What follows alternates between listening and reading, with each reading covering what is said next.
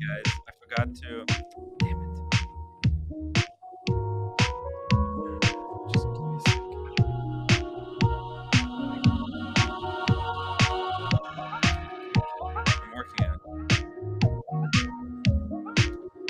Hey, Marcelo, time. How are you doing? Marcelo, time. I'm here. Did you hear? They released new MoonSwatch.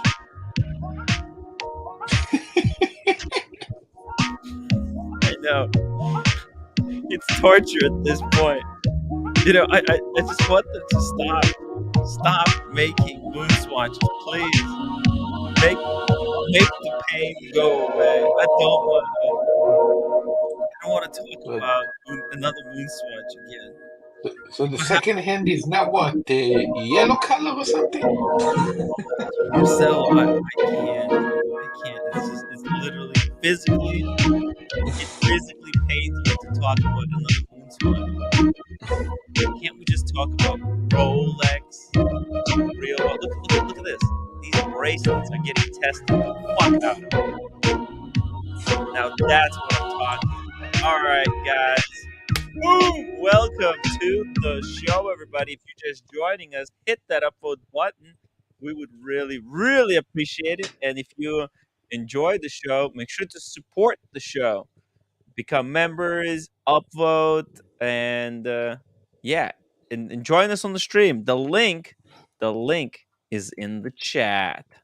Let's see who do we have joining us tonight. Flower Mountain. Look at this. Marcelo, are you seeing this stuff? Yeah. Yeah, Flower Wow. Mountain has become a member, and that not just regular member, story editor. That's some next level Oh, stuff. nice. Yeah. Remember, guys, for a $4 membership, you get a free super chat every month, a $5 super chat. For $4, you get a free $5 super chat, and then you get the emojis, you get all kinds of fun stuff, and then for $10, you get access to the WhatsApp group, and you get access to the hot videos. Sometimes we do a live stream and it's too spicy, and we have to put it off to the side so that people can calm down. It's hard. It's hard. YouTube is very difficult. Live shows, and that's just what they are. They're just it's not edited. It's raw as it happens. So yeah, so just bear with us. Yeah, let's do this. James the Advisor, huge shout out to the man, the myth, the advisor. It's a great guy actually. But I know he really trolled the hell out of you, but he's a great guy. He loves you actually. I don't know why he has Yeah, this hate. I'm Yeah. getting It is used to what it. it is. Look, look, Marcelo, it is what it is. Not everybody can like us. There's a lot of people who don't like me, and that's Oh, okay. yeah. Nick Da Vinci, welcome to the show. Always great to see you. Got Mark the Shark. Please start over without Marcelo. No, we're not gonna do that. By the way, shout out to Marcelo. Good job on editing the live stream. It was good Yeah, stuff. yeah. Thank you. Thank you. Yeah. One Day Retro, welcome to the show. This One Day Retro. Uh, I'm not sure about this guy. Had a great day with the kids. Oh, Awesome. How think we about you? have I Daniel think this is Katz. someone else. Anyways, Daniel. Oh, hello. Hey, Daniel. I meant to press the dollar sign and I end up on the show. I wasn't planning to be on the show. Oh, I Daniel, was how going to was be It's the amazing how performance? listening. things We're happen. all dying to know how was your show. We want the link to the video. We want to see your No, performance. I'll see. I couldn't put on. Excuse me. I couldn't put on my phone but it might still be there through someone else. Yes. Because Does Rich have it? Maybe Rich has it? no. Rich No? wasn't there, but I spent a whole day with him. But I couldn't put my phone on because my sister, bless her, you know how she interrupts all the time. She got to be in touch with me about whatever's going on with her or whatever. And a lot of it's legit calls, but untimely. And then she'll end up being on the show. Then I'm going to tell you, Louise, leave me alone. And then it's going to be all that. like, It's and gonna I can't derail do you. You that. don't want her And to not derail on you. the. That's one thing, but to do it right in the middle of stand up, Oh, oh, oh my actually would God. be funny. But Look, next time I'll teach you how to put your phone into not do not disturb mode. oh, That okay, way you that way you can set the phone so that nobody can call you and yeah, screw the you ear, over. yeah, I'll have you let me know, PM me later, and Yeah. I'll figure that out. But San Yeah, it's Francisco, very easy. There's a button in the side. You press that button and the phone don't make noise no more. yeah, but Tim explained to Marcelo that sometimes people don't even like Tim, like he was explaining. Oh That, yeah. yeah, and sometimes I don't like myself, Yeah. Marcelo. I'm And not then I sometimes Mm. troll myself, Marcelo. Sometimes, you never know. I troll myself all the time, Oh, Daniel. right. Yourself is the best person to troll because you can always calm yourself down. Tell Yeah. yourself you're not gonna do that again to yourself. So, how did you like the taste of San Francisco the other day? Hey, I wish I could be there with you guys. No, no, Okay. next time. If if I do everything correctly next year, I will be able to get out almost anywhere with you guys. So, Yeah, yeah. There is still that disparity. It's there. mhm. Beautiful place, and it's kind of sad. Um, uh, yeah, I mean, yeah, it's weird that it's a beautiful city, but it's an ongoing problem that's been going on since, like most cities, but it seems to show itself ugly face in San Francisco. People Yes. in a bad way, and even if the mayor and the city are trying to do things, Yes. it's where are you going to get the money? Well, Like it's kind of thing. It's dealing with Paul. Then I don't want to get into politics. I'm just giving yeah. you a Yeah, it's very overhand complex view. politics. Pardon me. It's very complex politics. You're going to have the left and right blaming each other. There's different perspectives. I'm not going to get into that. Yes. I gave. Now you're going to scold me. Everyone. No, I won't. Yeah, I will say what I did, and I know it was probably wrong. But Uh-oh. guys that are going to troll me for this, I did it. I'm walking down the street. My budget was I was below. I was how shall I say? I was okay with my budget. I underpaid what I thought I was going to pay for That's the good. weekend, and I'm walking down the street. Some of that toy money called American money was in my pocket as opposed to Canadian Uh-oh. money, the toy Uh-oh. money. Uh And there was this little Asian woman, sweetheart, 70-ish, going through the blue boxes trying to pick out what she can to resell. And yeah. that just broke my heart. Now, I'm Yeah. not trying to be funny. There's no punchline here. There's no punchline there. I gave There's her I gave no her a money. 10. I Yes. gave her a 10. Yeah. And she was like, "Oh my goodness!" Like she was like shocked and like, Yeah. oh, like plays the like her without English, praise the Lord kind of thing. Yeah. And I just did a like there's not a kiss off like meaning like I Yeah. like you. It just Yeah. felt like an aunt. She felt like an aunt to me. Yeah. That's It's so unbelievable that it's happening in the United States, right? Like you would yeah, think yeah, in San Francisco of all places. It's yeah.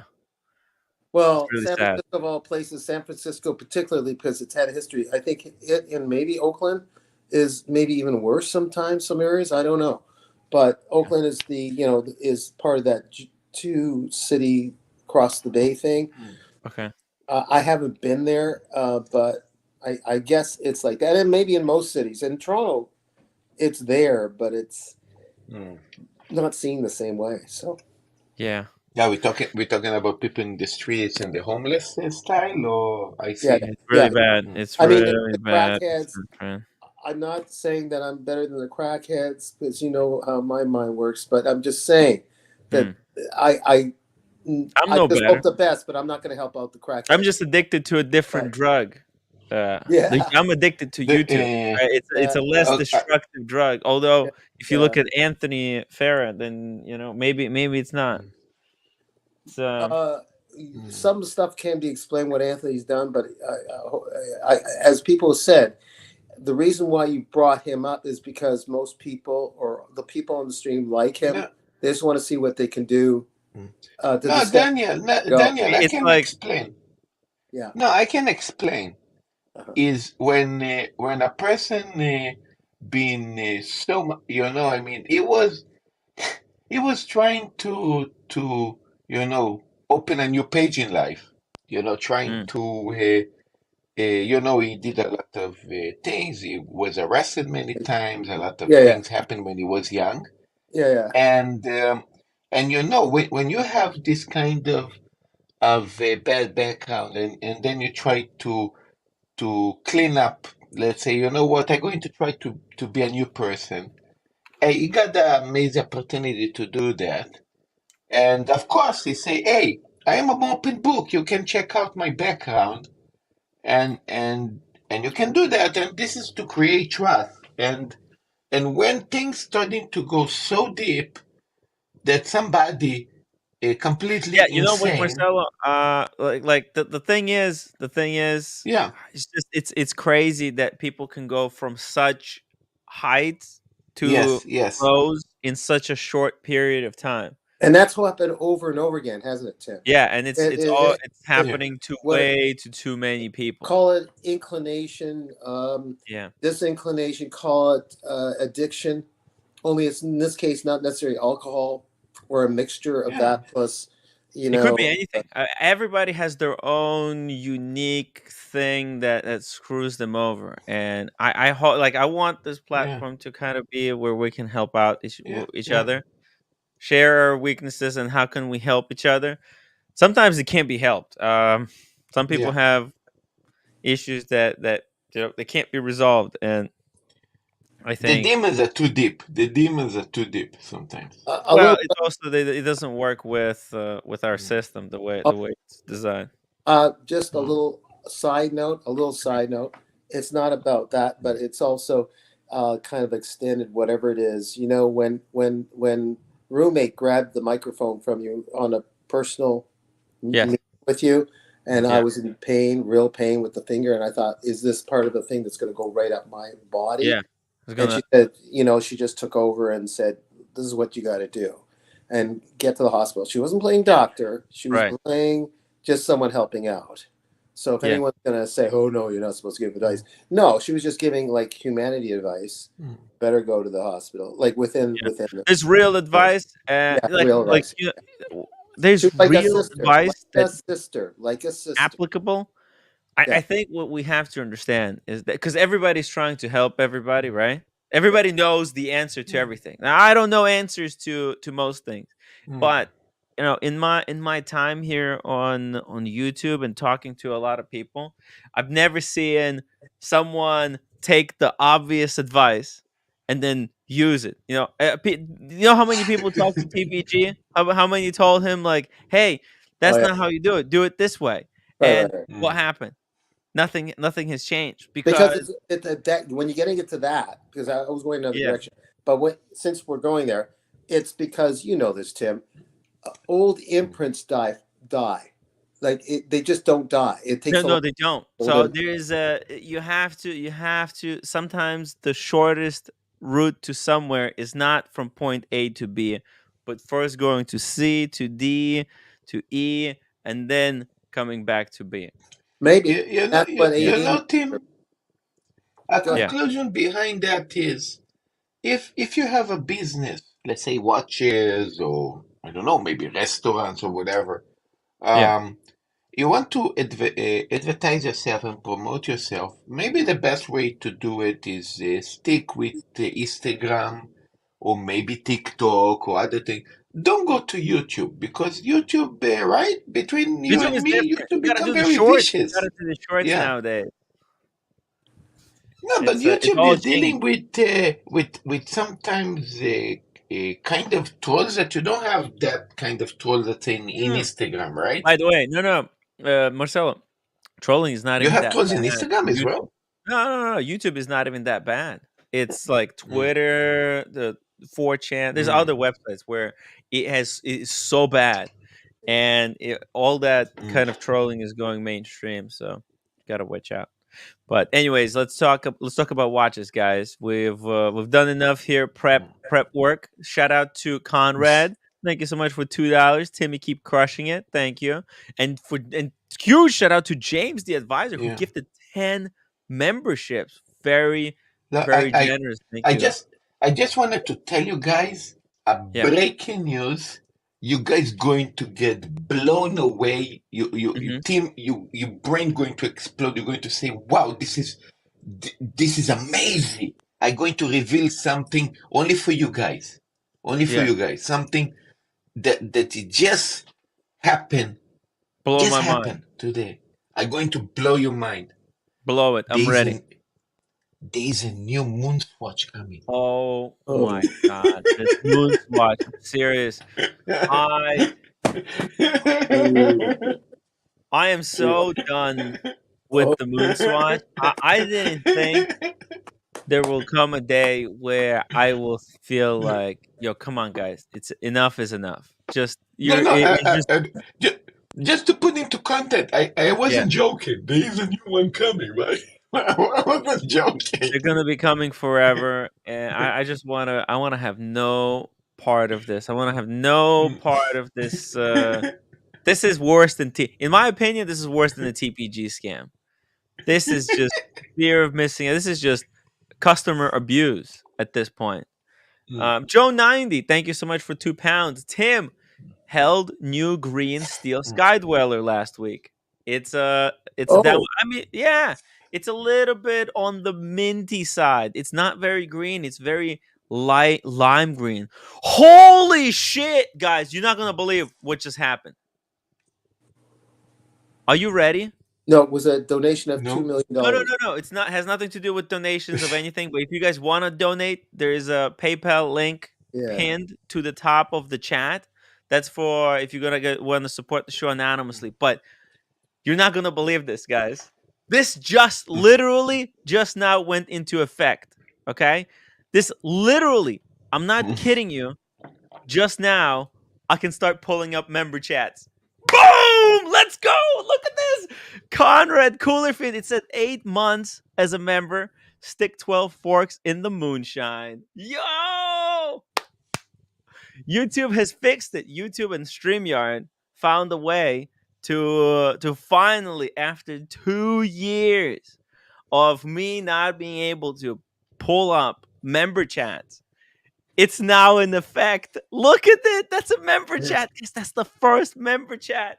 Yo, Oh, and you know Oh, what else? nice. I was holding this in because we were talking about we were on really depressed no, but topic. But that's what. Now, wait.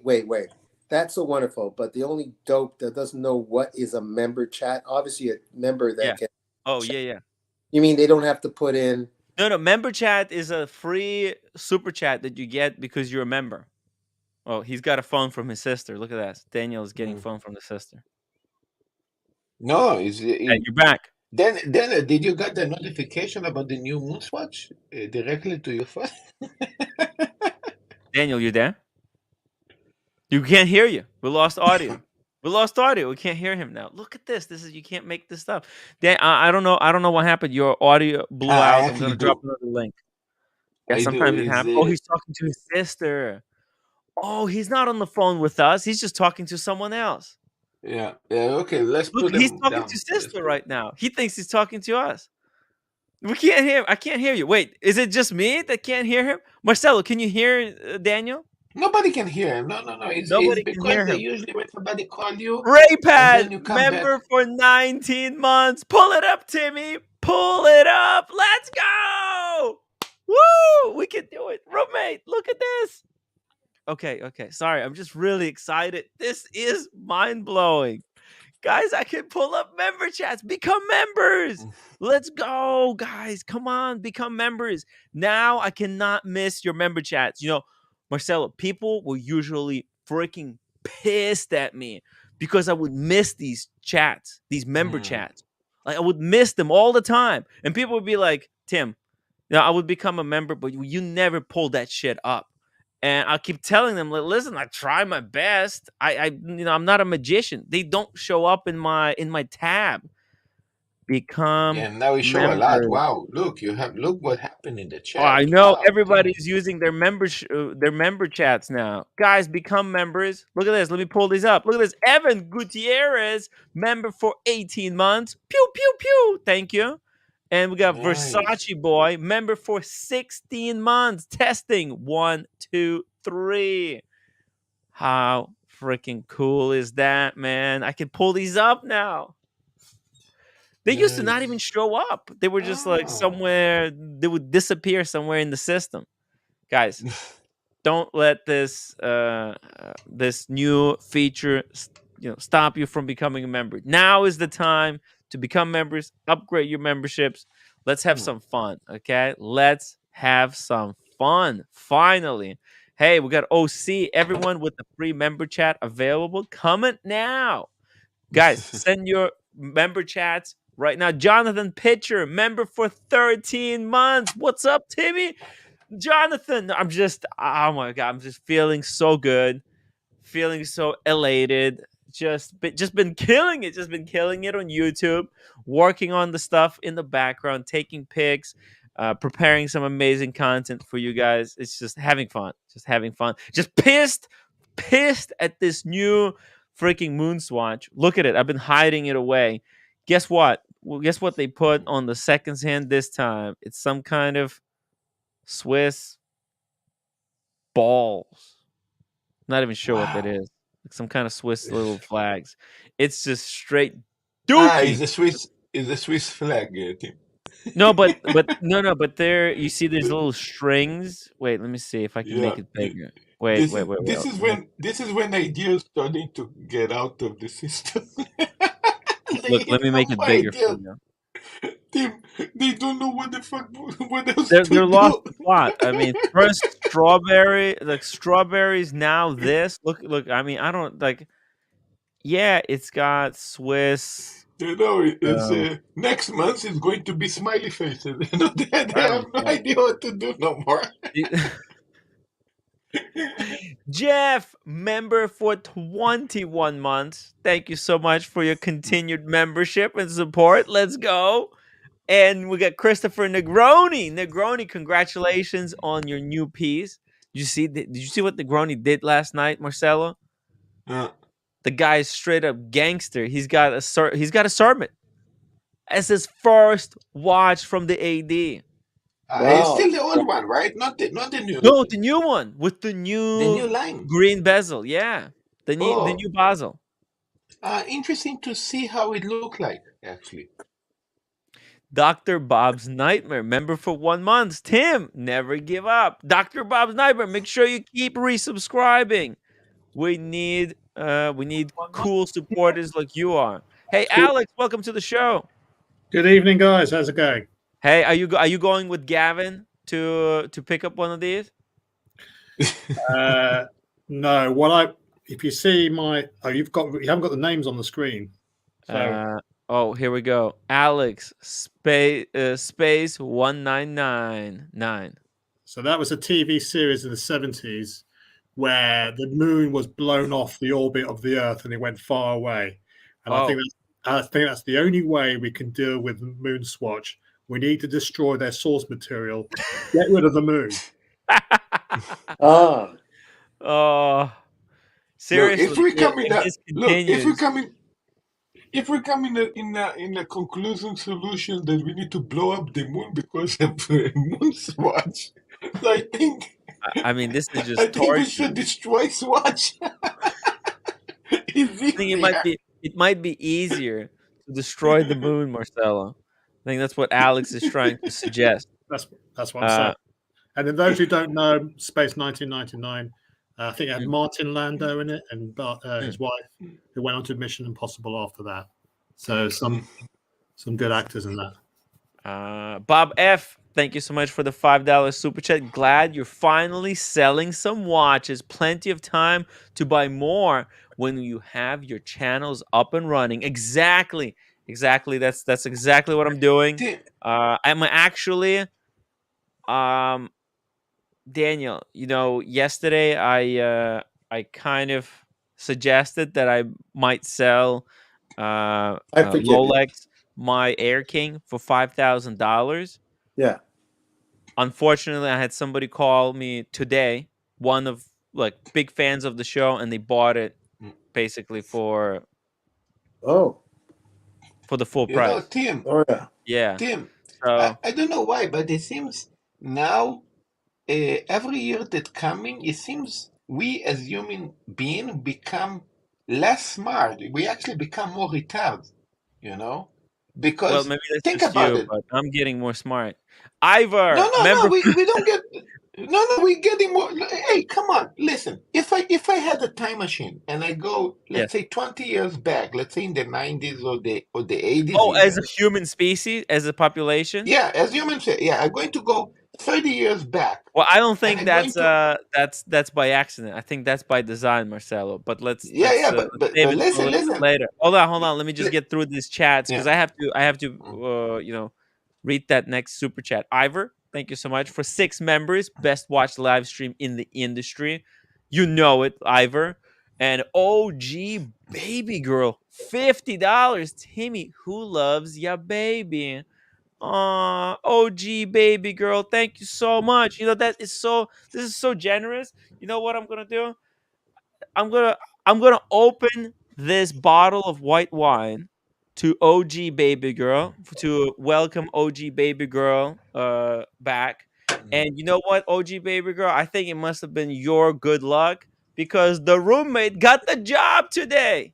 Yay! mm. Oh yeah. Congrats. Nice. Yeah. Congratulations. Can you believe it? Can you believe it? I don't Mm, have to be homeless. It was close. mm, It was close. My addiction with yeah. watches might have drove me to homelessness So, eventually.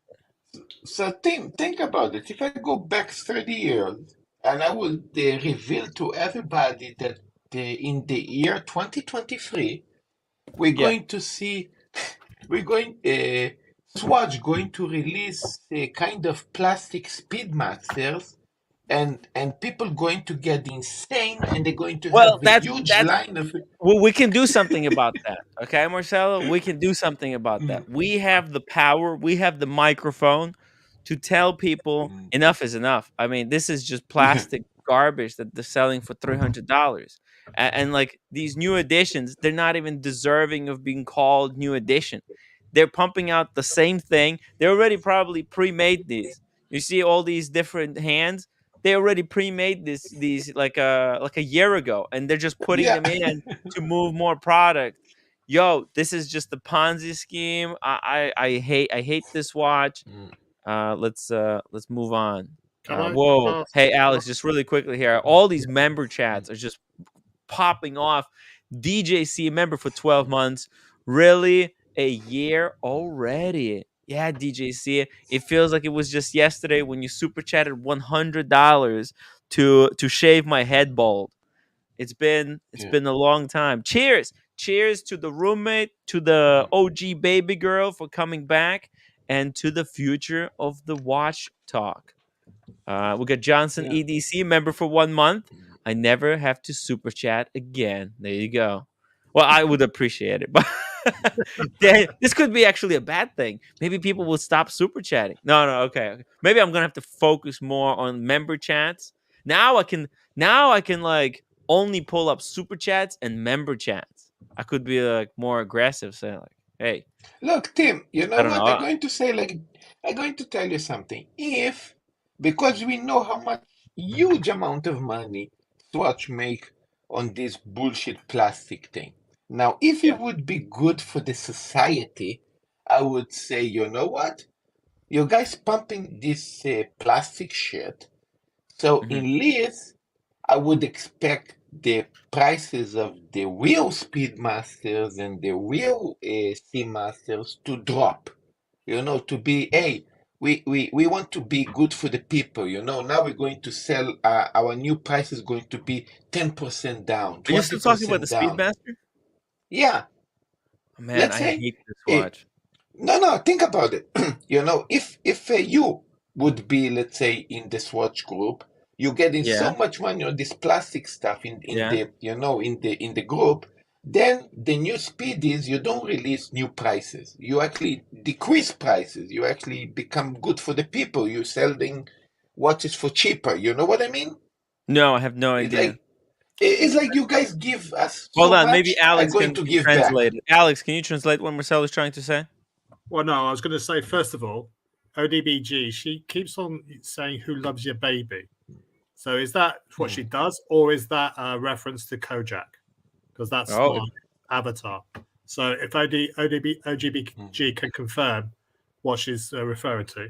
Secondly, Marcella, you said 30 years ago we were more intelligent. I mean, that might be the case for you, but so it's, but the speed. We shouldn't be surprised. Swatch produce plastic watches. Yes, they've always produced plastic watches. They've just hit upon a bit of a jackpot with the collaboration with the Speedmaster. My beef with it is not so much that they produced a range of watches and their rubbish distribution system and all that sort of hype. There is nothing here to see. They've run out ideas after 11 watches, and so maybe they should just leave it alone. But they're not going. Just come up with another series. Why not just come up with another series of 11? Why just do this? Is just it's completely incoherent. Yeah, it's a mess. It's an absolute. They started out so brilliantly, right? They started out with like all of these unique, different looking ones. Right, each one was different. Each one had its own little Easter eggs to discover on the dial or in the case back, or whether it was that each one had like a special secret ability, like one would turn your skin blue. You know, like there's all of these cool features that each one had, and Tim, now it's just such a change from that type of creativity to, oh, now we're just, this is a joke. This is just straight up customer abuse. You're just changing oh, up yeah. seconds hand. This printing makes no sense. I don't know what this is. I don't even want to know what it is. Well, it's Swedish. Is it Swedish Day or Swiss Day today? So it's the 1st of August. That's the I mean, reference. come on. I know it's tenuous, but I mean, I'd like to see an innovation of like them producing a MoonSwatch where the color doesn't come off the back of the case, or I don't know, the pushers don't snap off. That would, or the glass doesn't scratch just by looking at it. That would be innovation. Yeah. yeah, I mean, that they would be really need innovation, to but the watch change the costs like strap. $10 to make. No, less, like No, it's 10 less. cents It's to cost do. them pennies. It's literally cost Yeah. like with mass production, it costs them literally probably nothing. It's the cheapest. It's cheapest made one. You know, once they got all the tooling done, and then now to make these limited editions, it's I just can't. I can't condone this. It's and am I the only one? Am I the only one who's freaking pissed at this thing? I was gonna go to the city. Okay, I was gonna go today. OC called me in the morning. He's like, "Yo, they're doing a release. Do you wanna go and like live stream it?" And I looked at it and I almost vomited. Tim, you Yeah, nearly can 3D print that watch by yourself. it's very, very lame, very lame. And I don't want to Okay, talk. I don't want that's to low talk it is. way too much. Don't want to talk way too much about this. Shout out to Daniel, aka Dog Stiglin, for being a member for 15 months. Timmy, keep killing it, then kill it some more. Aw, thank you. And OG BG, thank you. The roommate is very happy. And I was worried that as soon as she gets the job, she's gonna leave me, but she's still sitting over there. I hope she's not making a plan in her head. Johnson EDC, thank you so much for two. Yeah, yeah, to leaving. You're not leaving, right? Yeah. Just calm down. I no, I didn't say I hope. I said I don't hope. Okay, just calm down. I love you, man. Uh, She doesn't leave, but I'm going to leave soon actually because I yeah. need to go soon. Johnson So EDC, thank you so much for the $2 super chat. I won't stop. And congrats to roommate. Thank you. Thank you. Yeah, roommate is cool. She's now working again. That's huge props. What? Going okay, later. I'm doing a show right now, please. Joe 90, thank you so much for the £5 super chat. Tim just emailed you my new guilty pleasure. Very tempted. My Rolex feel a bit blah. Sometimes pull it up, brother. Marcelo Tennis Club asking for you. Jesus. yes, they Yeah. do. They do. Oh, so this is what he wants. Oh, shoot. Let's check this out. This is more interesting watch to look at. So this is one of the new Chronomaster Sports with ice blue dial and I think black bezel, or maybe it's brown. It's What? got to be black. This is a really terrible picture. Yoshida What the hell? 88 pieces limited edition.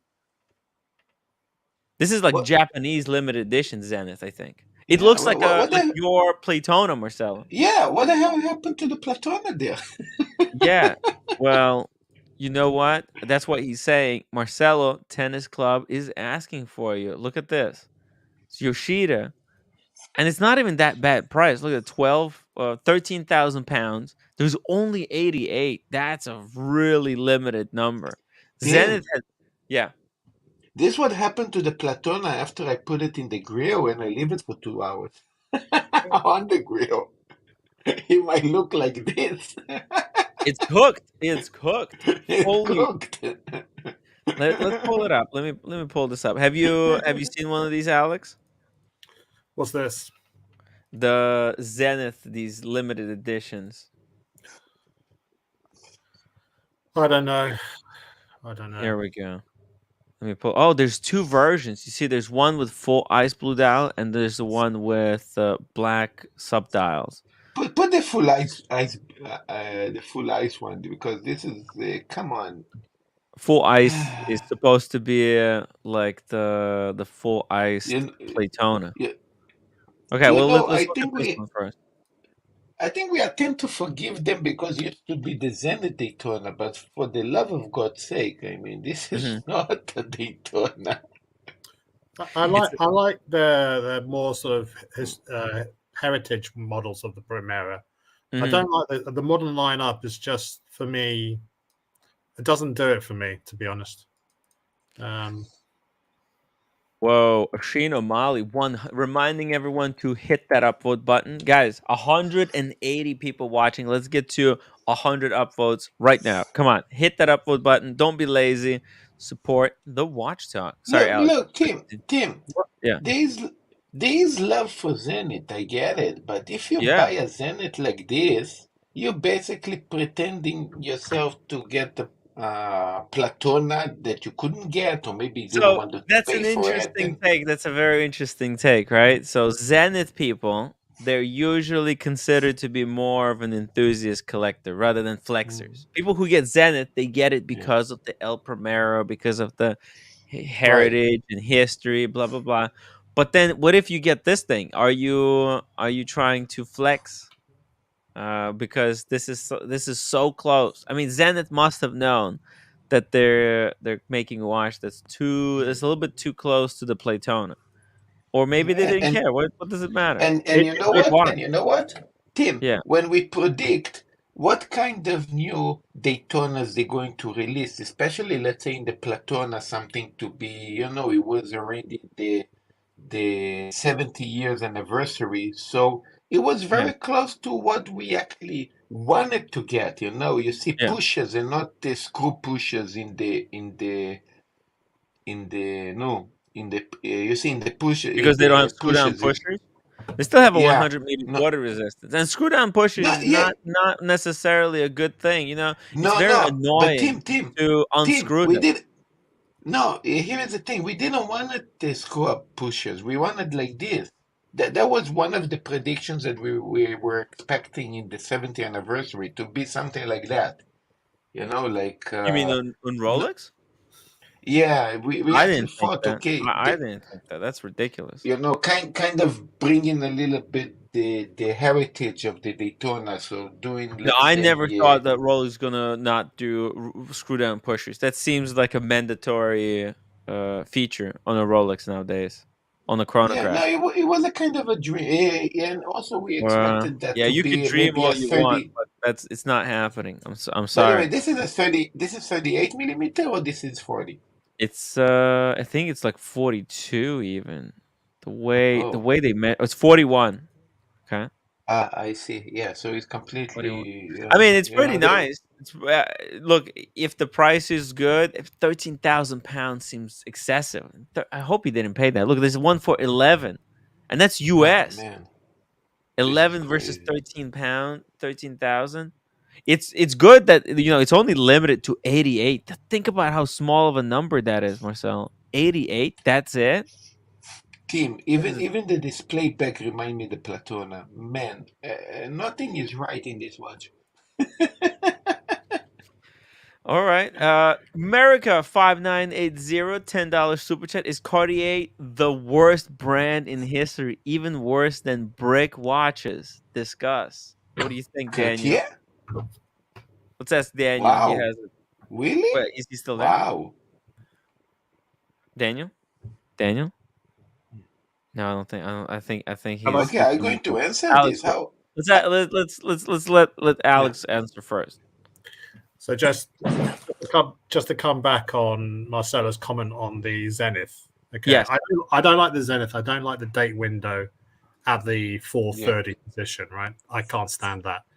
But to say that Zenith is copying the display case back on Rolex is I don't know where you get that, Marcelo, because Zenith have had display. No, they always had. Yeah. But in So this specific version, you can't say no, that look.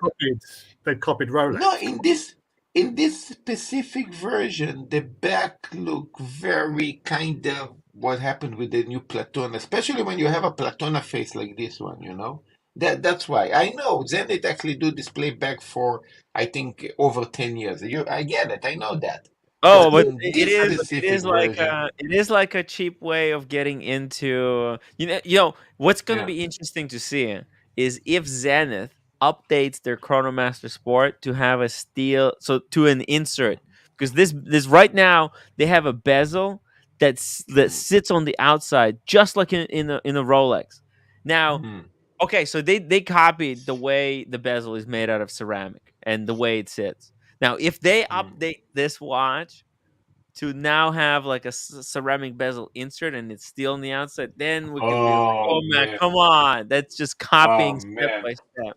But we'll see. Yeah. We'll see what they Look, do. look, look By at the way, sorry, how is the Marcelo. quality of the bracelet? You see, they still don't have the micro adjustment, nothing. No You micro see, adjustment. No. Zenith remind me a little bit. Yesterday we talked about Grand Seiko. What is the minus that It, Grand Seiko have? it's a little And bit this better is than Grand Seiko, actually, slightly better. And you know what? The mm, the third party brand, they're about to come out with a Easy Link for the Zenith Chronosport. mm. Who's So that? that would be a mandatory mod to add. Who's doing that then, Tim? I forget the brand, but Is it Kevin for? knows. When it comes So out, so Kevin will let us know. so it's like they're relying on third party to do for them the job. No, Yeah, congratulations. yeah. They could easily buy that company and just include it, but it is what it is. Maybe they're too scared that Rolex will sue them. There could be other issues. Uh, but Cartier the worst watch brand in history, even worse than Brick? Um, You I- can't deny their place in history. They made the first men's wristwatch with the Exactly. Santos. Yeah. You can't, with that, before then men didn't have wristwatches. So I'm sorry, I can't get on board with that. And it's actually funny that he asked that question because I don't know why. Yesterday I was walking and I was thinking, I don't have a Cartier. I never own a Cartier. I would probably it will come one day a Cartier. It would be in my wish list to own a Cartier so one day. in 1904, a friend of Louis Cartier named Alberto Santos Dumont, a famous Brazilian pilot, commissioned a Mm, watch that would allow him to tell time while flying. Thus, one of the first wristwatches was born in a time dominated by pocket watches. The Santos watch featured a large contrasting dial, making it easy for Dumont to read at a glance without losing focus of his plane's control. The Santos watch went on sale in 1911. yeah. And And Santos Dumont's celebrity status helped propel the wristwatch towards being a popular must-have fashion accessory yeah. for And men Tim, at the not only time. is the first wrist watch, it's the first pilot watch. So this is also a pilot watch if you Yeah. want. But I Then think we go. I Then we think go to America. Tank. Sorry, go on. Yeah, Go I on. just want to read a little bit of history here. Maybe this is good for everybody. Yeah. Louis Cartier created the Tank watch in 1917. The watch's design when it was inspired by new Renault tanks seen in World War One One, battlefields. yeah. Yeah. Louis presented the prototypes of the tank watch to General John Pershing of an American expeditionary force. Over the last century, several different variants of the tank watch have been introduced, including Tank Solo, Tank Anglaise, and Tank Francais. Think about that. World War fucking one. Yeah. Like the Yeah. watch, the watch history goes way fucking back. I think Uh, though, so just yeah. to correct that listing for the Santos, women had wristwatches before for a century or so Mm. beforehand. Mm. Yeah, The where we first talk about men's wristwatch. men's wristwatches. But to America's point, I think what he's alluding to is how Cartier have now used their brand to start pushing more quartz movements. That's Yeah, fair. and That's Mm. fair. I think that's a fair. They're a fashion brand. They're a fashion brand first. I They're think that's what fashion America is watch, getting at. Then but they're fashion watch Yeah. on on the high of the highest tier. Like as far Yeah. as fashion watches go, this is a fashion watch that Yeah. has history. Think about what they're talking about here. Tank. It was the design, right? It wasn't anything in the Mm. movement that was revolutionary about this watch, right? It was the design. Same thing with the Santos. It was the contrasting dial, right? So Yeah. again, And, it's the fashion of the watch that allows him to read. It wasn't like Cartier didn't design a new movement. It designed a new case and the dial for the watch, and, right? let and me just also, Tim, back in the First World War, men Mhm. they starting to create a kind of hand straps to actually to put your pocket watch. So he's starting to create kind of wrist watches. They are usually 47, 45 millimeter watches. So men that time starting to learn to wear very big wristwatch.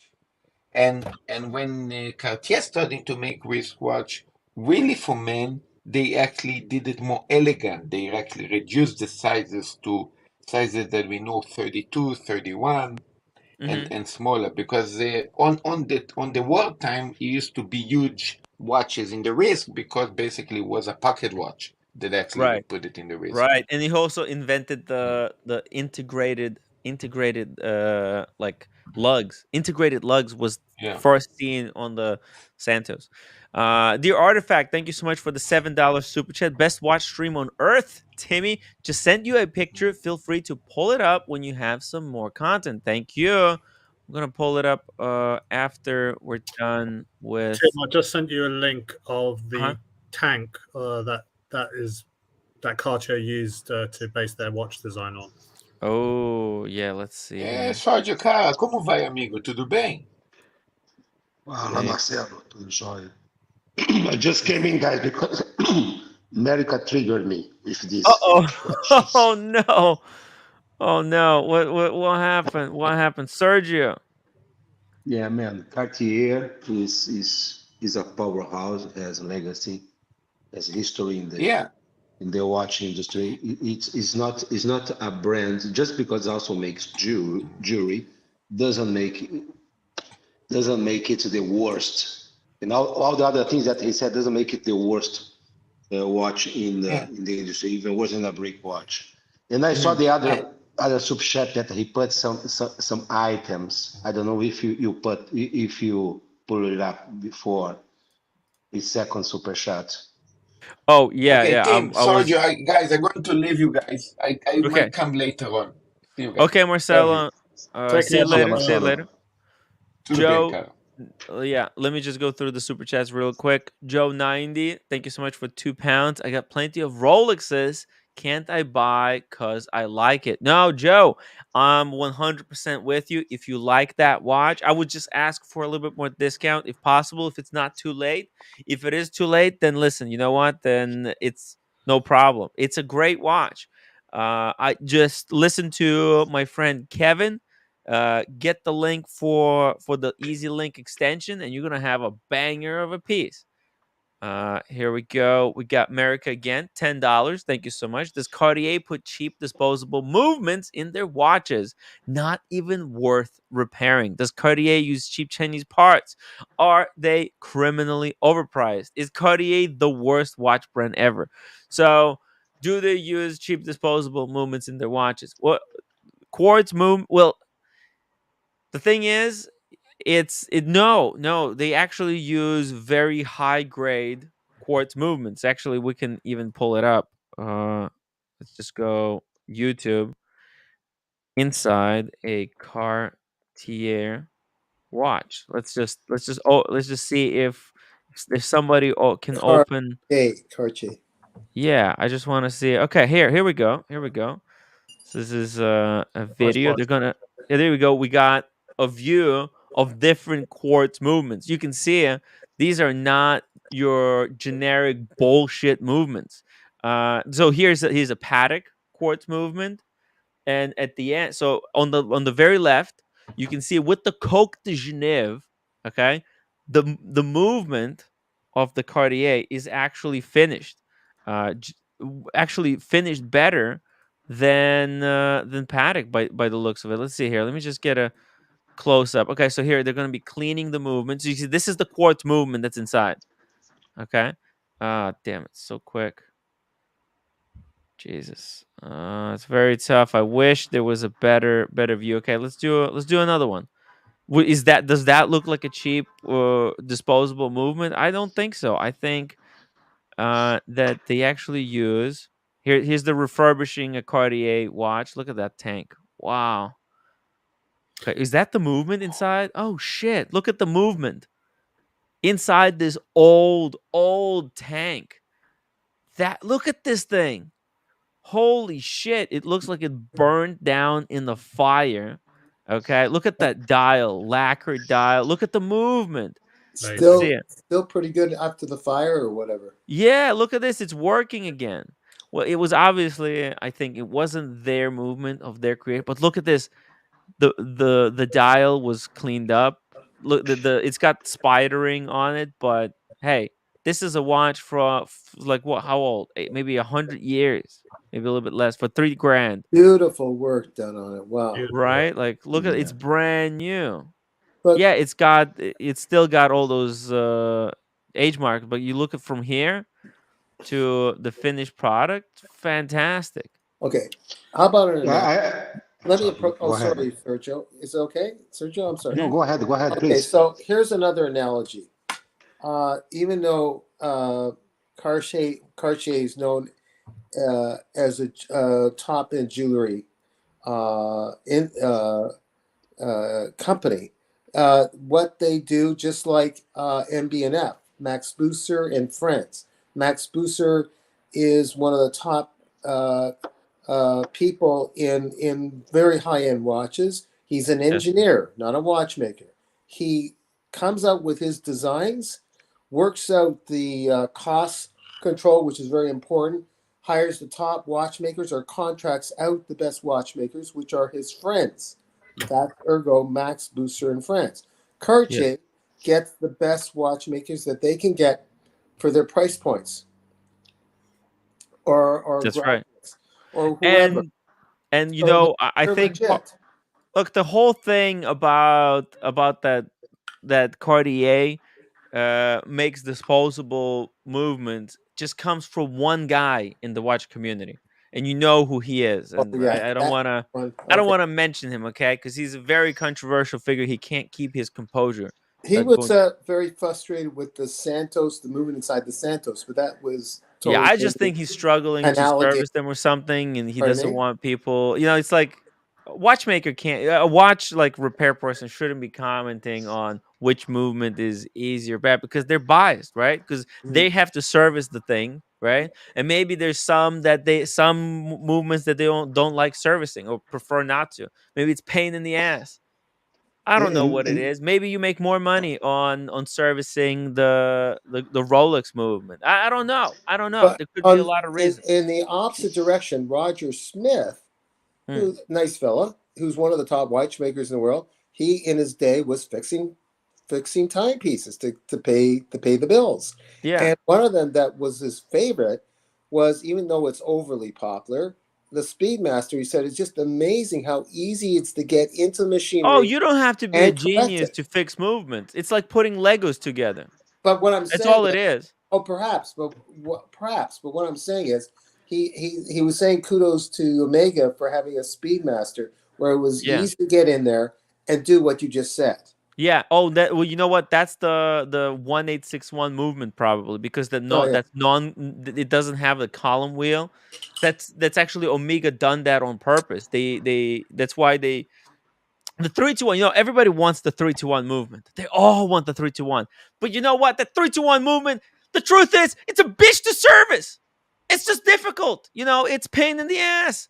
It's just a thing. You know, yeah, it was a thing in the past, and yes, it's good when it's working, yeah, right? But then it inevitably breaks, or the pusher falls off, or something, right? And then you have yeah, to yeah. pay. You have to pay big money because no watchmaker wants to deal with that, And right? that's like me. If I break, it Yeah. takes some money to fix me. Yeah, and it's hard fixing what a lot of people don't realize. Like fixing movements is actually very hard. It's very Yeah, annoying because you have to have total focus. Okay, you do a minor slip like that, you scratch the movement, and the guy that that you're servicing the movement for will want his money back. yeah. Even more annoying than my sister-in-law. It's more annoying, even Yeah. more annoying. Yeah. So, look, we're looking here. This movement looks fine. Cartier. I never cared about Cartier movements. So if I was asked, hey Tim, we're Cartier, it's gonna cost you. It will give you two versions. If you want to service our movement, if you want to keep your original movement, because it's gonna take us longer, um, Mhm. we'll add 6 months to the servicing time, and there's also a cost associated with it, additional cost, because we have to take time out and specially do it. But if you want to trade the movement that's inside your watch for a brand new movement, or movement from somebody else's watch that was serviced, it's going to be cheaper, and we do it instantly. Choose what do you want to do. You know what? Most people are like that Portnoy guy. They don't care whether it's collectible or not. They just want quick turnaround, and they want to save money. And it's cool for that, if that's what Cartier is doing. It's actually cool thing to give people this type of choice. Aaron Fletcher, thank you so much for being a member for 5 months. Hi, Tim Wright. I'm from Fairhaven, Massachusetts. Hi, Aaron. And also hello to Mark. Mark, welcome to the show. I heard you Hello. say pain in the ass. I thought you were calling me. No, sorry, we're just having this big blow up about Cartier, whether Cartier is best brand or the worst brand, and I'm gonna lose my mind right now. America 5980, $10. Does Cartier sell an overpriced, dysfunctional watch that looks like it runs Whatever, looks like brain. it was run over by a child's bicycle? I don't know, Sergio. You go. Okay, so I think he's talking about this. In this case, he's talking about the crash. Okay, which is for me personally is more a piece of jewelry than, because for me it's hard to understand the time on that. Yes. But I still appreciate, because it was a masterpiece when it was done, and how it Mhm. was, what it evokes, the connection that we have with artists in general, the painting from Picasso, if I recall, that Uh, is very uh, close to that. Let me just, I don't want, I'm not interrupting, just the one thing there, Sergio. Could it also Mhm. be Cézanne, based on Cézanne, one of his paintings, like playing with time? There was those twisted watch in there, I That was think. Salvador. That was Oh, Salvador Salvador, Dali. Salvador Dali, yes. Yeah, sorry. Salvador Dali, not Picasso. Thanks, Yes. Alex. that's okay. Yeah. And but about pricing, overpricing. Come on, guys. Every single watch, especially luxury watch, they are damn overpriced. And if he can overprice it and people buy it, it's because they have cachet. to make people buy because of the heritage, tradition, the design itself, the timeless. I think it's the most timeless design, the Cartier Santos. Sorry, the tank.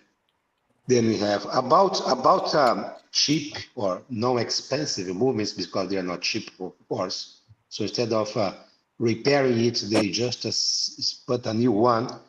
It's about economics. It's not about the quality of the movement itself. It's about economics. Sometimes for them, for the scale, it's better for them to just put a new one other than spend some time and have people recruited and trained to make the kind of service. So it, having it changed doesn't mean that the movement is bad at all. And about China, come on, guys. I don't know if all the cheap parts of the watch come from China, but if Cartier does it, I'm quite sure 99.99% of the watches do it. Even you know that when they say made in Switzerland, there is a rule for that. Not necessarily means that 100% of the watch is sourced. The metals, the parts, the machine, the labor is sourced from Switzerland. It's a kind of a very flexible way to say made in Yeah, Switzerland, although it's not fully 60% made. of the value of the watch. What the fuck does that mean? It's Yeah. does it mean you can make a bracelet in China and say that, oh, these bracelets actually worth Well, $5? Yeah, back. absolutely. Yeah, you can do that. Let me kind of It's recorrect all things. arbitrary. It is arbitrary, but also I'm going to add this. Back in the day, a long time ago, before Tim existed on this planet, and I was a little kid, when things were made, oh, those things are just made in Japan. The cheap Yeah. China, whatever, oh, that's just made in Japan. That was the hype or the negative hype. And then all of a sudden, they're tops in cameras, they're tops in certain cars, motorcycles, you name it. There's the cheap factories to making something for what it is, and the ones that are the best that they are. Whether it's Honda Accord or the better ones. I forget some of the names. Okay. Whatever the product is. Now in China, you have top end manufacturers of certain things. Put the politics aside. I'm not talking about the leaders of China. I'm Yeah, talking let's about not be manufacturing. I'm not phobic here. politics. Yeah. So I'm just talking about where they reached out certain companies to get a certain part, let's say a bridge or something, put into a watch, but just Yes. part of the watch or the ruby things, the hatchets, whatever, that Yep. make up the caliber. But the caliber is 60% or 65% is Switzerland. But the parts do come from other places where the factories prove themselves good. These aren't the same factories that are making the cheap replica. Like they could cut the plates in China and then ship them to Switzerland for finishing. Exactly.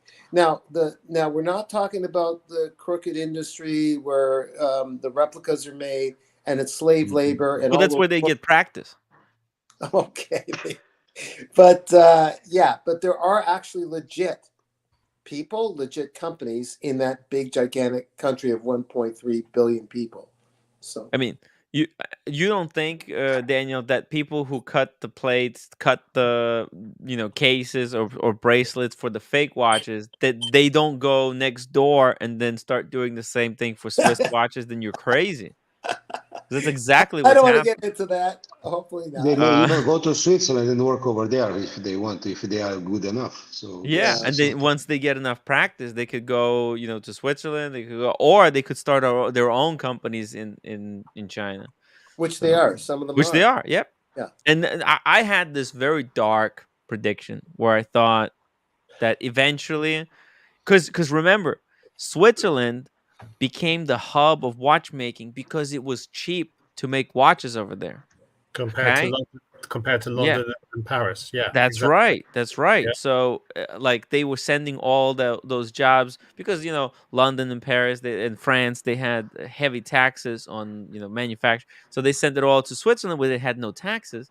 But now the tables have fucking turned. It's no longer cheap to make watches in Switzerland. It's expensive. It's really expensive. It's the most expensive place. So I wouldn't, and this fucking industry, they like they'll Think about it. They're owned by like 3 different conglomerates. The entire watch market. Think about it, guys. Okay, just stop for a second. The entire watch industry is held in the hands of 3 big conglomerates. Okay? Richemont, Louis Vuitton, and Swatch. And then there's also Seiko, but that's in Japan. Seiko and Citizen. And yeah, the Citizen Group. I think it's all like Citizen or Seiko Group. But the thing is, there's the 2. entire Swiss watch market is part of the 3 conglomerates. Well, Those guys, they can say like, listen, we reached the limit. Because think about it. These are corporations. They want to maximize their profits. Okay, they want to make maximum amount of money. For now, they were able to get away with, selling, hiring this extremely expensive labor to make an even more expensive watch. That's all good and dandy. But what happens in 10 years when they're like, listen, guys, we pushed the prices, we pushed to the maximum. The only way we'll be able to make more money is if we take it from the production of the watch. They will move to China. They will just take their toys, and there's just 3 manufacturers. They'll be like, thank you, guys. Thank you, Switzerland, for your service. We're going to China. I mean, this could happen. So it's a scary future. When you look at an individual card, someone told me, now Buckley can come on and correct me, or whoever really knows about cars, or Sean, because he deals with Porsches. But my understanding, whether it's a Ford or any other American car, every part in that car is made by different factories all around the world. The windshields could be made in Canada, or the windshield wipers. The glass could come from China. It can come. It's a collection of sourcing. What's the word? What's the word for acquiring the parts? Mm-hmm. I'm not using the right word. Well, that was your area. Procurement. Oh, your area. I'm sorry. As an American car guy. I forgot. Yeah. All those parts are sourced out. And one of the problems with the car shortage, when they shut down all the plants for COVID, all those companies that supplied the parts had to shut down, and it took them longer to get back online. And a lot of those employees were getting paid not to work and decided not to come back, and it created an even bigger shortage of cars. Right. Most of those parts come from all over the world. Also, I was right. Okay. Yeah. Yeah, guys, welcome to the globalized economy. That's the way it is.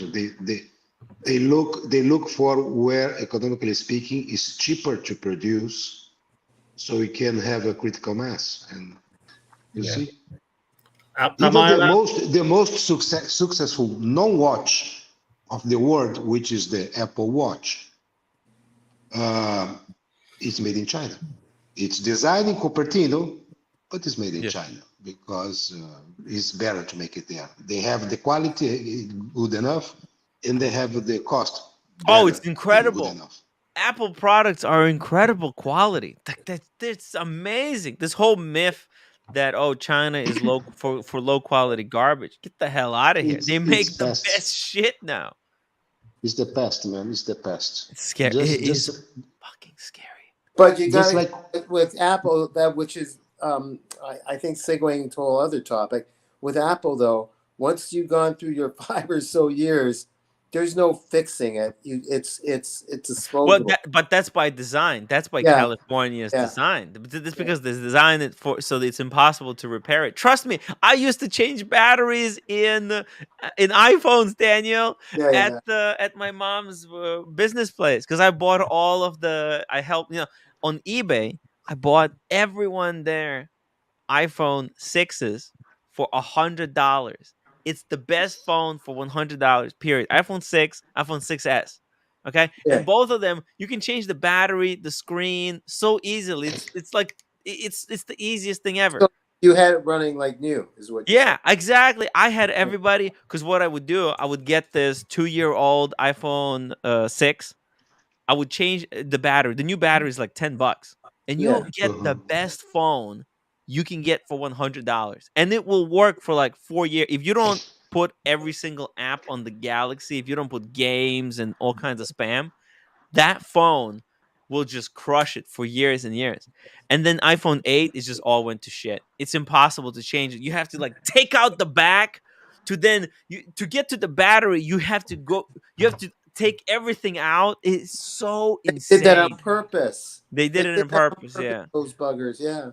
Yeah. So they made it. You can't even open it. You need like a heater now. It's all fucked. That's why my brain can't be replenished. That to get in there, the neurologist has to go through all kinds of stuff. It's just a big scam. Yeah. It's they the don't planned want it. They know. obsolescence. It's the planned obsolescence of the goods because it's about consumism. They don't want you to buy just one. They want you It's like to a buy subscription. one, and 1 year after another one, 2 years after another one, because that's what makes their plants run, and that's what makes their cash flow boom. Yeah. So. Yeah. Well, that may change in the near future because I think they're passing legislation in the EU to make devices more serviceable, like and replaceable batteries, and so on and so forth. So we may see the need to move a little bit. But can I just ask? Am I allowed to use an analogy on this channel? Or is that trademark? You're allowed to use an analogy. What's it called? An allegory. You're also allowed to use a juxtaposition. Alex, analogy, eulogy, physiology, philosophy, whatever counts. If it's good, it's go, man. Yeah. Okay. So I liken it to chefs. You know, when you have a chef that comes on the scene that becomes famous, let's say Gordon Ramsay, everyone knows who he is. You're not, when you go to his establishment, are people really expecting that master chef to be there cooking that person's meal? Or do we accept that he has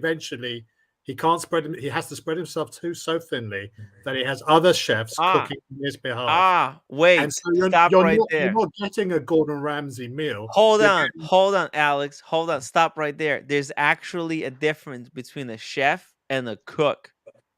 Okay? There's a difference. No. There's a difference. Okay? It's one thing.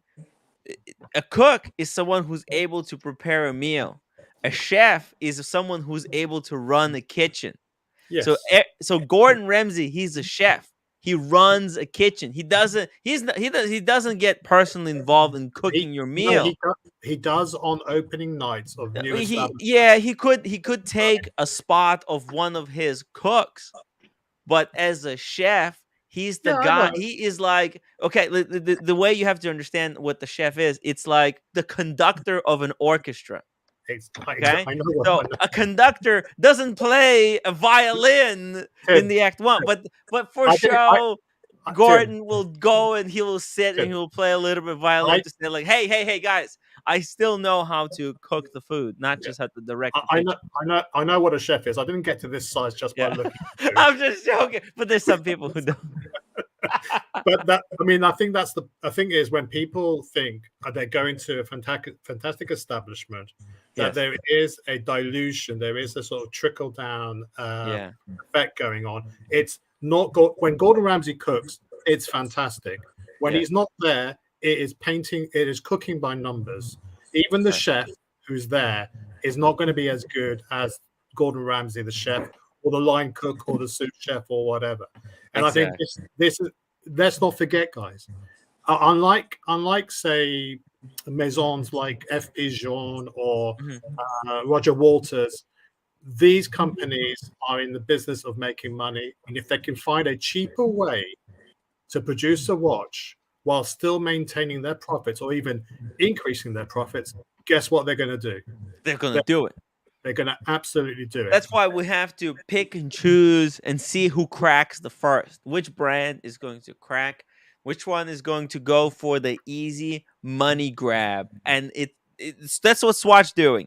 They're going for the easy pickings. Why work hard to come up with the next best thing if you can just cash it in on the cheap and nasty plastic garbage watches? By the way, hey Diego. Hey man. Hey, we were kind of on a rant over here. There was really no good way to bring you into the conversation. Mark hopped on. He hasn't even had a chance to say a I word. haven't said a word. That's okay. I thought I'd add some youth to this panel of old ass. Oh, that's There you really go. We sweet. appreciate Yeah, that. we need to balance it out. Balance it out. Hey, Hey, maybe you want to take. oh, Yeah. Oh, yeah. I was say, Mark. can I ask one question? Yeah. So people were talking about Cartier replacing the movements when you send it in for service.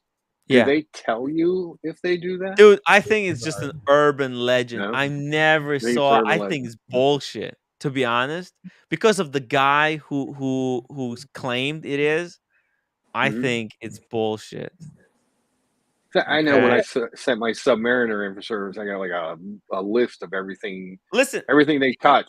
You know, yeah, you know what? Hey, we got 182 people watching, guys. If you can find actual evidence that that's what Cartier is doing, that when people send them a watch, that they replace the movement. I want physical evidence somewhere, like a Cartier letter, like a service letter, or somewhere, on the forums where people, show proof that it is exactly true.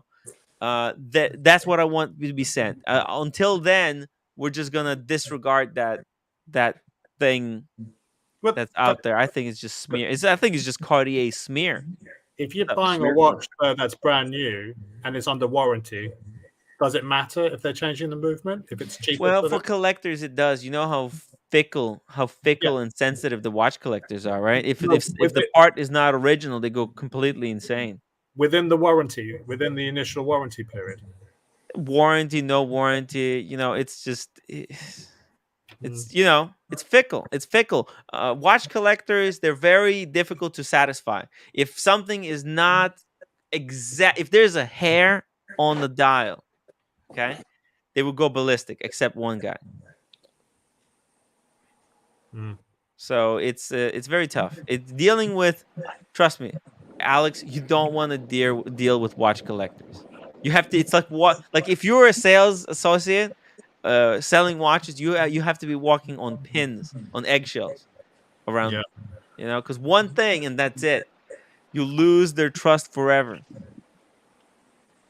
It's hard. America 5980 $10 super chat. Are Cartier watches ugly and outdated?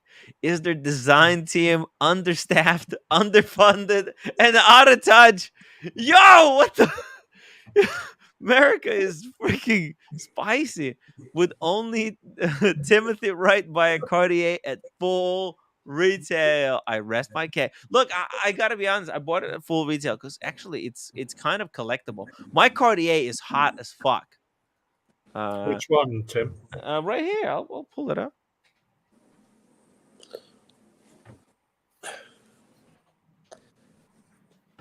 Ba-ba-da-ba. There's something about the MO of Cartier that if it that I guess follows the line: if it ain't broke, don't fix it. It's more of an icon, like the Speedmaster of Mego is an icon.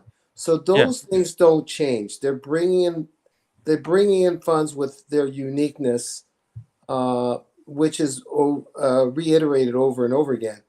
And then there's other companies that are willing to explore every year some new variation of themselves, such as Ming. I'm not saying Ming is perfect, but I think that's what Ming at Chan's Far trying from to do. perfect.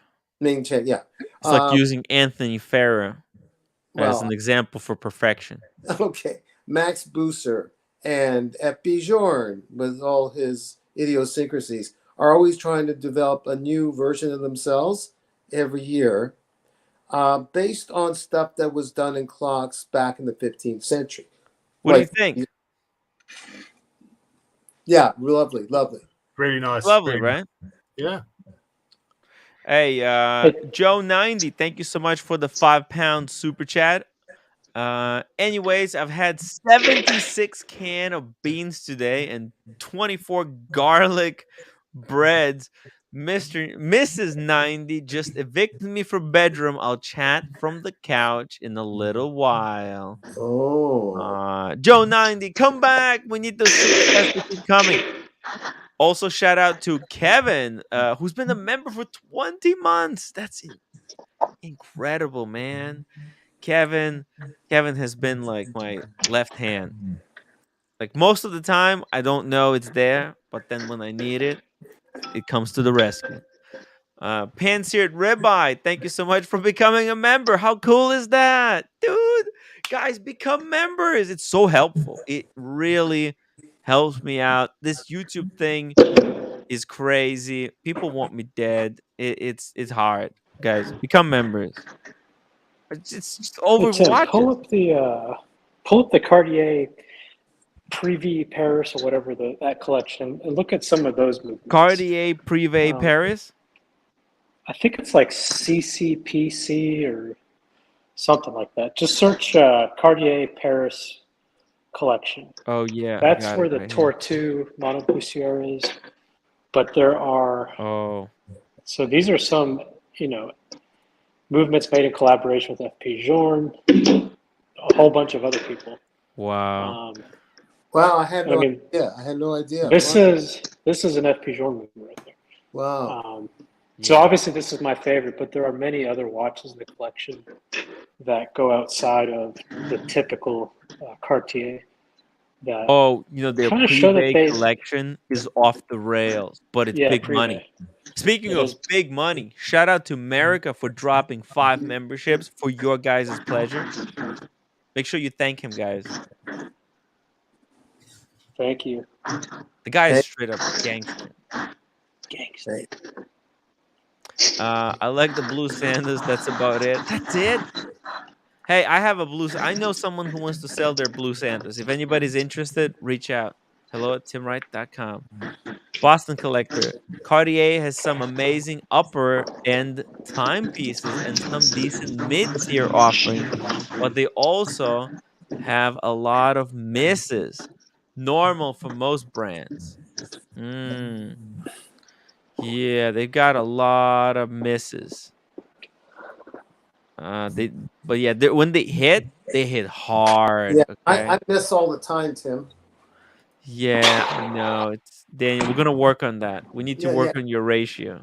Yeah. Thank you, Tim. Look, Daniel. Look at all of these Cartier watches. Each one of these would look fantastic on you. Thank you, Tim. What website is this? It's a big collection. Subdial, some bullshit. Okay. Look at this thing. Wow. What the F? They've got the capability and they've got the design know-how, but not to do it for the mass market. No. It's like they're being held back potentially. This is crazy. How the hell do you even service one of these fuckers? You just replace it. Man. It's easy. What it's like 4 screws. So what a disaster. Subdial are a UK grey market in East London. Wow. Yo, what is this thing? Is this 2 dials? This is a GMT or something? I think it's a day-night indicator. Oh, maybe that's it. Maybe that could be it. Yeah. Because it goes to 6, 7, 4, 5, 6, and it ends at 6. It's like 12 hours, but it's a 24-hour disc. Interesting. This is such a crazy cool watch. I like this one more than the chronograph. Forget about that chronograph bullshit. This is actually cool. Nobody else likes this one? This Cartier is just dripping. Cool. Yeah, I think it's cool. Yo. They've also got their own version of the Reverso called the Basculante.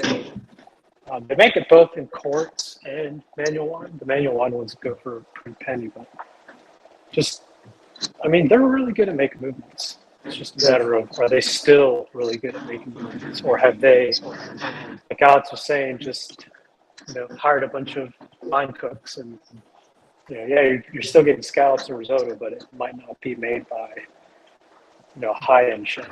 Just a guy that can read instructions.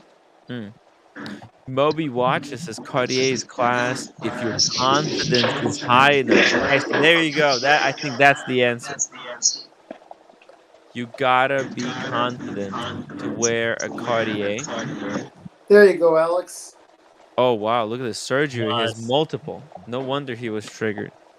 Is that a Louis Cartier or just a tank? Solar band, the solar beats. Oh, solar This beats. is a solar The beat. solar Yeah. beam? No Nice. way. Those things are Yeah. selling like crazy. These things are rare, Whoa. man. Yeah. They're super rare. Whoa. That I- is And I like this. that is the tank, isn't it, Sergio? Yeah. Sorry? That's a tank, isn't it? Yeah. Yeah, it's the Take Solar Beat. Oh, nice. Wow. This is what I wanted, but I couldn't get that one because Solar Bead, it was too late. I was too late. They sold out, actually. It's very tough to get Solar Bead. And they had them They in had the different issues. colors. Looks Yeah. like they had some difficulties to source the photovoltaic cells. Oh, I think they get those photo cells from Citizen.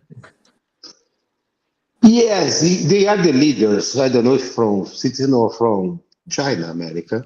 See? But So I couldn't get the one you got, Sergio. So I settled for this one, which I think is also freaking cool. It's a yeah, banger. it's amazing. It's amazing. It's very reflective though. Holy shit. This thing reflects.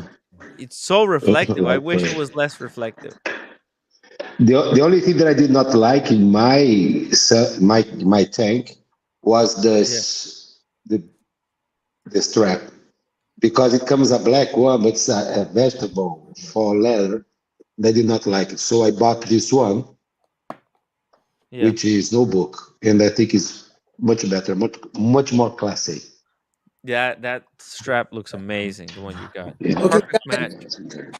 I'm falling apart here because it's the time thing. No. No, come on, Daniel, stay here. Bye, Good morning. Daniel. Bye, I'm Daniel. I'm falling over. No, Daniel. Oh, Yeah, but okay. that's what's happening. I go like this and like that. Oh. You don't see Daniel, come back. next time, guys. See you, man. I do like it. Yes. Maybe someday I'll do a reverso and get a reverso someday. Okay. Reverse is a great watch. See you again. Bye bye. I'll sell you mine. See you. See you, Daniel. Bye. Take care, Dan. By the way, OC sent me this. I guess he's hanging out with the guy that owns a Tiffany blue Patek. That son of a bitch. Whatever. Unbelievable.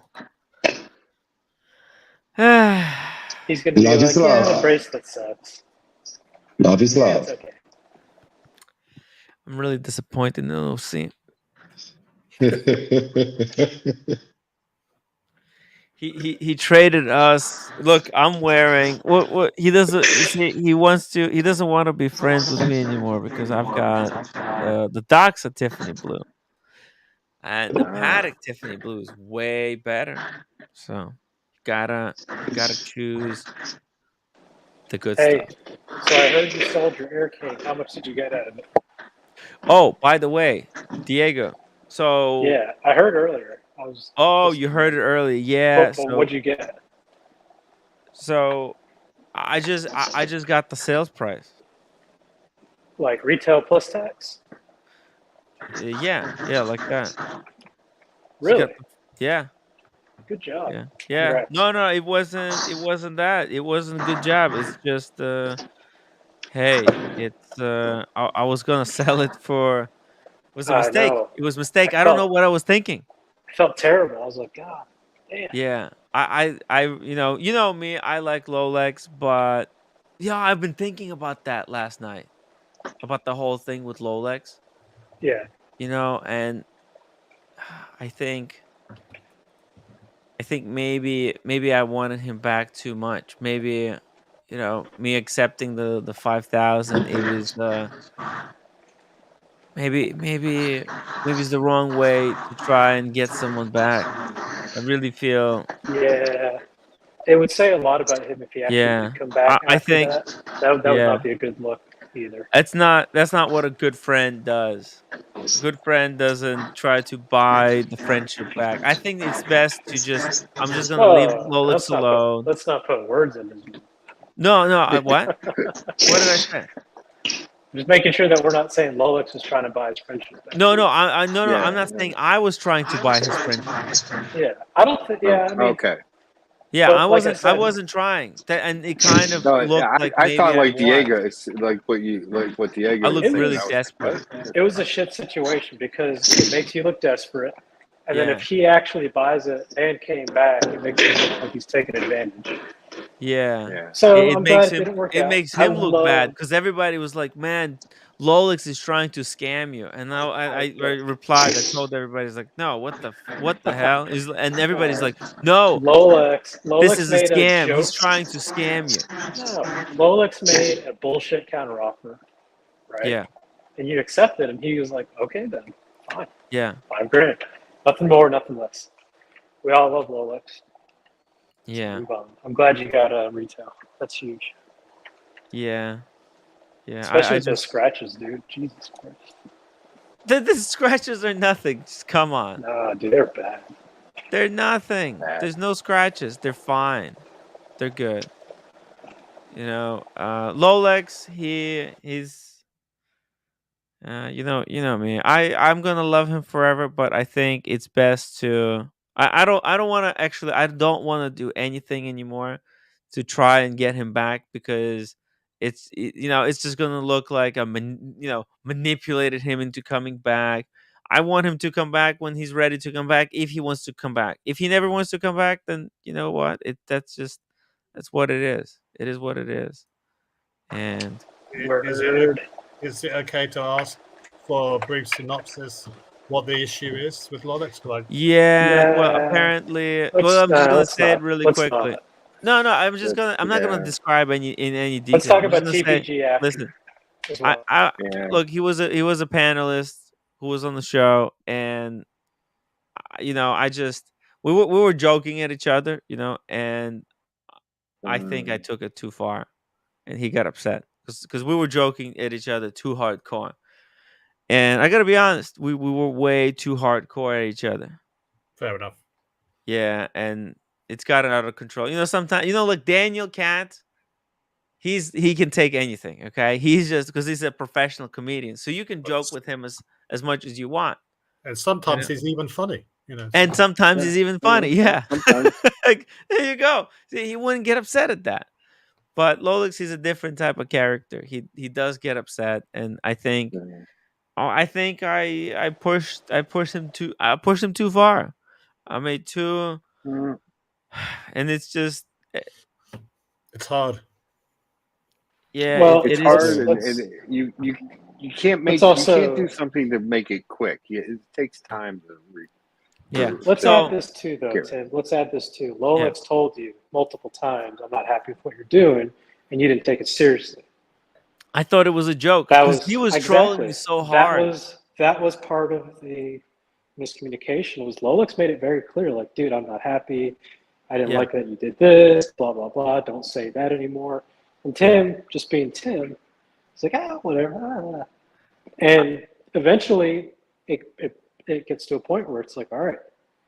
And after the fact, Tim yeah. realizes, like, oh shit, I he was didn't being think. serious. See, I didn't think that making that joke in private with good friends of the watch community, like people who I know really love Rolex. I didn't think that it was not allowed even in that situation as well. See, Well, it was stupid of me to assume. I didn't. It wasn't, and it wasn't said to me clearly, like to never, ever to let's just anyone. And move it's on. not. I mean, it's look. Let's move on, Yeah. let's just So move on. please.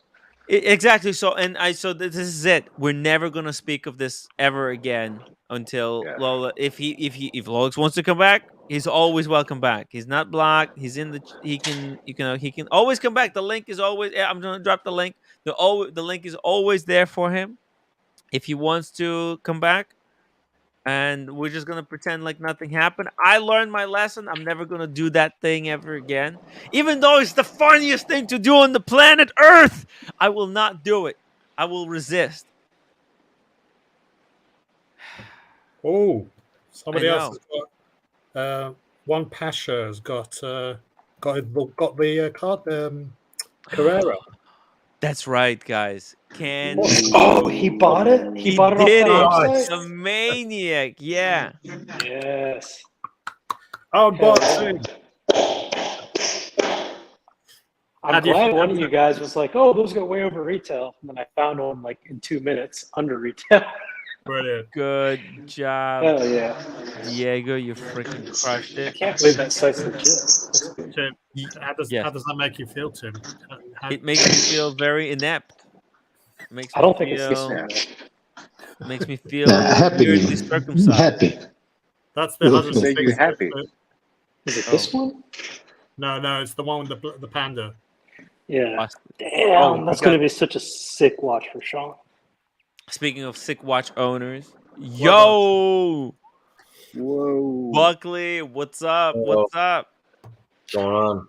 What you been up to, man? I missed you. You've been gone. Oh, busy. Yeah. Yeah. Sorry to hear that. But yeah, you had that one. Yeah, you had like a week off in Aruba. That was off the chain. So it makes sense. And it was paid vacation by Tim Wright LLC. You what? Yeah. What? No way. How? You mean it's a great company to work for? You pay for the vacations. I get Blue Cross Blue Shield covered. Health insurance, everything. Dude, look at this one. 401k. Yo, that's crazy. That's crazy. Yeah, no, I'm sorry, but not that it's not impossible. It is impossible. It is possible to get your vacation paid by not me, but by someone in the network. You know, I'm never a baller enough to pay for someone's. Tim vacation. matches the first 0.03% Yeah.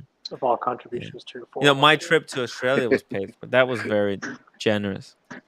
Tim, I mean, you're on track to do $26 million in revenue this year. Let's be honest with the people.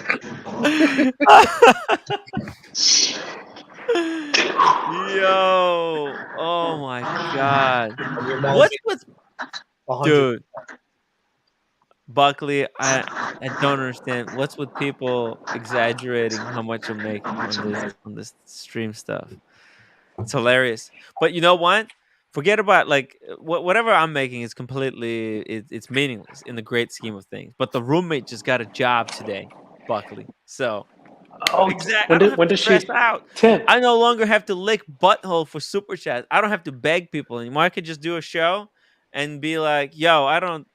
The roommate is working, so this is just like play money. When does she quit this job, Tim? Not yet. Is it already Maybe scheduled? a week later, once she realizes it's hard. It's hard.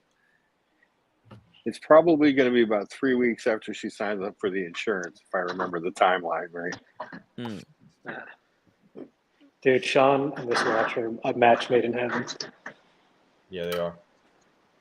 Dude, Sean got this piece. Incredible piece.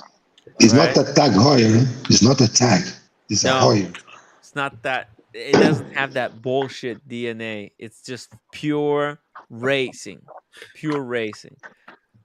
Straight up Hoyer. I can't wait for him to show it to you. I mean, this is, and there's also a good price. It's not ridiculous price, and it's a very significant, even though it's 60th anniversary kind of a remake. It's still 600 pieces only, and it's the first of these kind of celebration remakes, and totally perfect. It's not the first. It's the 160th was the first.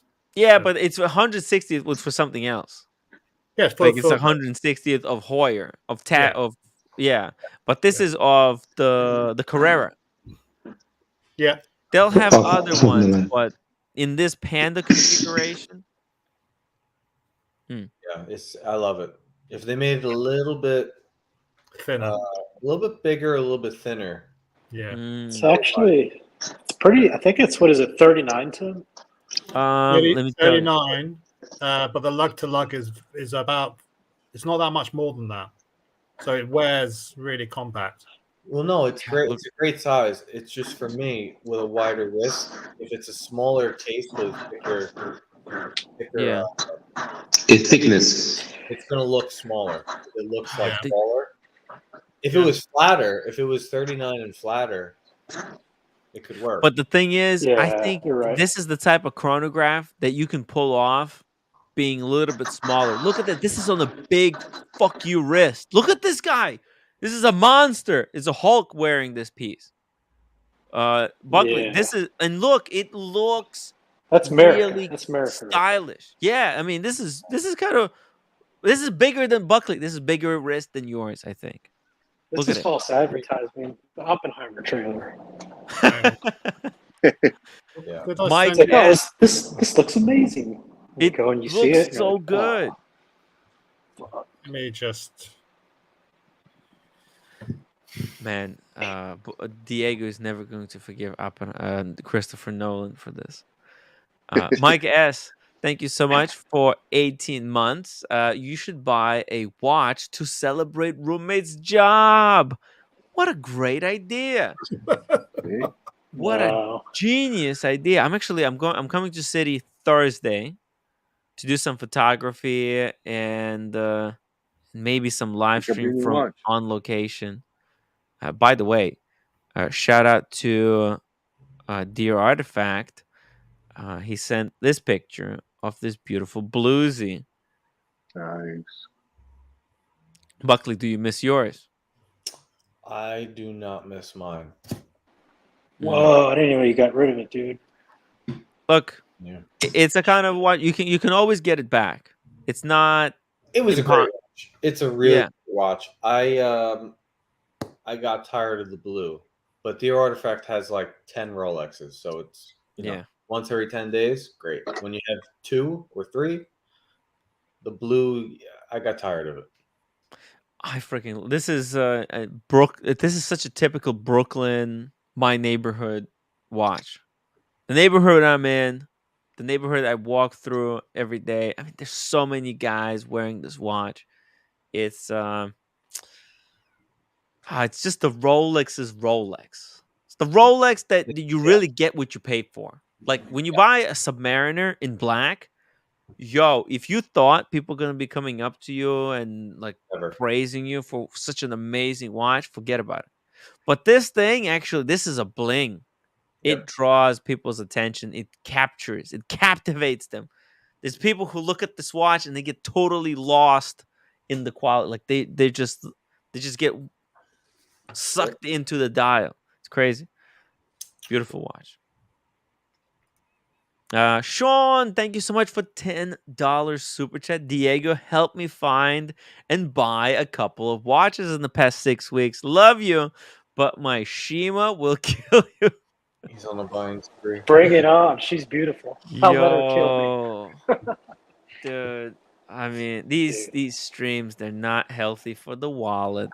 You know what, though? There's not just me, but how many watches have you guys pulled up on the streams and then one of your viewers is like, oh, shit, and they buy it? It's incredible. Yeah. Yeah, It At different happens all the price time. exactly. It happens all the time. Whenever somebody buys a watch, that's so cool that we talked about, because it's like, hey, some people, it does feel at times like we're talking to just nobody's listening, but actually, seeing people get the cool stuff, the good shit, it's amazing. Dude, like, this is like, it's almost, whenever somebody buys a watch that I talk positively about, it's almost, I feel like I'm getting one, because I know, like, I'm already at my limit. That's how I get satisfaction nowadays. It's when other people buy a watch. Man, Alex, I really wanted you to see you with that Monaco, that lime green with blue. I've been getting stick for not buying Yeah. it.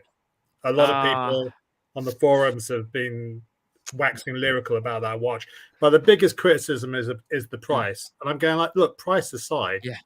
I didn't buy it or not buy it because of price. I didn't buy it because as I said, it didn't speak to me.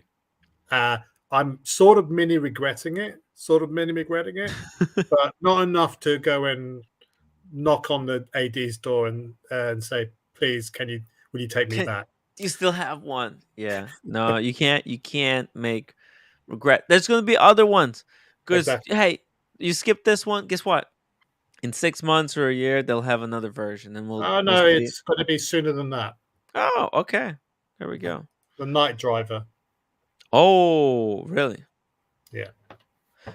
Joe 90, thank you so much for £5 super chat. A little off the wall fact before I depart. My great grandfather was an original member of Peaky Blinders gang in the West Midlands, UK. Holy shit! Yo, What year was that? Wasn't that like early 1900s? yo, that's on Peaky Blinders. They have it on Netflix right now, right? So his great grandfather? After World War One. Wow. Yeah, great grandfather. That seems very. No, that makes sense. My Must have been pretty grandfather- old. He must have been pretty old when he was in the gang. Oh, yeah, maybe. I'm calling bullshit. Jesus. Yeah, what? Yeah. Sorry, I'm just joking. Very cool.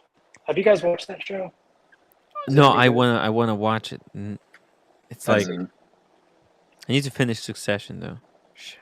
Oh, dude. I just been wrapped up in the Tim Wright show too much. There's been so much action been happening lately. It's hard to, Yes, they got it. They got it. Except I can't afford to renew the Netflix series. Oh, actually, wait, never mind. I can renew Netflix. Father Artifact, what? $28 super chat. Tim just epitomized what this watch community strives to be. Excited for others who acquire a desired piece. You are the best, dude. Exactly. Like OC buying a 15510 in silver dial.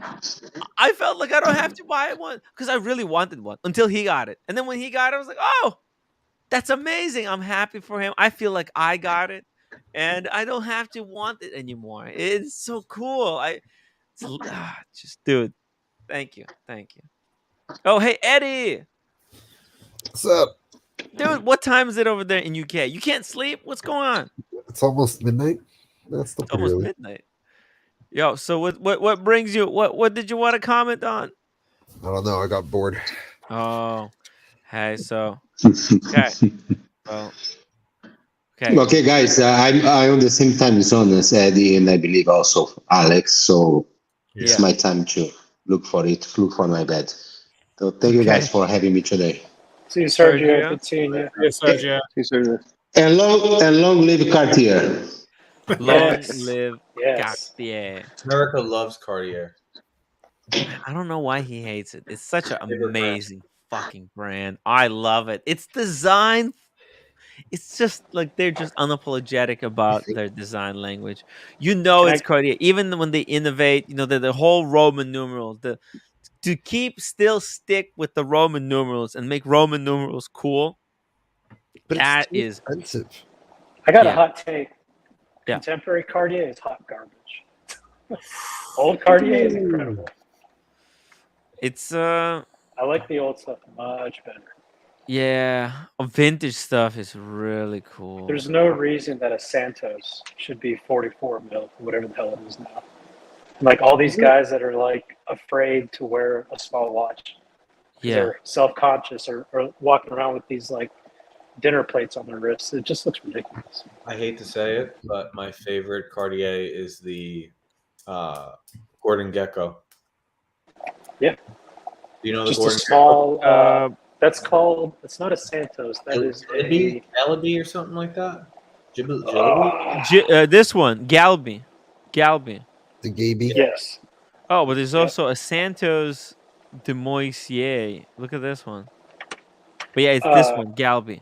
Christian with Theo and Harris. He's really knowledgeable about the older Cartiers.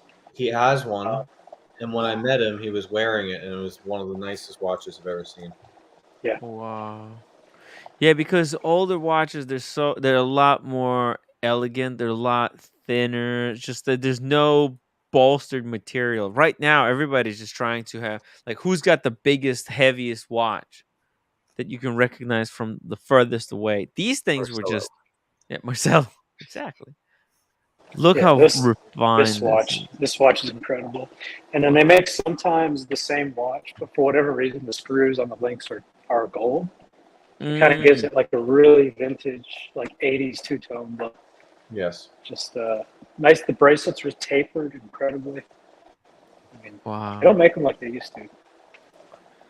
Yeah, hopefully, like no, I really like the way they did the medium Santos. The medium Santos kicks ass. Absolutely. You know, it just wears. Oh, I tried it on when Double D brought his, dude. Medium Santos rocks, and now that they got it with green and blue, you know, you never know. I might someday in the future get the medium Santas. That'd be cool. Or go for one of the vintage ones. Shit. Yeah. You know? Yeah. Let me retract my statement a little bit. The classical, like the medium Santos, there's nothing wrong with that. But like the skeletonized, like the carbon fiber bezel, and whatever the hell Carbon they're trying, fiber. whatever the hell they're doing, you know, like that's the kind of stuff where I see it and I'm just like, this is not you guys. Why are you doing this? Yeah. Look at the price of the skeletonized Santos. Dude, what the fuck is This this? is called the butthole. Dude, the Trinity ring. yeah. It's got 3 metals: white gold, yellow gold, rose gold. Are you serious? This watch is actually freaking incredible. I can't believe it. Look at this. You know, I have a ring, right? The Trinity ring. Well, my mine's 2 white gold ones and 2 white gold and 1 ceramic. Wait, is that your wedding ring? No, it's just my 30th. My mom gave it to me for my 30th birthday. Like, how cool is this dress watch for a lady to go with a Trinity ring? Because you could give someone a Trinity ring for, you know,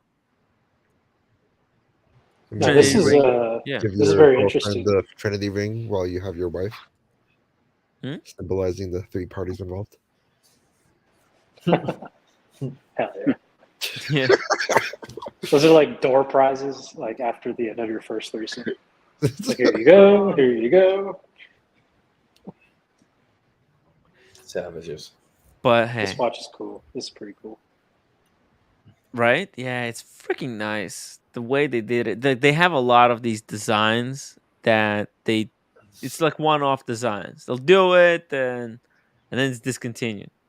You know, and then 30 years later, when you like, look at this crap. They have ugly stuff. That's Santos without a bezel. What a stupid idea. Why is that $11,000? It's gold. Yeah, It's but it's a market price, man. Spot price. dude, it's far-fetched price, dude. What the fuck? Yo, this is it's just fuck you price. Look, no bezel on this Santos. I've never seen this piece. How's the glass held in? I don't know. It's weird. I think it's Hey, just Buckley, held by the what'd you case. say the Gordon Gekko one was called? It starts with a G? Galby. Galby. All right. He was Santos as well in that movie, the gold one.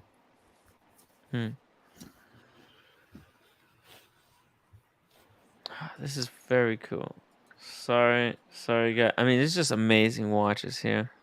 Santos, Cartier. Cartier's great brand with a lot of cool stuff.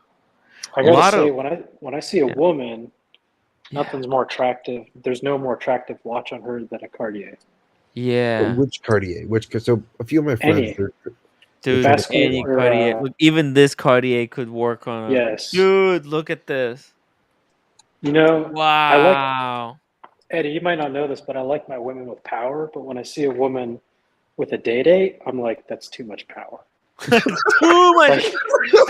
That's way too much power. She doesn't need my help anymore, kind of thing, you know. But I see a girl with the Cartier, and I'm like, oh man, She's classical. She's beautiful.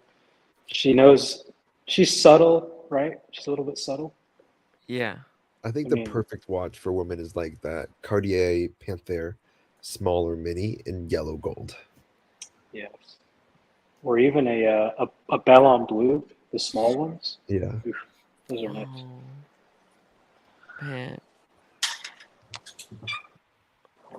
This is so cool. You know, nothing wrong with I in New York, I see a lot of like women wearing like a Datejust or a Super Perpetual, like vintage ones, like really old ones, kind of like weird size, like below 30 mil, like 30, 28, or maybe But even those smaller. vintage versions of those must have been like $1,500, $2,000 like 4 or 5 years ago. Look at this stuff, like this. What Oh, is dude. this? That watch tells me that she travels the world. Dude, You know what That I mean? watch. What the fuck? that's what I'm talking about, you know? Like Cartier, they're very creative. Looks like an Hermes design with the asymmetric top Yeah, and bottom. it looks like a buckle, right? It looks like Yeah. a buckle or something. Tim, Cartier has a watch like that for men. I can't remember what it's called, but it almost looks like the top of a dome at a cathedral. It's got that shape. What? You know what I'm talking Fuck, about? look at that crash. Ridiculous. The crash, yeah, 250,000. 1,000. Yo, All right, here's a question for you guys. Yeah. My AD that I got the Patek from carries Cartier. Is it out of the realm to ask them for a crash? Or is this Yes. like boutique only? It's you need to go to a Cartier, like Fifth Avenue type Cartier, and So they don't get these. No, You're gonna need to buy like a $200,000 diamond while you're at it. yeah. Not there, dude. I got the hookup. Yeah. I don't think your AD can even order one of these. I'll check. You'll probably buy one from China. Probably. oh, somebody said that this is a Cartier. No, there's Wait, this one. the other one's the Cartier. Oh, the other one. We pulled up before with the hexagonal. Oh, This Yeah. is the Gerard Perregaux Cartier. okay, that's a cool one. Oh, this one. Oh, Nice. yeah. Cartier. Yeah, I Nah. could see a little bit of that. Yeah. No, Tim, Not there that No, it wasn't that one. was It was the one that had obviously the- Cartier. Yeah. It has an octagonal bezel. All right, focus, guys, focus. What the hell? Which Keep- one? keep going I up. don't get- Keep going up. Keep going up. Oh, Right there, right there. this There you go. one. That one. Oh, yeah. Okay, fair enough. That's it. Got it. Okay, yeah. Shit, this is exactly like it. Yo. Wow. What? Look, they're cool. They're cool. Cartier is cool. They know what they're doing. You know? But Tim, I guess the question is AP still cool? Because now all of the offshores are under. Yeah. Yeah. Let's be honest. Those offshores, they were ugly. I told Red Shovel to get rid of that shit. Didn't I? His are horrible. His were horrible. Weren't they like red? Yeah. Like, didn't they have like red? And, I like, told white? him. Ugh. I told him, sell them. Put them on consignment or something. Get him out. Get him out of your life. Does he still have them? I think he still might. Oh, he's fucked. I know. Dude, those are gonna 18. be dog shit. You know what? Those are gonna I go. wouldn't even Those are want gonna go to them like for free. 12. Those are gonna go to like 12 grand, pretty soon. I think if you want a dealer to stock them, they're gonna pay you like 12 grand. Otherwise, Yeah. it's consignment, and then they might get robbed and lose them, Mm. or just leave their backpack somewhere and lose it. Can you pull up the ones that Red has? I mean, I know I'm talking shit, but I might correct myself. I seem to remember it's like red and white and like super old. It's hard. Oh, I think it's this one right here. Kind of something No. like this. No, He has Maybe the not. 42, not the 40. I think something like this. Go back up one.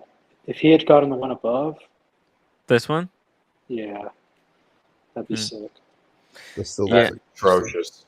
Atrocious. that still looks Nope. terrible. You know why Looks these better than the red. Oh my god, that's terrible. Whatever. I don't care. Tim, You know. Yeah. can I ask the guys for a bit of advice? Yes, please. Don't we buy were talking about the Santos, and I've tried it on a couple of times in different sizes, and I'm struggling. I think the medium's the one for me, and I've got a 7.25-inch wrist. I've sent you by email a couple of pictures, Tim. Oh, okay. So, Cool. so I tried the medium and the large, and there's also a 39mm Carrera in there as well. Cool. Oh shit. By the way, wait. Okay, I see it. Okay. Also, by the way, do you see the freaking the AP, the Royal Oak chrono on the screen? Yeah. Yeah. Yes. But the funny thing about this one, like, they took the platinum Daytona color scheme and reversed it. Usually it would have been, because it's ice blue with brown. But think about it. Ice blue Daytona, it has an ice blue dial with a brown bezel, because those colors work together. So here they took those two colors and kind of combined in a little bit different way. Yeah.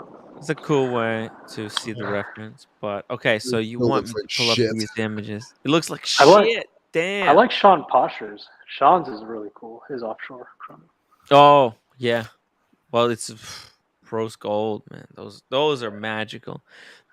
AP gold is just so good too. Not as good as Vacheron, but man, it's good. So let's start with this one. This is a Hoyer Carrera, the red one. You were trying this one on and you didn't buy it. What's wrong with you? What were you thinking not buying this one? This is one of the greatest Hoyer, He's gonna not lose Hoyer, like yeah, 30% Hoyers and walks I've out. ever seen. I make mistakes. What the fuck? You can't keep making these type of mistakes. When actually a good Hoyer comes on, you have to buy them. Don't buy the crappy one like you were doing up to now. Start buying the good ones. That's how you win in the watch game. But Tim, he's afraid. You've labeled him a tag whore guy. He needs to go look at other brands. No, but we were talking about whether a 39mm Carrera, how it looks like on a average size wrist, which I think 7.25 we can agree is roughly average. Mm-hmm. I mean, it's above average if you're talking about Tim. 7.25 is average. Humbling. Mine is 7.75 actually. What? How big's your wrist? 7.75. And your wrist size? That's what I thought. Maybe 6.75. 6 and maybe 3/4. 6 and 3/4. You think it's 6? Okay, let me check. Did no one get that joke? Where I was like, and then okay, never mind. Oh shit! No. It's 6 2/3. You're shrinking, Tim. You're shrinking. I know, right? That is. I lost weight. I thought you were broccoli over here. I lost so much weight. By the way, look at this. I'm starting to look good again. You don't have the Death Star shadow on your belly anymore. The Death Star, yeah. Whenever I walk out of the bathroom, there's no more Star Wars, Star Trooper music in the background playing. Jabba the Hutt. Yeah, I can no longer hear the soundtrack as I'm walking through the house. So let's look at the Santos pictures. Yeah, but dude, that's a baller. You should have popped this cherry. That watch was actually at the boutique, and someone from America had bought it and hasn't picked it up for 6 months. Oh wow! Probably doesn't want it anymore. Well, I've said, like, if that person doesn't want it, I'll go. I'll Wait, they already paid cash? Yeah, they've already paid for it. Wait, what do you mean? This watch is readily available at the boutique. No, the red. The red tag. The heart, yeah. Oh, the red tag. No, yeah. Or the red horse. Is this the large or the medium? That's the large one. Oh. Okay. And I think I'd say go medium. Yeah. The next photo is the medium. I think that's better. Here we go. The next photo. Bam. That's the medium. Better. Really? Because it's medium. The smaller Cartier, the better it actually is. It looks the same. Yeah, it looks look the same. Maybe your wrist shrunk. Why did you shrink your wrist? Oh, that's my brother's wrist. Oh, Yeah. dude, come I was on. like, dude, there's like, what is this, a 1 millimeter difference? I thought it got bigger. I was gonna God pretend damn like it. it Tim's got like, yeah, bigger that to looks me. good. I felt it got bigger. I thought, oh shit, I just better be quiet. Not saying it. Oh, you mixed up the photos. Yeah, I went with my brother to try on some watches, and Dude, look. By the way, look at this, right? And then you go to medium. It looks bigger. I'm can't glad make I this. don't. I'm glad I don't keep my mouth shut. 'Cause I was Oh, like, yeah, the yeah. No, you fuck? can't. You can't. That looks worse. But I think the medium is it. Medium is it's supposed to be a dress watch that should be able to go around your balls after What? the ballet. What? I mean, look, you should be able to wear the watch under your cuff. You understand? But did you just say it should be able to And go it can around your just go balls like at when the you go ballet? medium. No, what I said, if you go medium, okay, it can slip on a lot easier than if you go with the big one. Wait, so Tim, I want your opinion. Yes. If you were to buy another Cartier, which one would it be? If I was gonna buy another Cartier, okay, you know what? If I could have any Cartier I want, yeah, is that what you're asking? No, you're buying it, so you're taking price into account, Oh, if I have to buy it with my own money, or someone else's money. But you can't. But you'll feel a little guilty if you spend too much. yeah. You know what I would want? I would want one of those probably Santos Dumont limited editions in precious metal because they're nice size, and in precious metal they will feel good on the wrist. Yeah, I think that's the way to go because the Santos, it's a little bit overplayed. Everyone I know has one. Double D has one. Big Meech has one. There's a lot of guys they Big have it. Meech? Oh, Very easy. Huh? Big Meech has one. Yeah. I Mm. had one, then he got rid of it. Now Big Meech just has the date. Yeah. Big Meech, come back. He was one of my best mega donors. Now he's gone. Mega And donor I'm feeling the Meech. pain. Okay, here we go. This is Diego. Ooh. This is the Cintre, right? The Cartier Tank Cintre. Oh no, sorry, American. Never mind. What am I? Yeah, Why did I look at say this Cintre? thing, What the dude. $4,800. fuck? Is this white gold? Yeah, it is. That's Yeah. insane. That's a 75% so off. That's so cheap. Oh my This is God! Wait. beautiful. Oh, that's You bought sick. this, right? I hope you bought it, I right? did not. I did not. No, come on, you're lying. No, Tim. He's got a photo of it, like next to a Reverso. Yeah, It's a big watch. It's it too is. big for Yeah. me. But I did send Dude, it to that's Negroni. sick. Yeah. It's What? still on Moda. If anybody's on Moda, go to Moda under 10,000. I think Okay. it is. Hold a Rolex and lowball him at $3,000. No, but isn't that fucking beautiful? Yes. Yeah, that's pretty. Yeah, Sweet. I like it better. Is it mint, I mean- or is it a slider, or is it an Anthony Farrow? I think it's naked, meaning no box, no papers. But who gives a shit? $5,000 for like a gold Cartier. Sean's asking how much. I think it was 4,800. I'm gonna check, Sean. I'm gonna jump on my PC, but I'll see if it's still on there. If it is, I'll let you know. Wow. This Yeah. is just insane. Tim, These are the things that we want to see when you do your little Moda segments.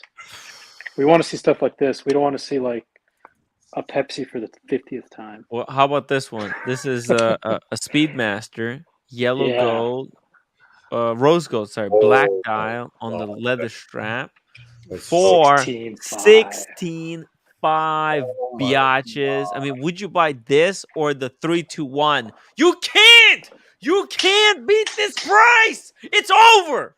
Wait, this is 16.5. Yeah. Yes. Holy shit. Who bought? Or you can get an Air King and a fucking like couple strippers. Like I'd rather have this. You get a lot more than a couple strippers. That's for $11,000 worth of strippers. Oh, Jesus. It's over, guys. The watch That market is so has cheap. fucking imploded in on itself. Oh fuck! Next thing you're gonna pull up is my Yacht Masters. It's gonna be like. I 10 don't grand. want to show you guys this stuff. I don't want to show you how bad it actually is out there. Let's Okay. let's balance it out with a MoonSwatch or two, then, Tim. Yeah, I know, right? Wait, Tim. Oh. Let's look at Rolexes on Moda. Theo and Harris were talking about the MoonSwatch, and they were saying that isn't it funny how Swatch seem to have adopted the term Moonshine gold, so that's more synonymous with Swatch than it is with Omega. There ain't nobody buying a Moonshine Gold Omega. Everybody spent all their money on. Do you realize the way that Swatch set it up? It's like they got everybody hooked on the drug. Like, hey, you get the first one, then you want to build the entire collection. You want to get all 11. And you don't know what the price is? The prize for collecting all 11? Did you show the Canopus Gold one on Moda yet, Tim? No, I didn't show it yet. One second. What, the white gold 321? You know what the prize? 80,000. You know what the prize is for collecting all 11? All 11 MoonSwatches? Isn't it like almost $4,000? Yeah. To buy all 4, yeah. Or So once you maybe collect them all, you know what the prize is? a Speedmaster. The prize is a realization that you're an absolute dumbass. Yep.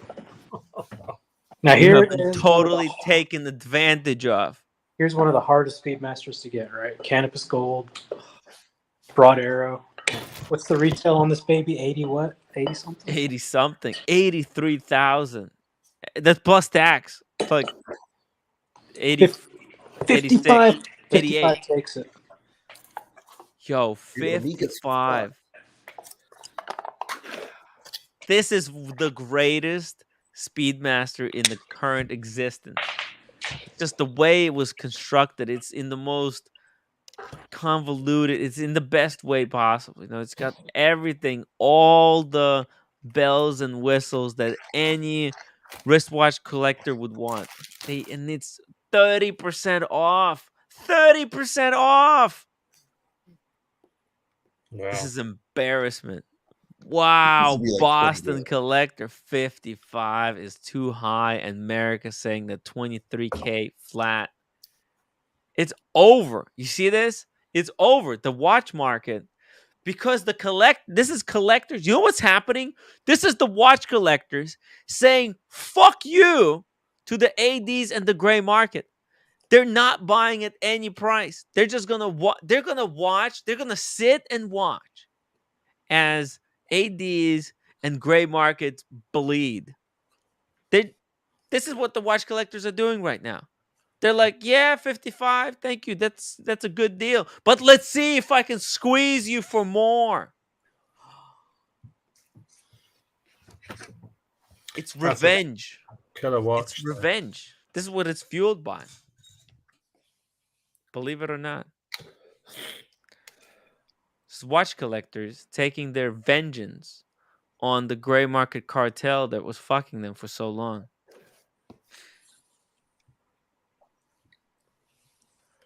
It's crazy. I would want this watch. How much is it? 55. And what's the retail? 80? 86. Oh my god. Yeah. This is single greatest. But the problem is that the Omega priced it at outrageously, for 86,000 retail. That is outrageous pricing. What were they thinking? Steel. This is stupid. I'm sorry. That should be a steel watch. It does come in steel. What are we doing? That should be a steel watch. I know. They made it in this Canopus Gold because they wanted to make it exclusive. Look at this. Look at the dial and the bezel. If this was made of steel, this would have been the most perfect Speedmaster ever made. But they didn't do it in steel. They did it in white gold. They put some onyx dial, and then they put in like some kind of a little sapphire into the into the case back. It's just ridiculous bullshit. You know, all kinds of gimmicks, and jacked up the price to 86. Well, you know what? 855 is too much, sunshine. I want to buy it for 35. Why? Because that's how much they like a Daytona. That's below white gold Daytona. The white gold Daytona is like 40. I want to see this for 35, slightly below Daytona. Wow, insulting. Yeah, I'm sorry, but that's the real world. The Omega was gonna play game with us. They just made up arbitrary number. But that's really reality, unfortunately. I think I like how 35 is the fair price. I like how Omega is like, yeah, we're gonna make this watch looks like steel, and it's definitely worth a BMW M3. Fucking idiots. Such morons. Oh yeah. But it's so beautiful. It's really sad. It's really sad that I hope that this is not the original buyer. It was a Canopus Gold black onyx stone dial. It's nuts. 3-to-1 movement. Okay. Very rare watch. And this is the only one available in the market. Complete with box and papers. MSRP 80K. Price this to move. He's pricing it to move. He doesn't want this thing in his house. He wants to get rid of it. And that's a dealer. My mind is shattered. Okay. Yeah. Crazy stuff. Double D. Tim is teaching us about the real world. I know, right? It's mad. It's mad. When I have to talk about real world, that's it. You know something is not going right. Wow. Jeez. I know. What are you gonna do? My blood. What else we got? There we go. Tag. There we go. Tag Courier. We got a few. We got a few here. Okay. There's a Carrera 39. I'm not sure which one. I think maybe that's the blue one. Oh yeah, the blue 1,500 shipped.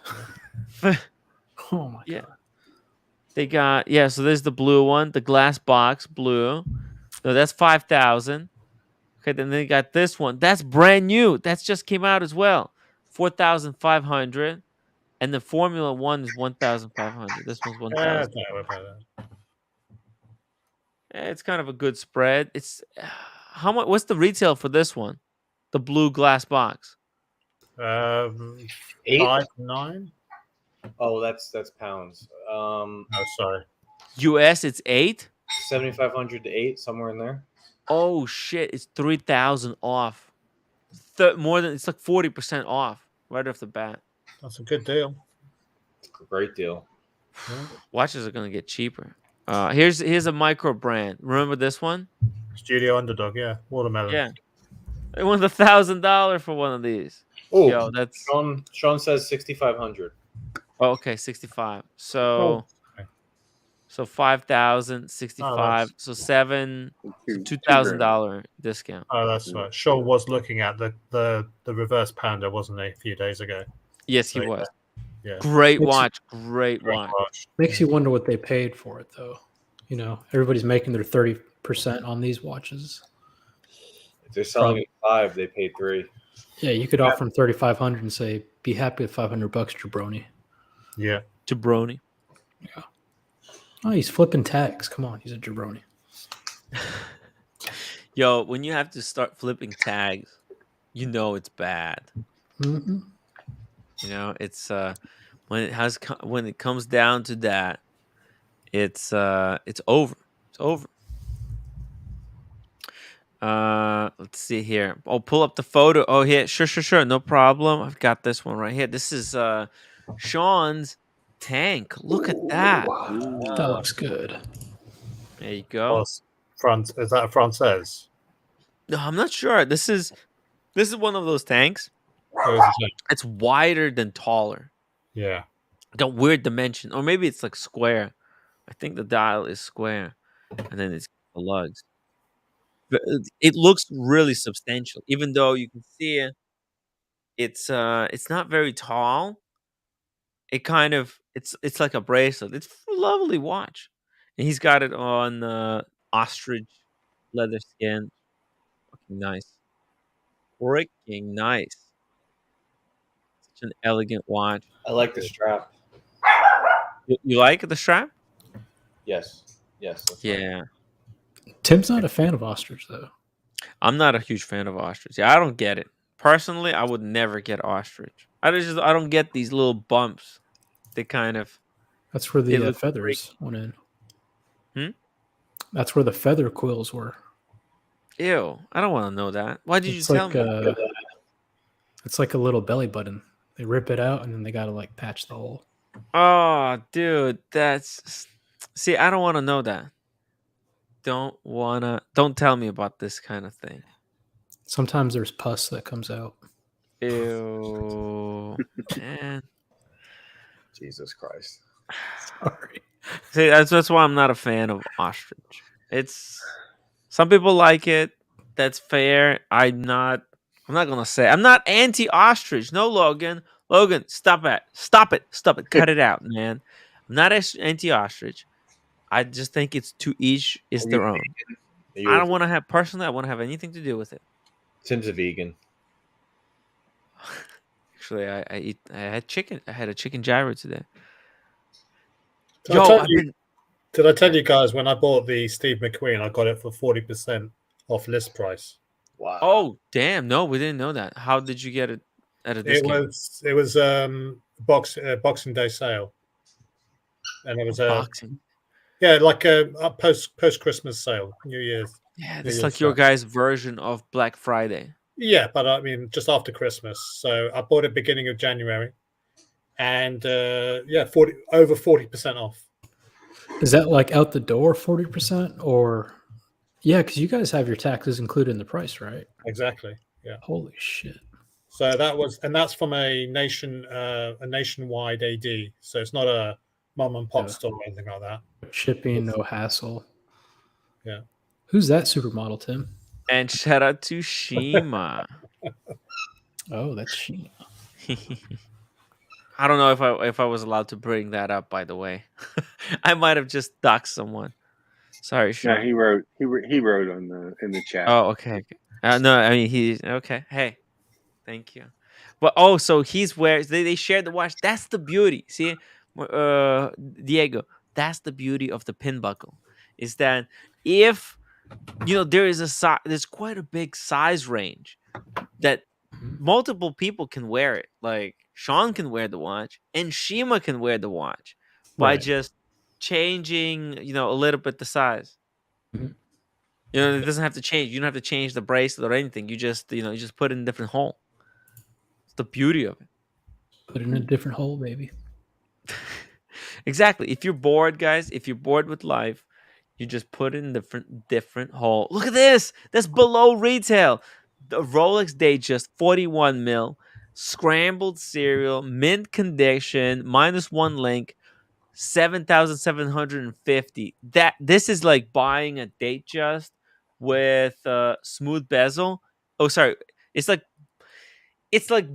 buying a fluted bezel at the smooth bezel price. This is not a current production Datejust, is it? It's 41. It looks identical. It's not that ugly previous model. You sure? Those indices are huge. Yeah, they look a little funky. No. It's go to the description. Something's off. It's fine. It's just a scrambled. It says 41 because the other one is 42, I believe. It's Datejust 2. No, it's not. It's not Datejust 2. Nick. That's horrible. No, it's not horrible. It looks normal. Yes, it is. No, it doesn't. No, it looks those normal. Indices are huge. Come like on, landing man. Strips. No, come on, man. Tim. Yeah, something's funky here. That might be a Datejust too. Look at the bezel, how wide it is. Let's just move on. Yeah. I saw this one. Steal of a deal, they said. Meanwhile, they're offering me $6,000 fucking dollars. These fucking cocksuckers.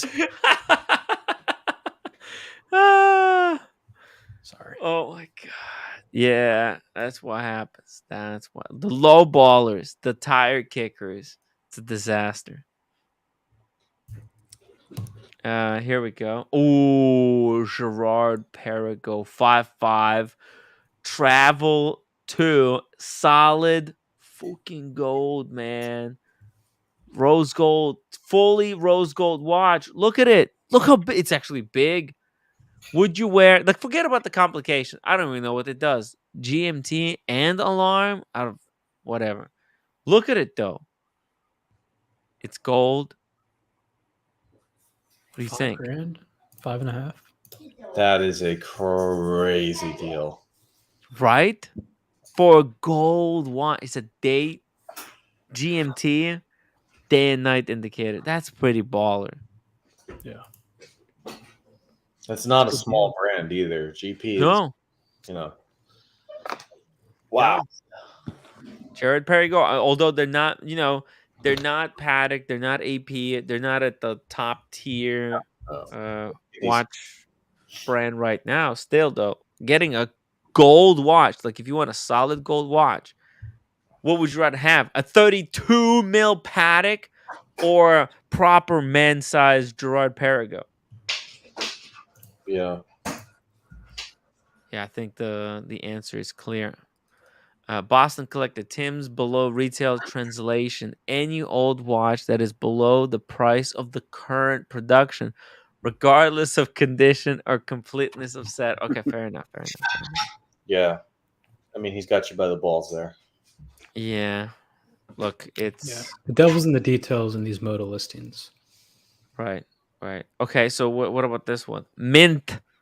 Beautiful complication from Patek at amazing price. Full set, $40K. Shipping after wire clearance. It's a steel Patek Philippe annual calendar. Stainless steel sports. $40K. Yo. Blue dial. It kind of integration in the bracelet. Look how, like, this is actually has a unique bracelet to this watch. They went an extra mile to design this bracelet. It's pretty cool. Sean. Hey guys, how are you? Hey, welcome to the show. How are you doing, Sean? Good, man. Thanks. Hey, Buckley was not Buckley, but Diego was right on. Cartier looks so good on women. She's been actually wearing my watch more than I've been wearing it, and she likes it so much that we are looking to get her. And that's why we went watch shopping a little bit like 2 weeks ago, trying to get her either a Cartier, and then we looked at the Vacheron Constantin, but she keeps on going back to the Cartier. She wants to get the Tank Francais with a bracelet. So nice. it's just Good a beautiful watch. And that ostrich, by the way, strap is a Cartier strap. Oh wow! Oh wow! Yeah, it's a good piece. like Diego, thank you so much for finding that watch for me. I'm glad it worked out, man. Yeah, I didn't look for it knowing anybody's going to buy it, but I'm glad. So Vacheron was one, and then the first Vacheron, and then the Carrera, and then I want to ask you that Cartier that you showed, that's a Simche, right? That's not a Tank American. It is because it had the screws on the side. I think it was an American. It is an American? I think so. So I went back to my phone and I can't find it anymore in Moda. I don't know if the guy can you put up that picture again, if you don't mind, Timmy. Of the which one? The one that was the Cartier men's, the one that Diego had found for okay, yes, less than $5,000. Oh, I'm in the wrong. This Moda. one right That's here. why. That one right there. Boom. Centre, How incredible is this? That's thing? the same clear, right? Because it's got the screws on the side. Yeah, I think so. I think you're right. I was in the wrong. I'm a buyer Moda. for that. Okay, Can we get that one for? available. Hey, let's make it. Why not make it Make 3? a deal. Let's make it. Yes, deal. let's go. Hold Make on, it 3 in a row in 6 weeks. That's a deal if it's $5,000. It's pending. Sorry, man. What does that Does mean? it say American on it? Well, it's pending, meaning like someone already said I'll take it. Oh no, maybe. Oh, can you message him? Like if nobody takes it, I'll take it. That's an American. Yeah, I'll How can it be say an American? I thought that was a tank century. Doesn't it have the screws on the side? It does. I didn't know. The Yeah. Sintray is thinner across and longer lug to lug. It does say American, but yeah, It the is. the pictures look Sintray. That's why I said Sintray. No. It's an American. so. Okay. Here it is next to a reverso. Let me show you guys the size. This is why, as soon as I saw this, I was like, nah, it's not for me, per se. I can't see it. Yeah, hold on. There you go. It's a bigger watch. It would have been too like to But like. can I tell you this? That Cartier is it's curved, and it will wrap around your wrist much better than the larger GLCs. Beautiful. Yeah. I love it. But hey, Sean, if I see another one pop up, I'll let you know immediately. I appreciate. By any chance, if you can find the Sintray, that's the one that I'm actually looking for. I've been to, I've been looking for one of these, and actually preferably yellow or yellow gold, actually, not better than rose. But that's a great deal. I mean, that's a gold watch, Cartier. There's deals. For There's a lot of $4,800 deals out there. Yeah, man. There are a lot of good deals. Yeah. By the way, Sean. Yes, sir. Took me a little while, but I got it. What is that? What'd you get? Oh. Yes. Oh. That's so funny because I'm almost out. I have to go get another one. How do you like it? It's pretty good. It smells good.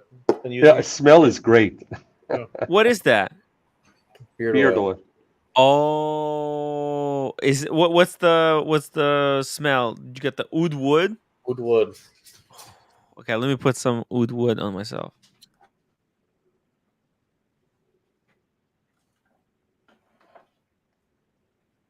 Yeah, so I finally joined Moda, Sean. Uh-huh. And I'm seeing all these watches, like they're unfortunately sold, but I'm like, it's refreshing to see the actual prices. Yeah. And not having to pay the chrono tax or the eBay tax. So I think pretty soon here I'm gonna find something I like and snatch it up. Yeah, you know what? It's exciting to see nice pieces at reasonable prices, and not so painful to decide to get them. Yeah, for sure. And we've been all conditioned for higher prices, so everything looks like a deal to us. So you actually have to be careful. You have to do your homework. Because the worst thing is to have regret the next day you find the same watch for $3,000 less. But like with the watch that I got, the Carrera, I made them an offer, and then I thought it was a reasonable offer, but then they came back and said, hey, check, in a nice way, check out the market. We are the lowest, and we don't have a huge markup. That's what it's going to be. And then they sent me a coupon, $50 off. And then so I went back and said, okay, one last time so we can make this deal. I don't want to pay any tax or anything like that. Can you make it for that price, including the tax? And it was a win-win situation because they came back and said, as long as we're not shipping in New York, we don't charge tax. There you go. So they got the price they wanted, and I got the watch. And you know what? I'm excited to get it. It's my first tag wristwatch, so it's a nice one. Yeah. Alex I'm looking at excited about the Carreras. Alex talking about his Monacos started having me go down the rabbit hole. Sean, did you see that picture of the cherry red Carrera? Yes. Yeah. What did you think It was luscious. It was beautiful. Sorry, there's a call coming. I'm going to grab it and come right. Oh, sure. Awesome Pawn. Why is Tim using fragrances? He doesn't leave the house. I use it for myself. Because you never know. Other people might not like it. And actually, I can't find my tobacco oud. What the? I don't know what I did with it. It's got to be somewhere, but I haven't been able to find it. I misplaced it. So I'm using the Yeah. tobacco oud. I forgot how potent this stuff is. Oh my god. It smells like I got Sean, Oshin, and Buckley after they smoked 6 cigars each in the house. There you go. Yeah. Hey, I'm gonna take off. I gotta go let the dogs out and stuff. So Mark, I will see you dude, guys tomorrow. keep up the great work on the community channel. You've been crushing Check it. it out. 10 Guys, a.m. hit the upvote button for Luchabetic Mark for killing it on the watch community. And if you want to help him out, send your applications at luchabeticmark@timwright.com. I'm just joking. It's not a real email. Dude, Boston's already selling his day date. Oh, no. Yeah. Dang. How He's much? asking, let's see, 68,000. 68 grand? That doesn't sound that much. Sounds like a Dated good deal. July 2023. July 2023. Little suspicious bondage. What's this? Good afternoon. Oh, Sean, welcome back. This is good afternoon.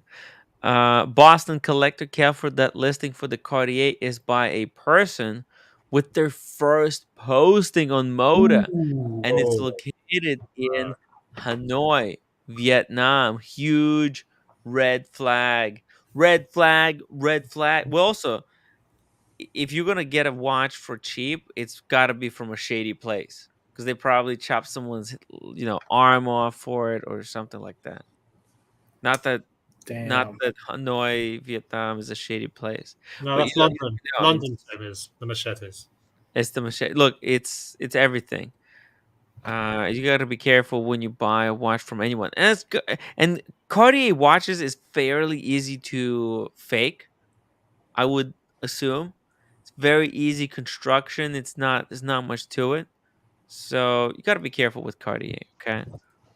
You have to be careful with anything. You have to be careful with Panerai. You have to be careful with everything and anything. Here's, for example, a JLC. Check this out. JLC Reverso. Similar for retail, go for 10,000. The current production models. This one is 3,900 or 4,300. There's different. One is in a better condition than the other. How crazy is this? Yeah, it just makes you feel bad for anybody that went to the AD and bought one of these. Yeah, you have to be dumb. You have to because be really... they're like, oh, but I got a Submariner out of it. It's like, yeah, but you took a $6,000 hit, and that sub's only worth like $2,000 over retail. Yeah, after you pay taxes, so it's the gig's up for now, but it'll probably go back the other way. Yeah, the pendulum swings in a weird way. Well, although it should swing in a very predictable way. In this situation, is beautiful. I saw this and I was like, wow, this is amazing.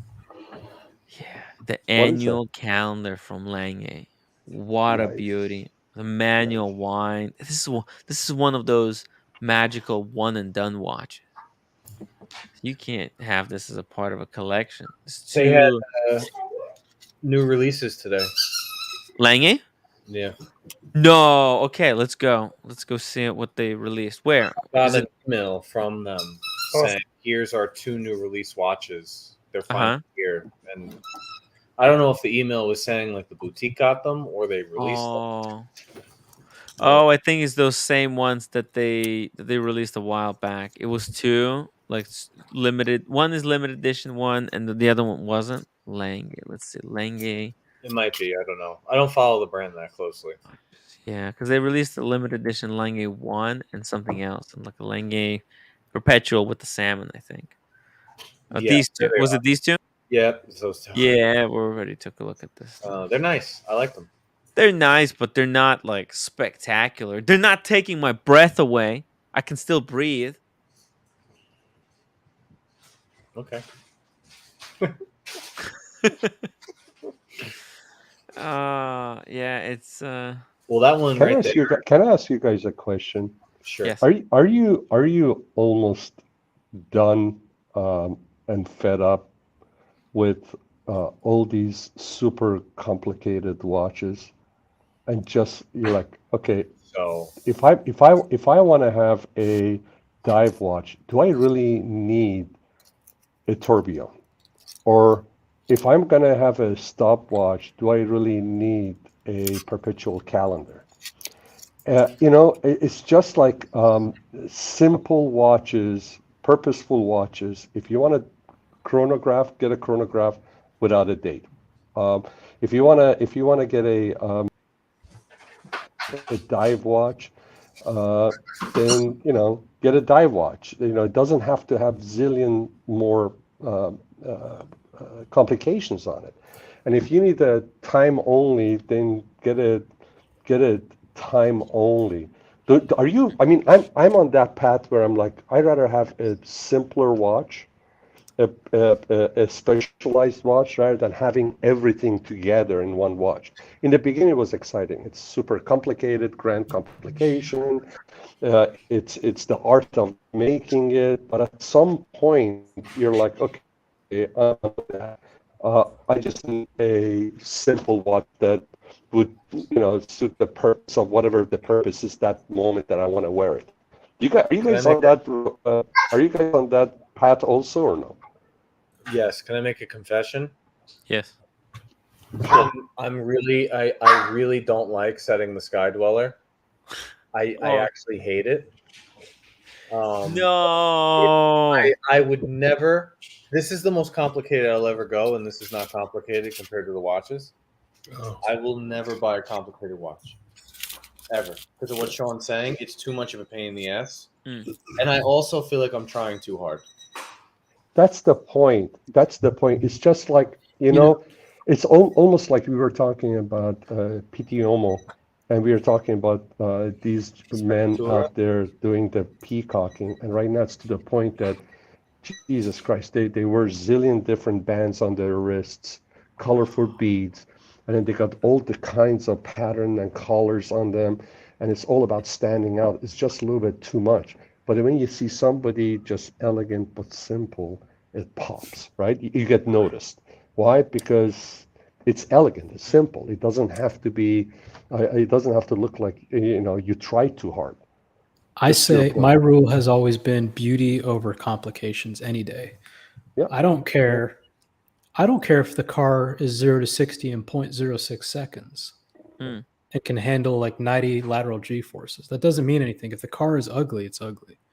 Yeah, and that's true with anything, right? That's true with, so we were the talking about watches, anything, right? I'm with so you. like with Jesus the Christ. watch, I need it to look good. Yeah. How about utility type items like toaster that you put on your countertop? How about the coffee machine that you get? Okay, here's my thing about this aesthetically. They all perform the same thing at an acceptable level. Aesthetically, it has to be pleasant, right? I think complications have become not necessarily about the complication, but more about the visual of the complication. We like the look of sub registers and chronograph pushers. We like the look of a tachymeter bezel, right? We like the look of a power reserve and maybe even the look of a tourbillon. But at the end of the day, we're not buying the watch because it has that function per se. That's not the main thing, right? I mean, who here? I mean, what do you use your chronograph for? I told Brody the other day, I use it when I feed the meter. There you go.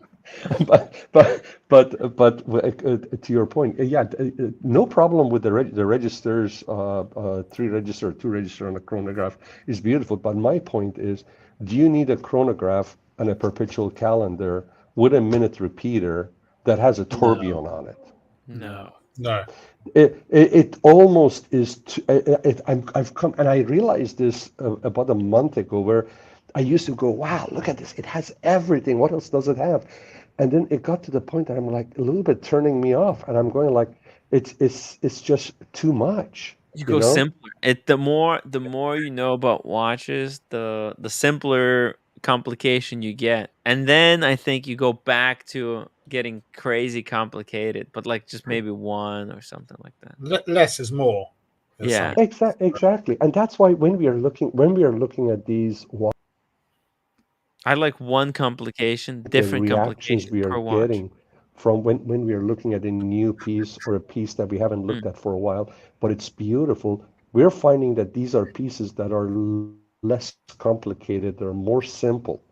And now when somebody puts I don't know double whatever flyback whatever this triple split the chronograph, and you got the moon phase, you got this and that and that, we're like, okay, good, but we're not, it doesn't take your breath away, right? What takes your Yeah. breath away is the beauty of the lugs, the case, the beauty, simplicity of the dial, but it's a deep dial. The color, the design, the way the hands are designed, everything going together. That's what's taking your breath away. The watch that I saw take Sheen's breath away the most was when we looked at the Philips Speedmaster, the brown chocolate one. I remember when we pulled that up, he like, I'm not gonna say what he did in his pants, but he went crazy. Which one is that? Which one is that, Diego? That's the one that was faked. Right? Faked one. It was that the 321 that Jose, I see. Yeah. Jose uncovered. Yeah. But that's just a regular chronograph. But something about that watch, when we saw it, we were like, oh my God. Like, it doesn't get better than this. Yeah. That's cool. Yeah. There you go. Yeah, like, just look at that. Yeah. Everything about it is perfect. Wow, if Omega was smart, this is what they would remake. Holy cow. So Omega went down this road, but not too far. They made a Speedmaster with a chocolate brown dial, not this chocolatey, more like a dark chocolate. And it's pretty cool. But I agree. If they went back and just made this a production model, I mean, wow. This is cool with the steel dial. This is kind of what this one actually. 1 second, let me just pull it up. This is what this one kind of looks like. The canopy is gold. It's based on the 1957 initial release. So this was the first version they produced with the steel bezel and the broad arrow. See that? And the obelisk register hands. This is what people need. Okay. Beautiful. They essentially have the same watch as that gold one, Tim. It's the 57 reissue. Yeah. Well, it's a bi-compacts, isn't it? The 57. So no, not the 2 register one with the date. They had a trilogy set. Oh, there was a Railmaster, a Seamaster, and a Speedy. Yeah. And it's essentially the watch on the left, but in stainless steel. Exactly. Yeah. You can get them for like $12,000. They're not cheap. Diego, which watch was he wearing, by the way, when you saw him? He was wearing the Tudor, the Black Bay Chrono. The two-tone, yeah. The AP stainless steel chrono he has. That would be, if I between his watches, that's the one between his APs. That would be the one that I would pick for myself, just because I think it would wear better. Mm-hmm. But the one that I think suits him the most, and the one that I actually like the most, is the most simple AP that he has, which is his last acquisition. I think it looks great. The diver, the green one. Yeah. It's a great piece. We were talking about green watches the other day. That would have fit the bill. Yeah, it's this is pretty cool. We're sick. We're all sick. Yeah. We got hey, Diego, I have to ask you, how does it feel to be married? I know you guys were together for a while, but now you're married. Any different or? No, we've been together 10 years prior. Yeah. I feel happier because I don't know. I feel like it's a way of me showing her like I'm yours forever, I guess. And she did a really good job with the wedding, so I was really happy to see that unfold. And no, it feels good. I feel a little bit more like an adult. It feels right. Just a little bit. Yep. Yeah. Very good. I feel proud. Very cool. If you have the right person, if you you're lucky enough to find the right person, it's a blessing. Now, if you don't have the right person, it's tough. But if you're lucky to have the right person, then it's the best I know, blessing right? out there. Sean, you're going to give roommate ideas. Stop it. You know, she woke me up today at 8 o'clock in the morning to tell me that I threw away plastic garbage into the wrong garbage can. I threw it into general garbage instead of the plastic garbage. Oh dear, Well, Tim. Yeah, she woke me up at 8. There's a reason for that. It wasn't about what she woke you up about. It's because you probably are not paying enough attention to her other times, and that's your punishment. Yeah. So Because trust me, if you do everything right and you take care of them, they get enough attention, you can get away with murder. yeah, I'm gonna try to. I want to take her out to see Barbie. Maybe tomorrow. Now that she got the job, maybe tomorrow is gonna be our last chance. So I'm gonna try and take her to see Barbie movie. Oh, we're going on Friday to see it. Oh, nice. Yeah. Very nice. Can I suggest something? Yes.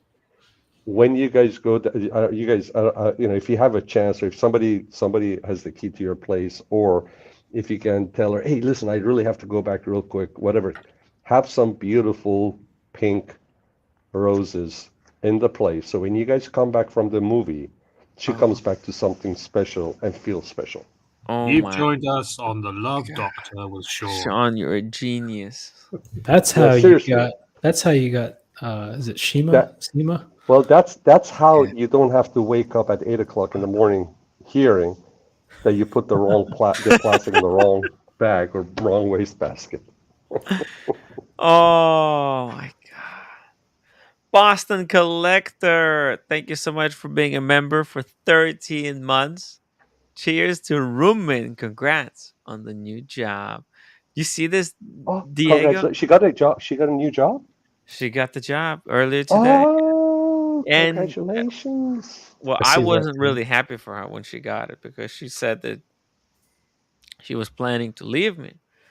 So I thought, well, maybe now that she got the job, she's going to leave me.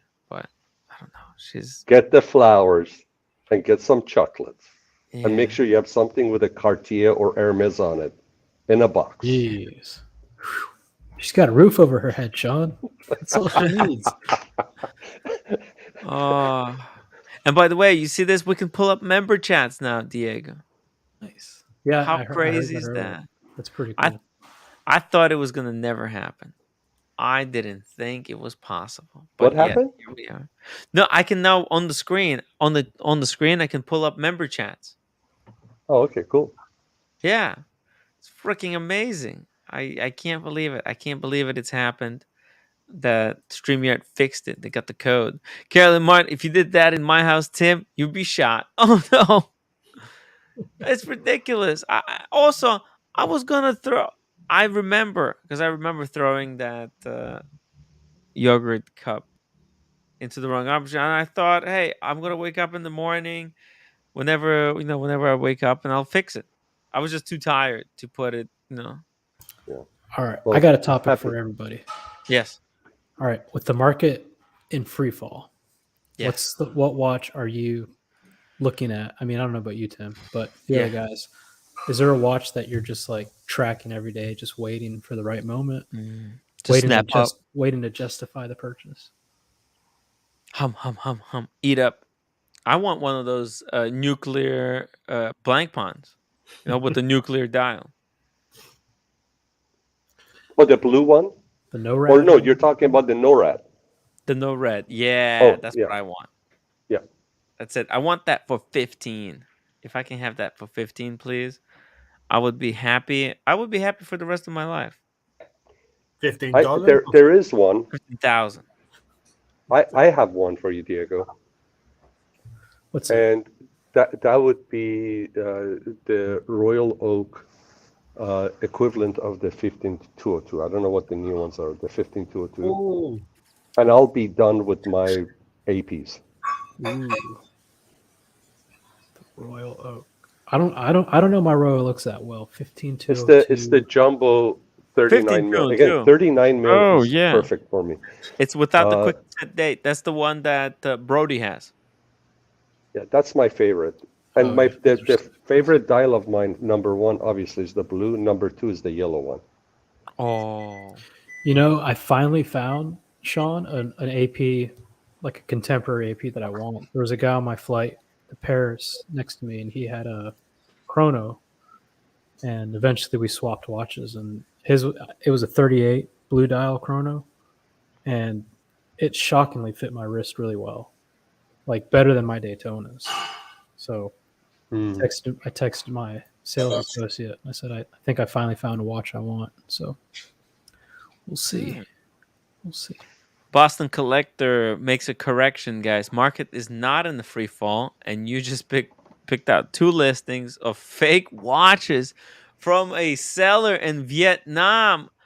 Ouch! Okay, this is embarrassing. Sorry, Boston Collector, for spreading fake news.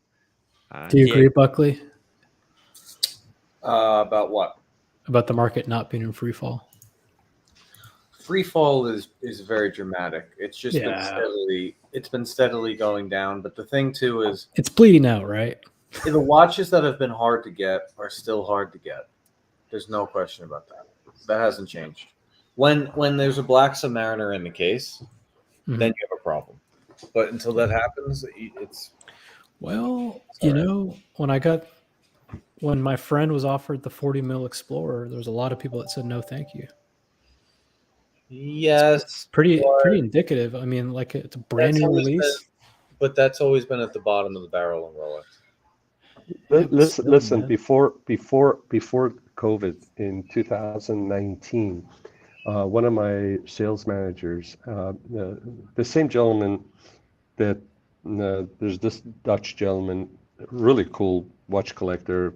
He's into cars.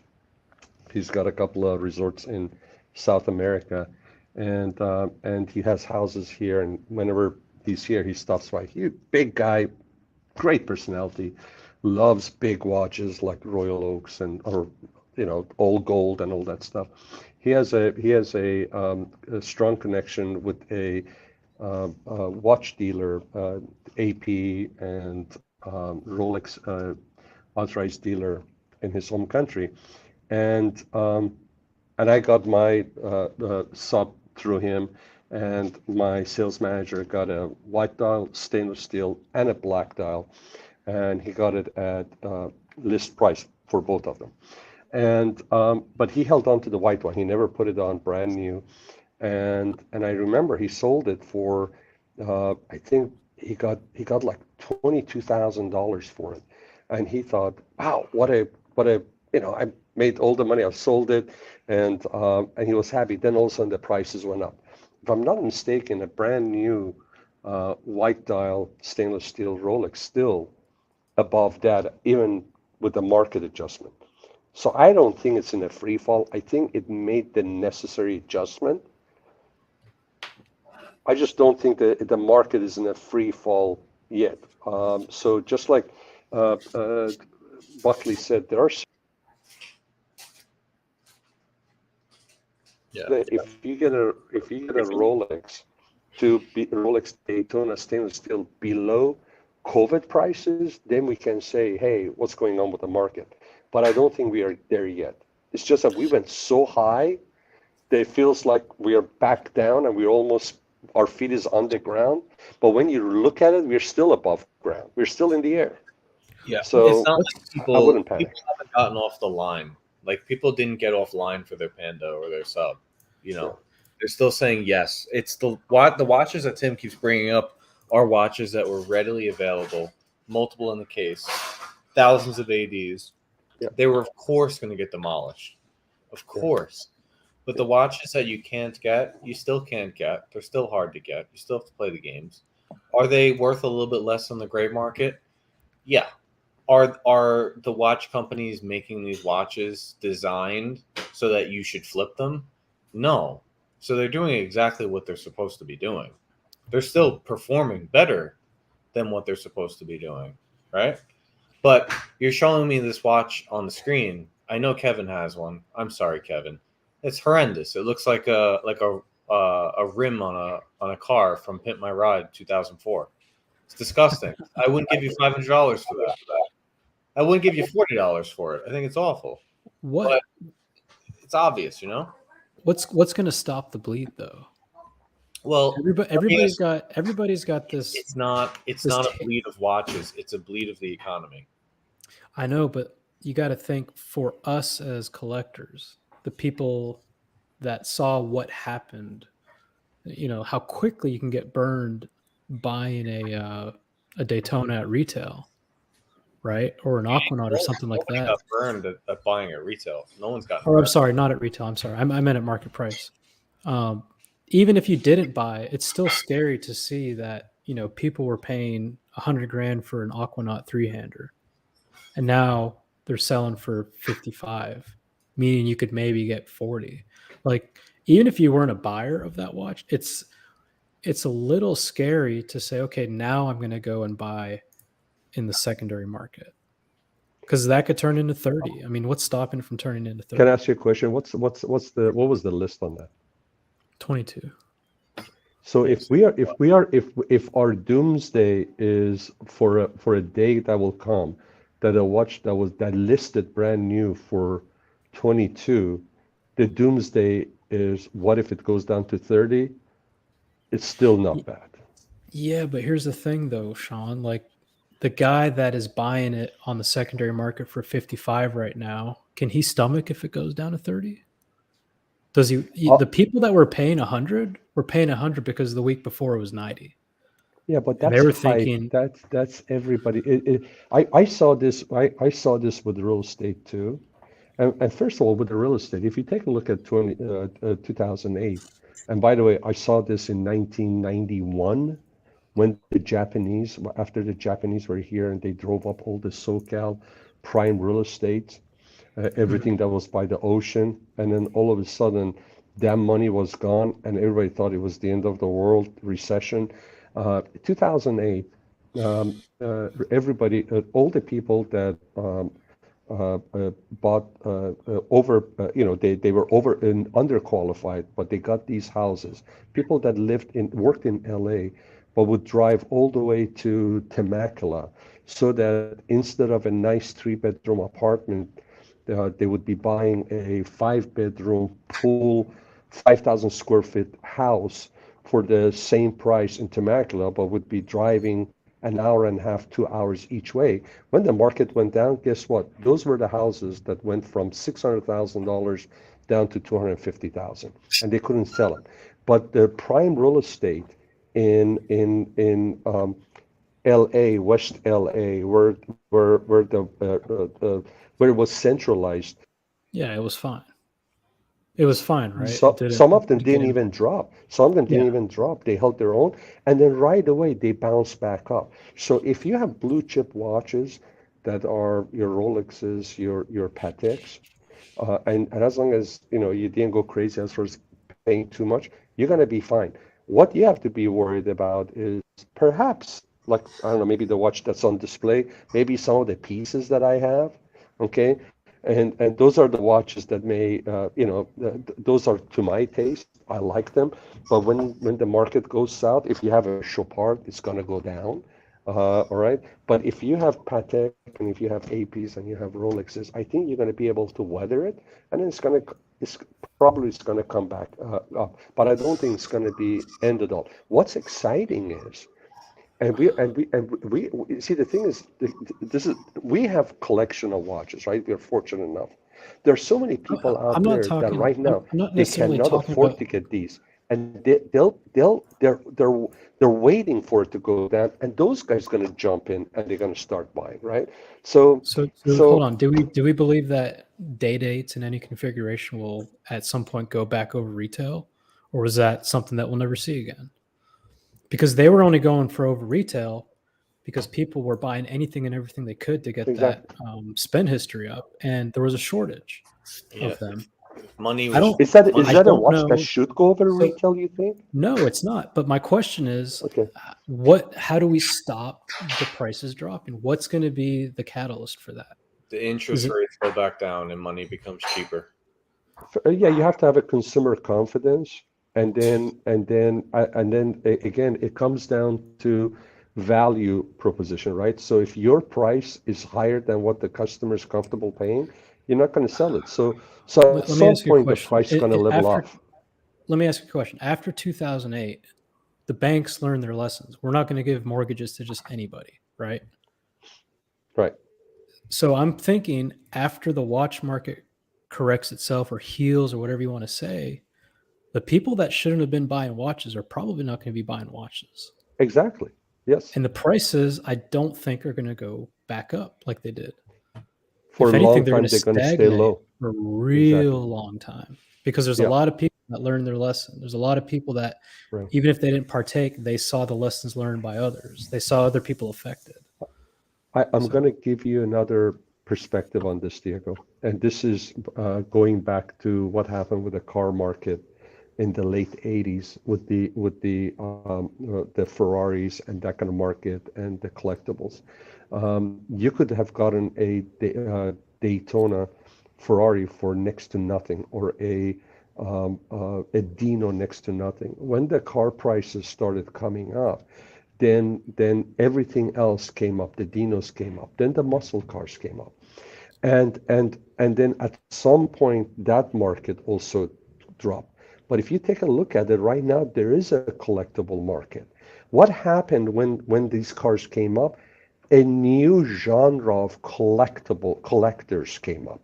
And I think based on what happened with the watches, now that everybody's in it, I think this is a new arena for people, collectors, to dabble into and satisfy their collecting urges. By the way, speaking of collecting, Sean, I don't want to interrupt you. I'll let you resume after this, but this is an important message that actually what may save all of this is an upcoming platform that's going to make life of collectors of not just watches, but of all collectible things a lot easier. Can't talk about it right now, but just know, follow this channel, and soon enough, it's all going to be revealed. So keep watching. The digital vault. Anyway, guys, listen. Sorry, Sean. I'm gonna Good night, go say Alex. goodnight. Alex, Have a good night. It's great show as usual, guys. Thanks. Take care, brother. Sam D, thank you so much for your member chat, for being 4 months as a member. We love you, Timmy. You deserve the best. Aw, keep winning. Thank you. His Keep comments those. are right on it. Such smart comments from that guy, by the way. He's a sweetheart. He's a real sweetheart. And Tom Austin, who's been a member for 4 months, interest rates around 2% for 2025, maybe. Yeah. But when the car market dropped, everybody thought, okay, here we go. Nobody else, they're all going to drop. But look at it right now. Every year there is a brand, there is a special car that's going to break the all-time record. I think that's going to continue with the watches too. But you're right. The people that bought these watches on credit cards couldn't afford them, bought them on credit card because they knew next month the watch going to be valued more. They could drop the watch if they needed to. They could sell it and recover and make some money. Those people are gone.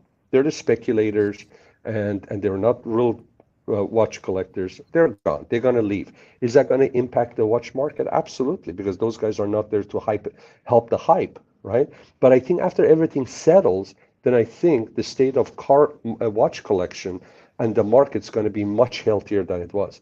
Because as much as we're worried about the prices drop, we knew the high prices was not sustainable, and it was an uneasy feeling.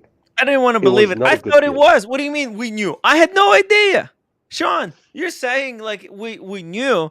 I had no idea. I thought prices were going to go up forever. It was sold to me as the greatest investment of our life, of our generation. So what did you do? You went and bought bunch of watches right now you're trying to dump. And I can't dump them until I make videos. I feel like everybody kept wait. Like when whether it was tied to the market or the war in Ukraine, Yeah. prices dropped at that point, and everybody was like, all right, it's just a pause. Something will get it back on track. And then it never got back on track. And then we just kept hearing more excuses. It's after Christmas. It's tax season. It's the summer. Things will pick up around Christmas. And they didn't.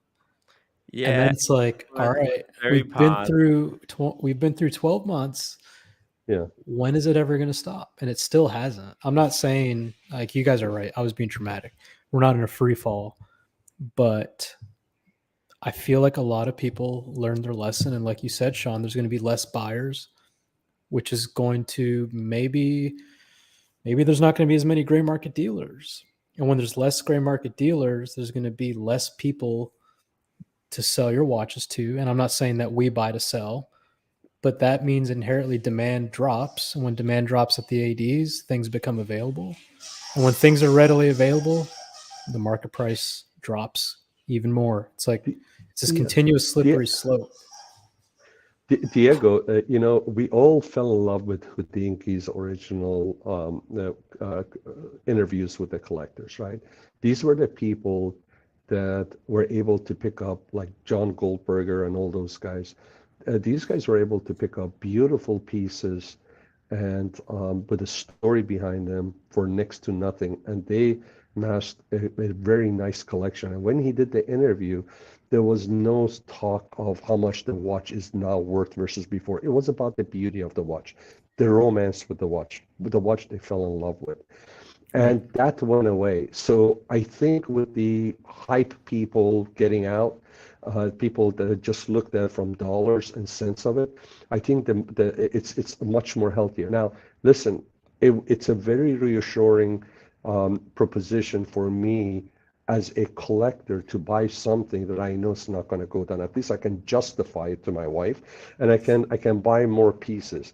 But at the end of it, as long as you're buying the pieces that you like, and you're not buying them with a notion or a thought of selling it down the road, then we're okay.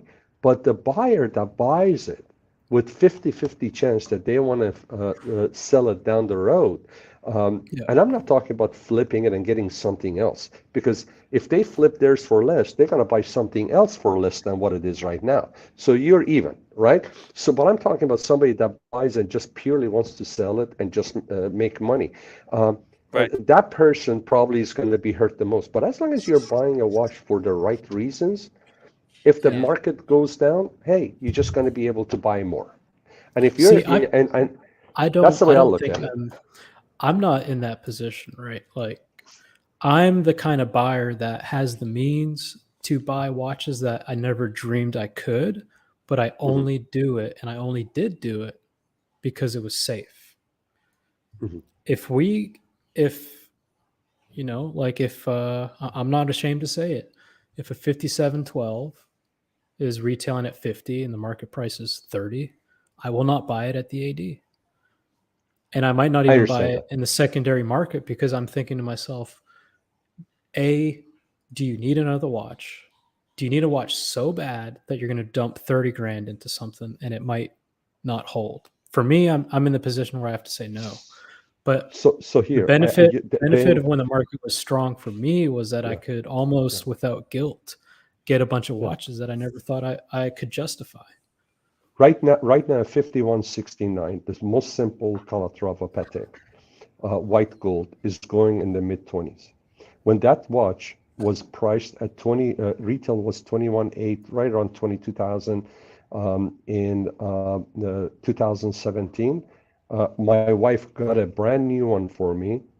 I got a price, brand new, box papers, everything in my name, registered with Patek and all that, for 16.5, including tax. Wow. So if the market drops, guess what? Those pieces that ADs sell for sticker now, you think it's a great deal, you're going to be able to get 15-20% off. Everything gets adjusted. Listen, it doesn't matter how big a ship goes down, everything goes down. It's that simple. Yeah, listen, it's if it's horizontal kind of trade, if you're still buying watches for watch sake, if you want to make some trades, yeah, your watches may went down in value, but other people's watches went down in value probably more. If you've been following the formula, I think I'm still doing pretty well. Yeah, you are. Your formula. You could take. I mean, if you we keep looking at your secondary market prices and comparing it to like a 5170, right? That's the wrong formula. We need to look at what you paid retail and compare what you can get for that price. Let me show you the kind of stuff you can get nowadays. Okay, well, first of all, I had this thing pulled up for like a million hours. That's one of those mad ones. This is what's his name? Kevin. Kevin has got one of these. At the top, when this just came out, Diego, these were selling for $10,000. Now they're going for 4.1. They're unsellable. Yeah. Well, So hold on a sec. What were they selling for in Moda though? they were selling for like 8. Yeah. Yeah. Oh, even on Moda, they were going hot. Look at this Vacheron, okay? And feast your eyes. No Feast thanks. your eyes, guys. Look at that. The beauty. The beauty. You see that? Dude. Get your mind open right now. Okay, this is a Vacheron of a lifetime. 68,000 pounds. You need anything else? You like this? It's a look at it. I'd rather buy a Holland and Holland shotgun. Dude, it's a hand engraved dial. Yeah, I know it's got kind of flowers and stuff, but still, look at the movement. Wait, let me get the movement. Damn it. Where's the movement? There you go. Look at the movement too. It's magical. It's magical. Yeah, it's a work of art. So cool. So cool. This is now 68,000 pounds on a collected man. And collected man, they don't have bullshit. They only have the best stuff.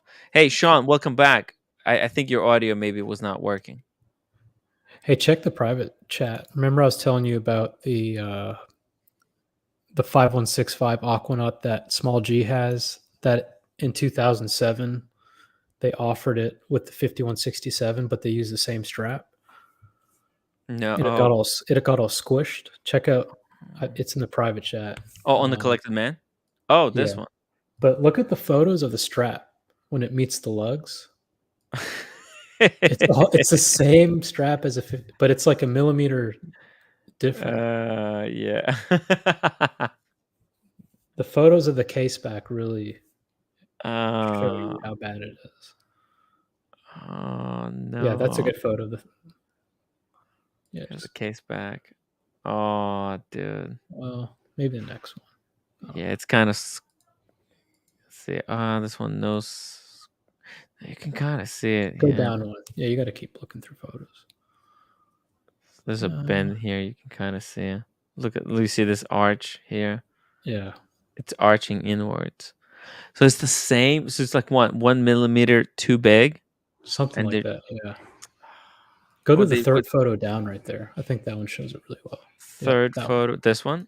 Yeah. This one? Yeah. Oh, shoot. You can see it up top over here. It's actually, I think it's like cutting out. I thought that was interesting. That's sad. What's the size for this one? I think it's 38 and a half. 38 and a half? Yeah. Huh. But they offered it at the same time as a 5167. Except now it doesn't have tritium, whereas before it had tritium.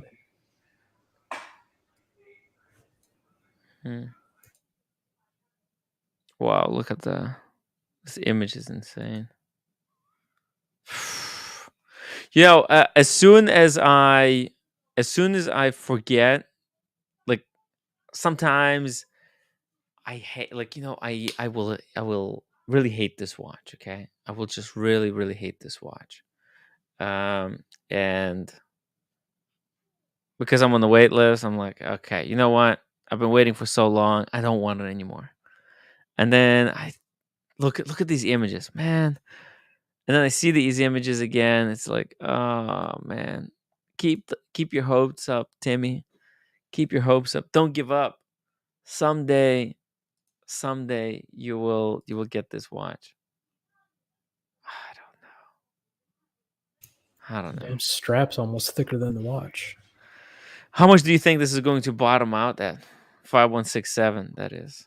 What's the lowest price it will ever go for? Retail? This might be one of those anomalies because, like Boston has talked about, Patek is actively, and I thought it was bullshit until my AD told me that they got word from Patek that you need to change who you're selling these watches to. I think they're going to get even harder to get, and that's going to make it even worse.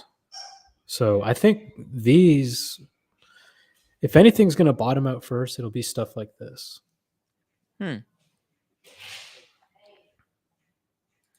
But the question then becomes, I mean, what's it's the not lowest? Well, it's not like they're going to reduce production, but then you have to say, okay, They might look. Patek is actually very vicious at discontinuing their hot steel sports models. They discontinued 5711. They discontinued this thing. What I was going to say though is like during when the market was booming, there were plenty of people that were willing to buy a Calatrava and a Grand Comp or something like that to get this watch, right? They were like, of course, because I'll sell those at list price, and then I'll have my Aquanaut for free. But right now in this market, who's going to go and buy a World Time, a Calatrava, and something else to get this watch? Yeah, no, not that many. Especially as it's a depreciating. A lot of people were willing to build up massive collections. You know who because will they were do all that? going up.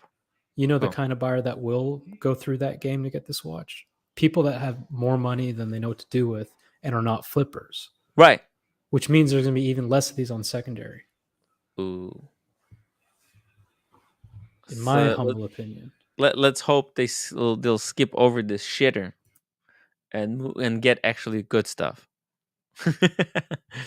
Boston Collector, Tim, there was a new batch of the Mad Red one. Oh no, dumped on the market. They're 1,800 retail.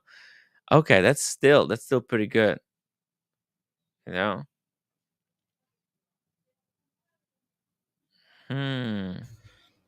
All right, I'm gonna let Buckley's been quiet. I'll let Buckley have his say.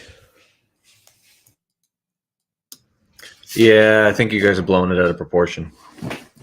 Oh, yeah, it's too overreacting. Yeah, because you're merging the entire watch market with the 10% of watches that are everyone's fighting over, and the two are not playing by the same rules. So you can't take watches that were sitting in the case that were already selling at a discount that are now cut in half or worse, or are completely out of style by today's standards, being a small dress watch, and compare them to a 5167, which is top 10 hardest watches to get from Patek. Well, that's why I said that this one won't drop. Yeah, I don't think it will, and I also think that Rolex leads the way. I think they're the smartest. I think brands follow what they do, and they have told us when they release the CPO program that any watch you buy at retail today, they plan on being at your money's safe at retail or higher 3 years from now. Right? That's what they've basically told us. They can't guarantee it, but their plan is to make it so if you buy your Gold Submariner today, you're going to get your money back and then some when you go to trade it in 3 years. That's what they want. So I don't think you have to worry so much about Patek or Rolex if you get it at the AD, which is the way this was designed to be. You're not supposed to get them out of the case on 47th Street, you're supposed to get it from Patek. Right? They make it hard for a reason. They make it special. They make it an elite group of people for a reason. It's not supposed to go to a flipper. It's not supposed to be sold 1 week after buying. You're supposed to buy a Patek and hand it to the next generation, right? You're supposed to buy a Rolex, and in 30 years, it's worth 100 times what you paid. But in this case, they've told us, we know what's going on, and in 3 years, it'll be worth the same or more. We're going to stand behind that. Now, if you're a JLC lover and you bought full retail, full boat over at Cellini, yeah, you might have a problem. JLC? C could be Omega, could be IWC. It could be whatever, Zodiac. I don't know. A list of watches. Huge Buckley, list. question for you, Buckley. Yeah. What's going to happen to Rolex's CPO program? Well, they're secretly buying them all up. That's the one thing that the Bucherer guy revealed to us, is Bucherer, who's piloting the program, has been buying up thousands and thousands of pieces out of Asia at a cheaper price, and they're bringing them to Rolex to basically be refinished, turned into new watches. And the ones that don't pass the inspection, they're either gutting out or they're putting back onto the street to the gray market for a profit. So they're sort of pulling a watch box where they're trying to get the big ADs to buy up all the supply away from the gray market, which would guarantee their secondary price going forward, because there'll be none on the street. That's basically what they said at Bucherer was the plan. It's going to take them time. Yeah. But I mean, FP Journe's doing it. Even Vacheron now. You can bring your Rolex into Vacheron, a Vacheron boutique, and they will trade your Rolex in towards a Vacheron. That's how crazy it's gotten. Yeah. But as long as the trend is, which is right now, there are more Rolexes available from the AD, and as we've seen, a lot of the people in the community have been getting calls to come and get their watches. These initial prices that they're paying, and they're buying these watches for, and they're retailing for, those need to get adjusted as well. I don't think they're going to be able to sustain these high prices. Why would anybody pay that? I think there's going to be some major price adjustments the way the market is going. Do you guys foresee, and I don't wish this on anybody, but we talk a lot about certain backpack flippers are going to go out of business, and potentially even some gray market dealers who overextended. Do you see any of these like boutiques or ADs maybe hurting and start offering big discounts again? Because it wasn't long ago you could go and get a discount on an Omega, and then everybody pulled their pants up and they said, no, there's no discounts anymore. So 100%, I just experienced it. So down in Aruba, there's a Breitling boutique and there's an Omega boutique, standalone. Breitling and Omega, which if you go into the city, you go into Manhattan, not a penny off, maybe a free strap, but not a penny off any watch. Right. Down there, they were willing to take 25% off, and they were willing to ship the watch, just the box, and they were going to coach me on how to get it through customs so I didn't have to pay any tax. Wow. So, yes, in certain places with brands that are not being sold in a kosher way, Breitling being one of them, in my opinion, they're going to get demolished. I think they already are. I mean, here in Atlanta, they just built a beautiful Breitling boutique, a Tudor boutique, and I'm just like, there are unknowing buyers that don't know about the secondary market that will go in there and buy their husband a watch or graduation present. But I feel like at a minimum, 50 50% of the people in the watch market today are very knowledgeable, and they only got into it recently. And I say that at a minimum. Those people are not going into those boutiques, and those boutiques, they've got bills to pay. Sean, Speaking can of I ask you a knowledgeable question? watch enthusiasts, Sheen. Speaking of Whoa. knowledgeable watch enthusiasts, Sean, can I ask you a question? And you don't have to answer if you don't feel comfortable. Of course. Have you seen a decline with BMW? Have you seen it becoming much harder? Have you seen it? What are you seeing? Because from the retail end of it, from us selling the cars. Yes. Listen, the market has shifted. First of all, there's a little bit more inventory now. But as far as the consumer is concerned, especially when you're talking about big ticket items that people have to finance, on top of everything, you're talking about interest rates, right? The interest rates have gone up. That has impacted it. Aside from that, the fact that the manufacturers still to the manufacturers, including BMW, are starting to incentivize and start providing subvented lease programs and so forth. But till just recently, they weren't doing anything. They were saving themselves thousands of dollars, every manufacturer, as far as the rebates and subvented leases and lower interest rates because people need to sell them. And then when the market started changing, they were like, no, the dealers, you guys are still making a lot of money. We're not going to be giving you guys the incentives to lower the payments. You guys just need to cut your profit. And they were right to a point, because although we resisted selling our cars over sticker, again, the non-specialty cars, majority of the market was selling these at over sticker prices, and they held on to them. Well, what happened with that was they lost their turn rate, they lost their allocation.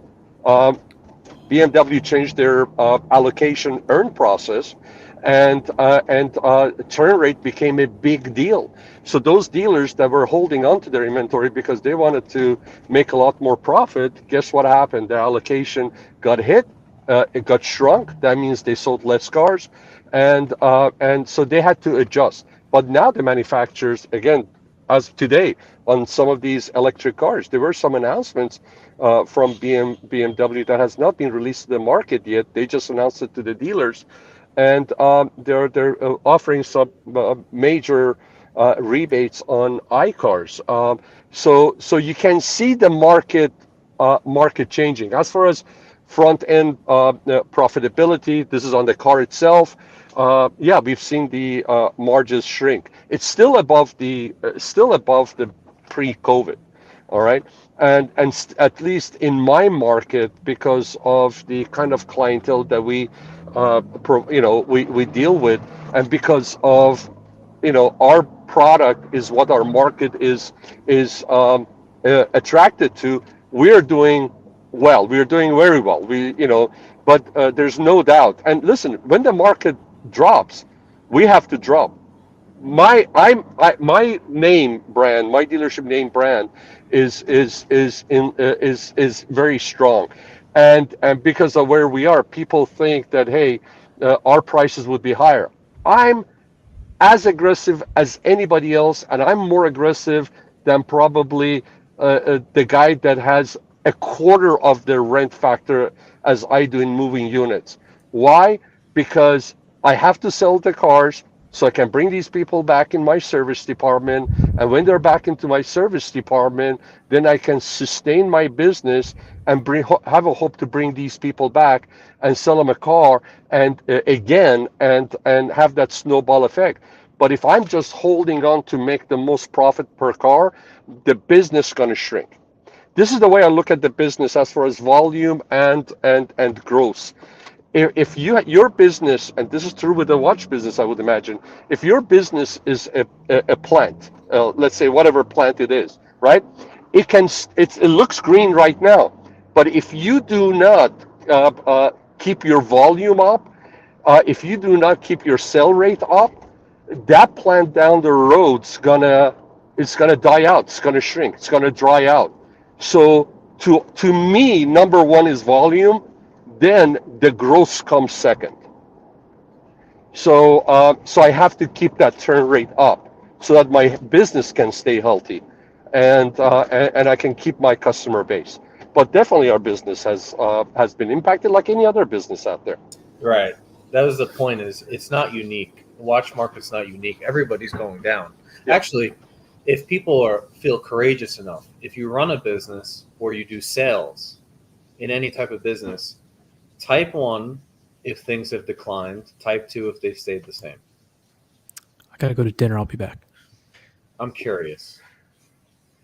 Hey, before you do that, the way I look at it is with our business, and I would imagine watch business same.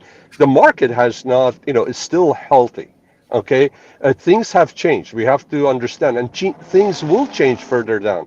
But the market's still healthy, and the ones that can adjust, and they don't stand still, and they just hope things to come back, they're gonna lose. And the people that adjust and they're fluid and they make the corrections and adjustments on a regular basis. We do it on pre-owned. I sit down with my pre-owned manager at least 3 times a week, and we go over his pricing. I run my report on the pre-owned on a daily basis, and if I see stuff, right away I send it to him. I say, hey, listen, let's take a look at the market. This thing's been sitting. We are not getting hits.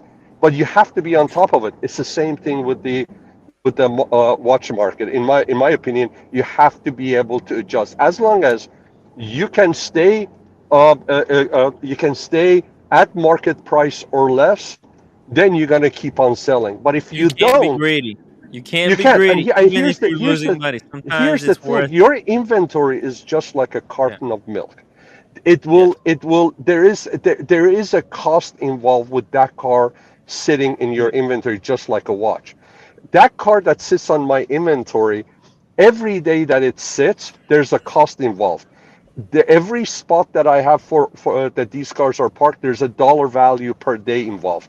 I have to get these cars washed. The longer they sit, whether pre-owned or new, the chances that there may be some maintenance and repair that's needed.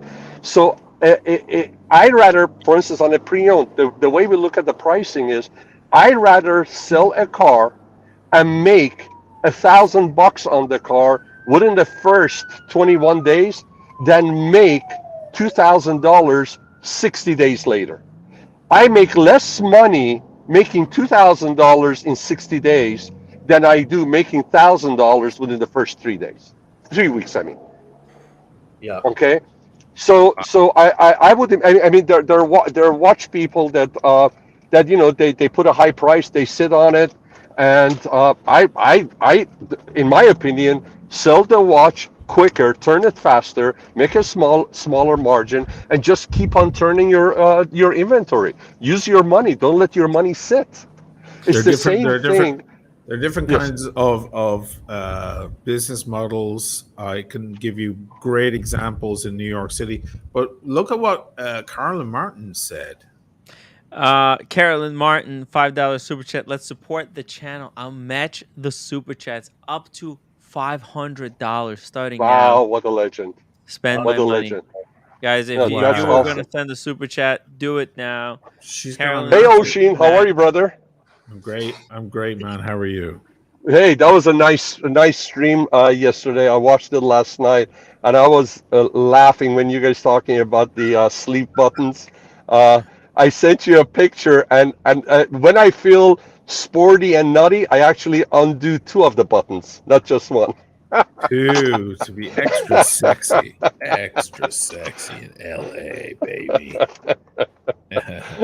It's funny though, as you mentioned there, as you guys know, probably most of you, I did a lot of business in the streets of New York City with computers, and we were called the Sharks. We were the Sharks of New York City. I became one of the top 3 after many years, and we had different business models. One of my best buddy in the business, he would do exactly what you're talking about, Sean.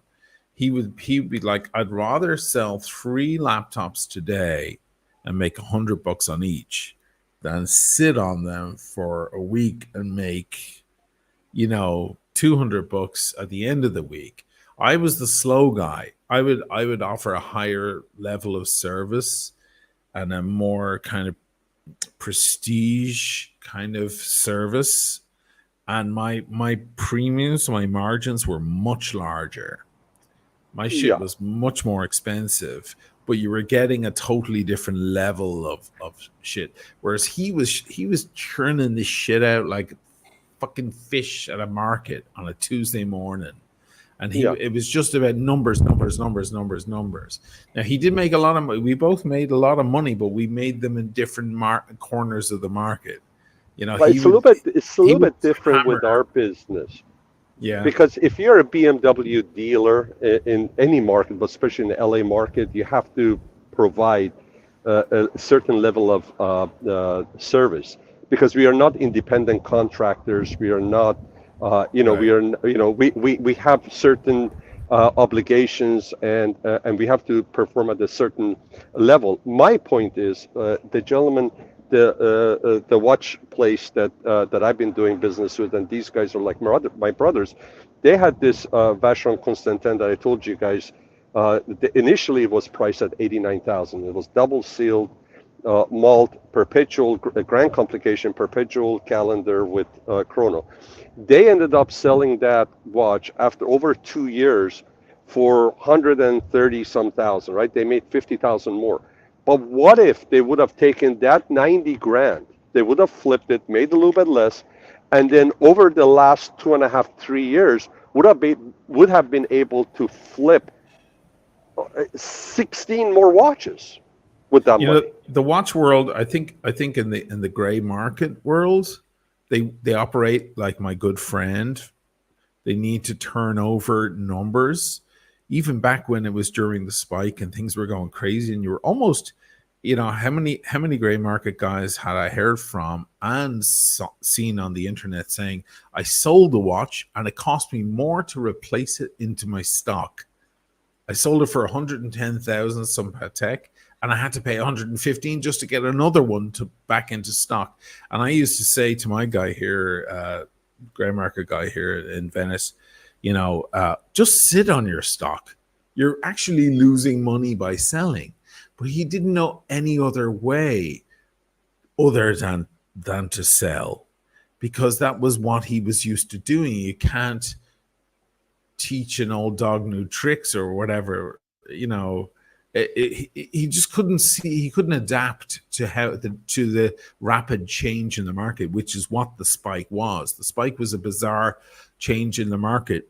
Had someone sat at the beginning of the spike, sat on their product to the peak of the spike and sold then, they would have made so much more money than selling and trying to restock every time. It was a fucking. They probably would make more than in 20 years of doing business. It was a crazy chase. But what you're talking about. Like, I feel like the watch market in general is a slow market.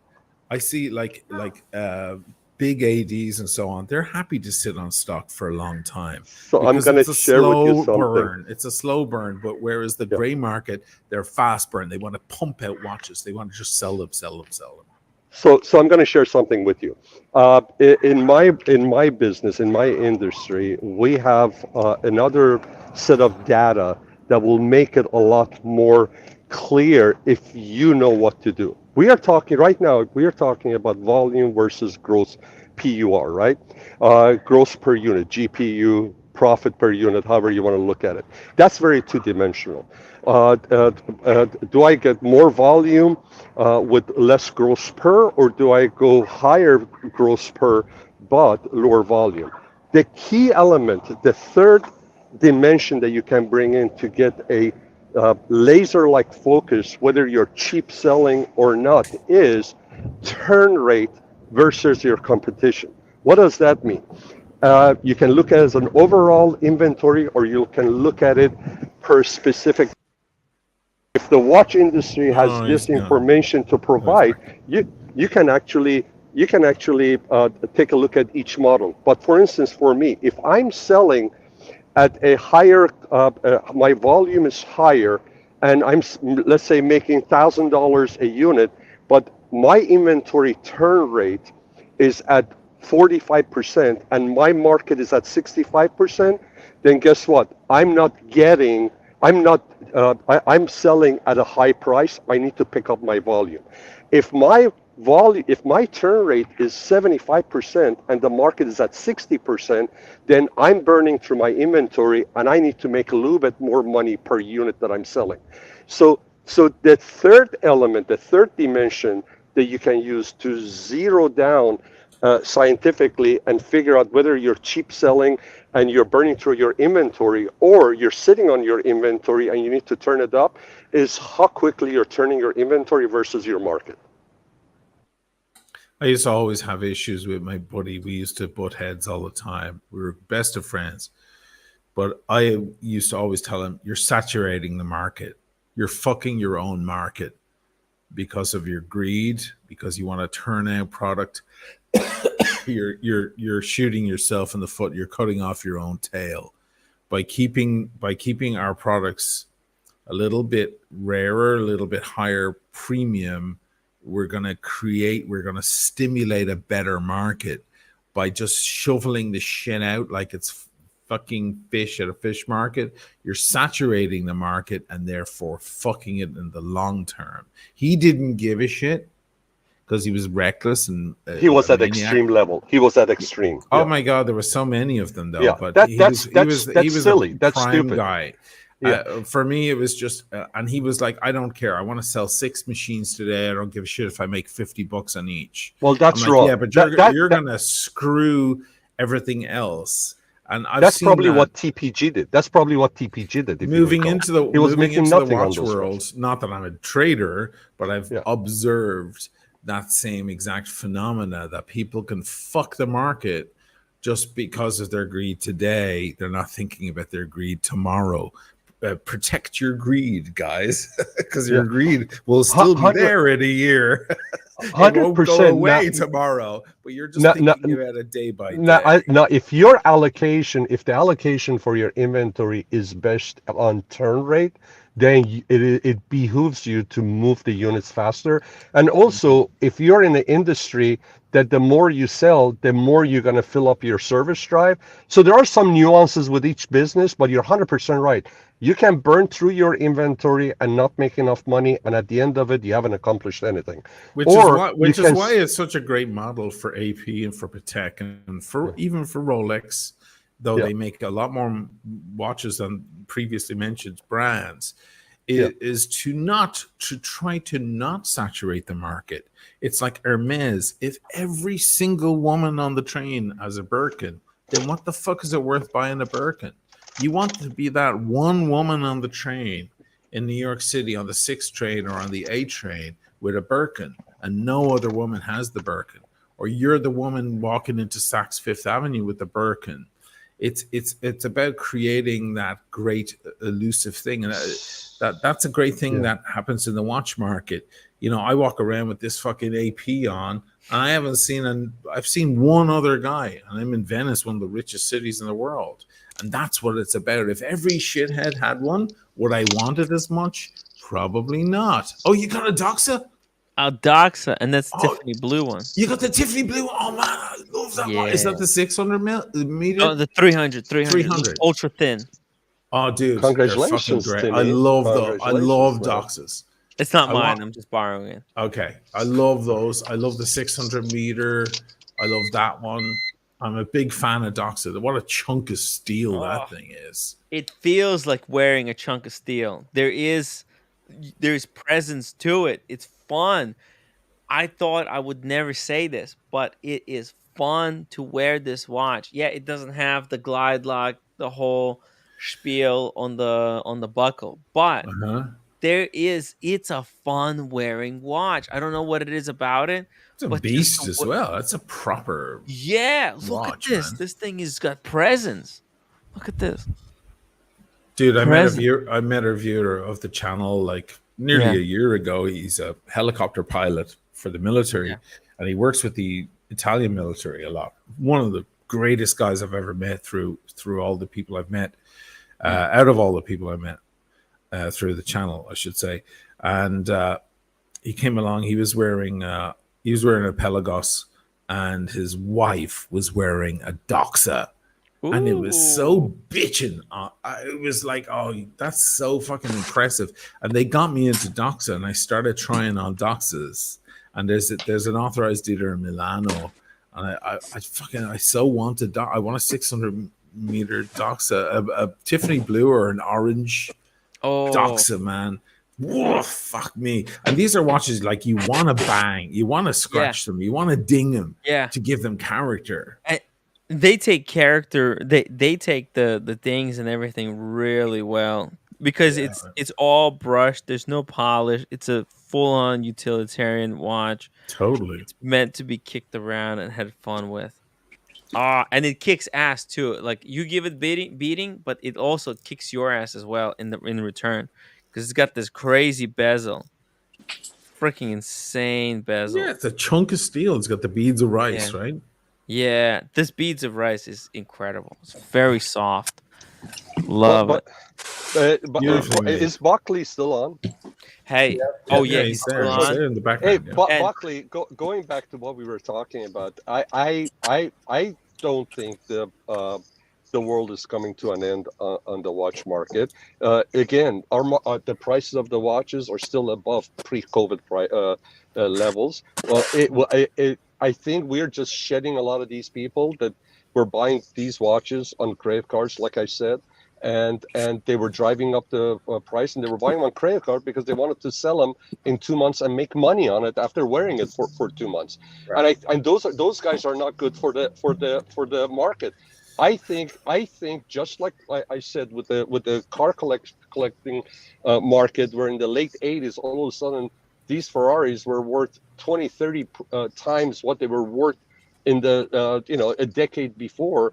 Once even in 2008, when that market adjusted, still the collecting car market collecting world, they're setting new records every year on some of these cars. I think it's the same thing with the watches. Right. I think the watch market is getting its much needed adjustment as far as the pricing. It's shedding some of these people that shouldn't have been. They were buying the watches for the wrong reasons, but because of what happened with the hype, I think now we have a whole set of new collectors, and we have a whole new set of, I think, a market and industry around watch collecting that perhaps wasn't there before, just like with cars in the late 80s. Sean, the problem is that all the watch manufacturers, they adjusted for this new world. They increased their production numbers. They increased their prices. And listen, at the end, everything's going to settle down where it needs to settle down, based on consumer confidence, based on supply and demand. Everything's going to go down, settle down. I don't think you need to give yourself a headache. As long as you're buying the watches for the right reason, you're buying it because you like it, and if you're really concerned about the resale value, not because you want to sell it tomorrow, then do a little bit of more diligence. But buy the watches that you want. You'll be safe. And again, if you are worried about value because you want to flip it, hey, if the watch that you have now that less a year from now, guess what? The watch that you were going to replace it with is also 20% less. So don't worry about it. Keep on doing what you're doing. Enjoy the market. The good thing about it is you have a new set of buyers that perhaps the price levels were putting them out of the market, that now going to come into the market. They're going to be buying a little bit more luxurious watches that they couldn't afford a year, 2 years ago. And that also is going to feed the market and energize the market.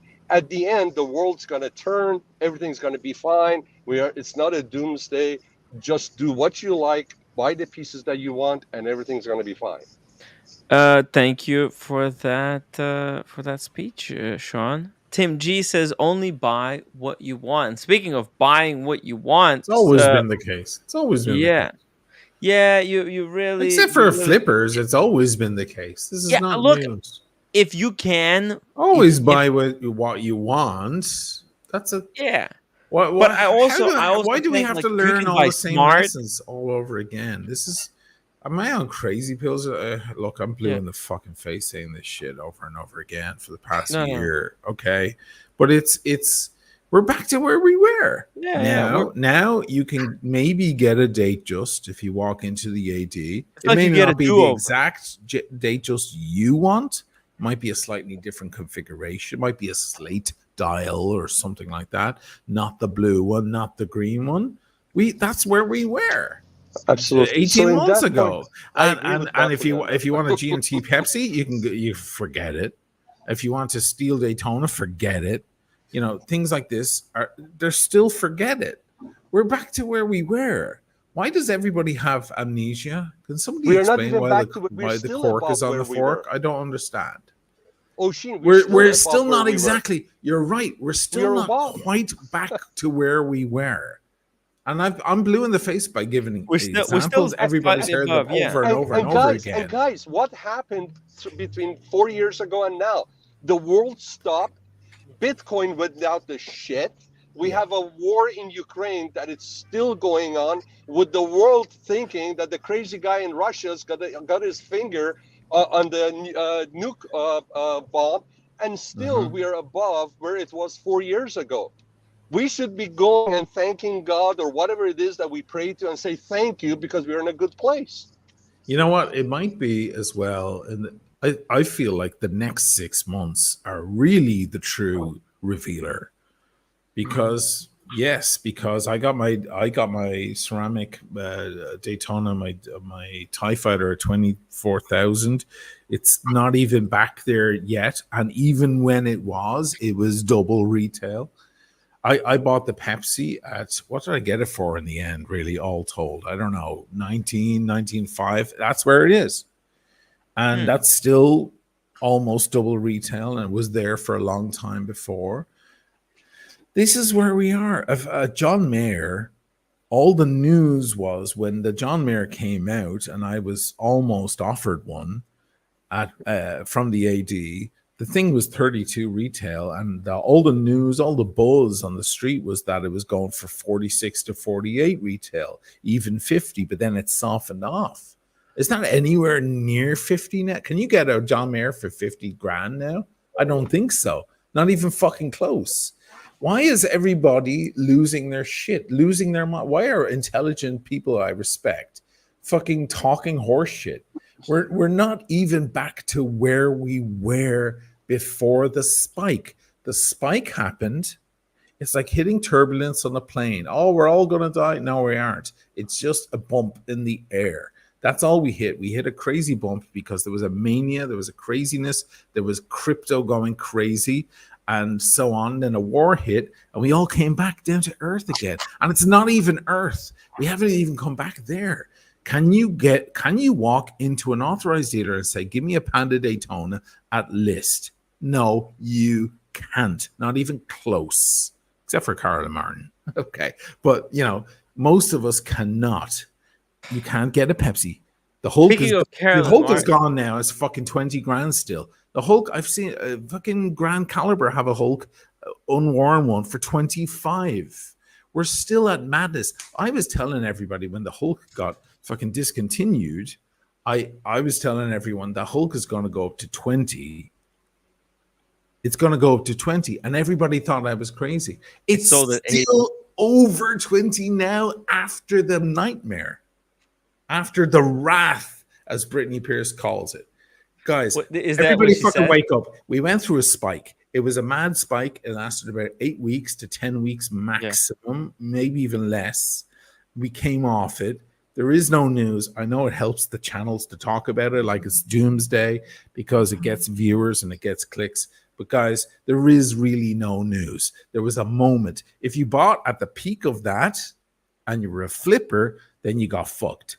And that's about 6% of us. Okay. The rest of us bought either before or just after it, and we're exactly where we were. I haven't lost a dime on my entire collection. Not a dime. I'm still up. So everybody fucking calm the fuck down. Sorry, go on, man.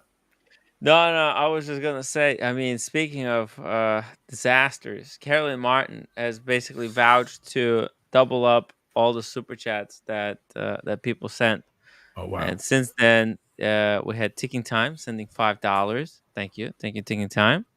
And then he's reminding Carolyn he still wants that pen. He has ordered one of Carolyn Martin's pens.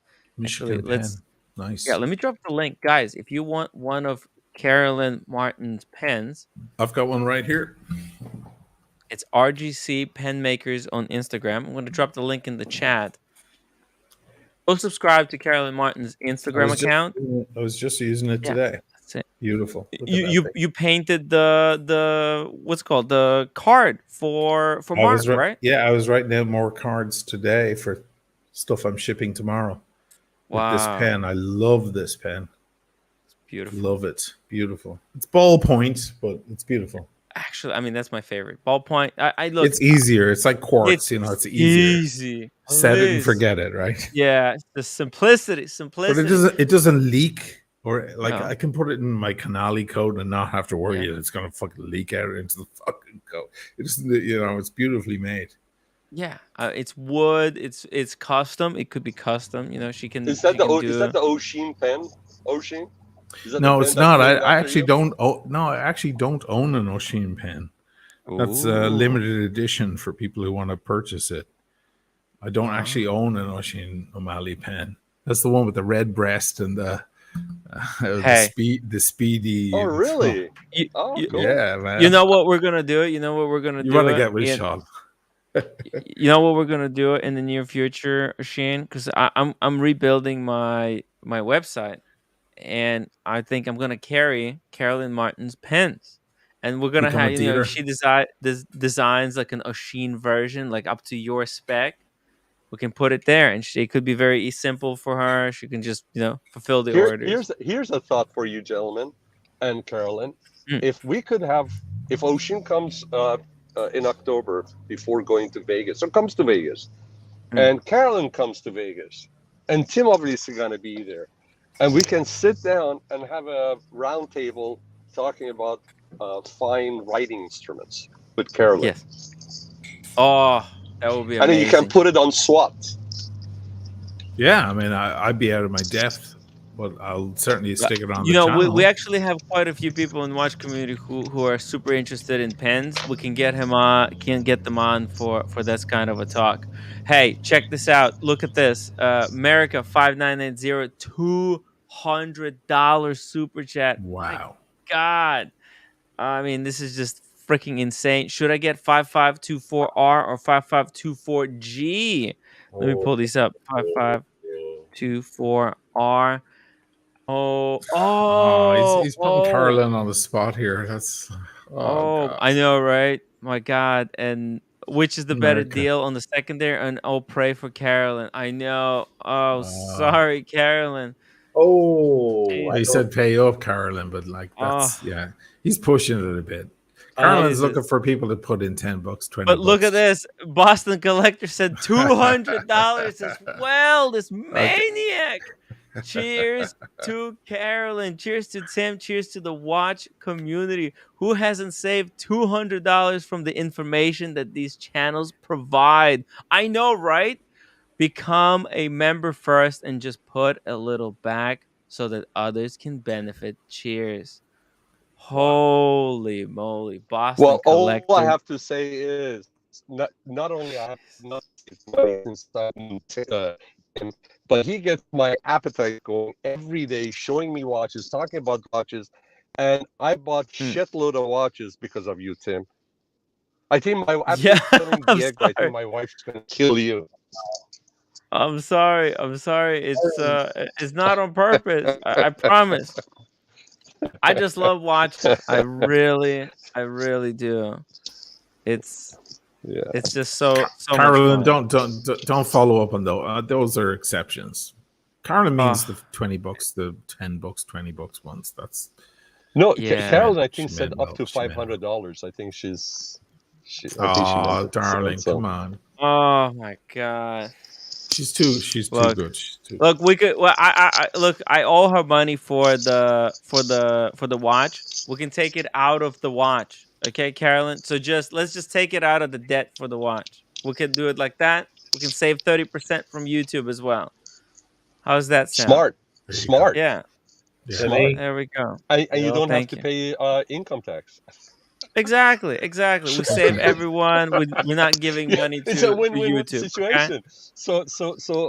So instead of having 70 cents on the dollar and then paying Uncle Sam, let's say whatever, Yeah. 25%. Look at it. You know, instead of having 50 cents left, you have the whole dollar to spend. I know, right? That's smart, man. There you go. And I have some stuff for her as well. I'm gonna help her out. So Carolyn, thank you so much. I really, really appreciate the generous offer. Let's go to 500. So we're at like 480 now with Mark Gerard, $7 super chat. Cheers to Carolyn Martin. We love Timmy. Aw, thank you, Mark. Mark Gerard, he was the winner, one of the watches, if I remember correctly. He's the gentleman from Canada. Good guy. Yeah. For America, can we give him an answer? What do you think? Which is the better of these two pieces? I gotta take a hard. They're I both gotta take a hard stance here. I gotta take a hard stance here. What's wrong? May I first mention that these on the gray market cost absolutely nothing. You can get a Patek. This is their pilot's watch. They have no fucking business making pilot's watches. Right. And my God, I've seen these for so cheap on the gray market. So go for the gold because it's always a better deal. Is this the bigger one or the smaller one? It's white gold versus rose gold. Is this the bigger one or is this the smaller one? Because they got two sizes, right? Well, I think no. This is the reference that he gave me, the 5524G. Yeah, so it should be the larger one. Yeah. They're both. This is yeah, that's right. There is two sizes. There is a small size. And TGO1 is coming in hard now as well. Oh, see, Carolyn, she set off. She opened the spigot. Jesus Christ! Here comes the boys. Here come the lads. TGO1. Look at that fucking shit. I need to talk to TGO1. I hope he's doing well. He's doing. He went through a crazy surgery. My God, this guy is a legend. TGO1, if you're doing well, I'm gonna make sure to call you back. Okay, I need to call you. We need to talk. I need to share some stories. This watch community is totally out of control. TBG 301. Look at this. Holy boys are coming in hard. TBD now 301. This is way above. This is your audience. This is your audience. But Jesus. This is your audience. TBD. Great to see Oshin. Look at this, Oshin. Yo, CW Canadian Watch Monkey. Hey, Canadian Watch Monkey is gonna do an unboxing. Sorry that I'm making you wait the legend, so long. John, I'm so sorry. I feel terrible. He's just gotta give us. Pull it back up again. What is he saying? Yeah. He says, Buckley and the legend, Sean. Cheers to everyone in the stream. FYI America, the 5980A1A is the answer. Carolyn, you're the best. She is the best. Carolyn may be the best person in the community who's not on the screen, you know. She freaking she's a much better person than me, for sure. Yeah. I haven't sent the money. Sort of a piece of shit. I'm gonna do it right now. I'm gonna pay rent right now, guys. Give me like 2 seconds. I need to go pay rent and use the restroom. I'll be right back. All right. Well, I'm gonna take this time to take a hard stance. And America, please do not buy either of them, for the love of God. Because they're pilot watches? Because they're just so ugly. Oh, I hate these. This is like the bottom 3 Patek for me. I hate it. I'm sorry. I hate it. Hard stance. Simon Cowell, American Idol, Simon Cowell. There you go. Yeah, fair enough. It doesn't look like Patek, does it? No. I don't like it. Mind you, a rose gold anything from Patek is like fucking bitching. But yeah, I see what you're saying. Sorry. Where's Tim? We've got an unbelievable unboxing for you guys, man. Buckley, I'm so glad he's on his way back. He's got to go pay his rent and pee. It's turning into a very good night for him. I think Oseen, you're gonna really like this. I'm telling you. Oh It's yeah. don't know if you've even heard of this brand, but I hear it's just phenomenal. Phenomenal. Okay. What are you wearing? It looks cool. Oh, I'm worried. Can you see the watch right now or No, no? I can't see anything. Yeah, you're covered by Yeah, I'm covered a with the super thing. chat. I'm wearing my actual. Oh, there you go. There I'm you wearing go. my birth year watch. I like that. It's kind of It's cool. a looking. 1964 Tissot Viso Date Sea Star.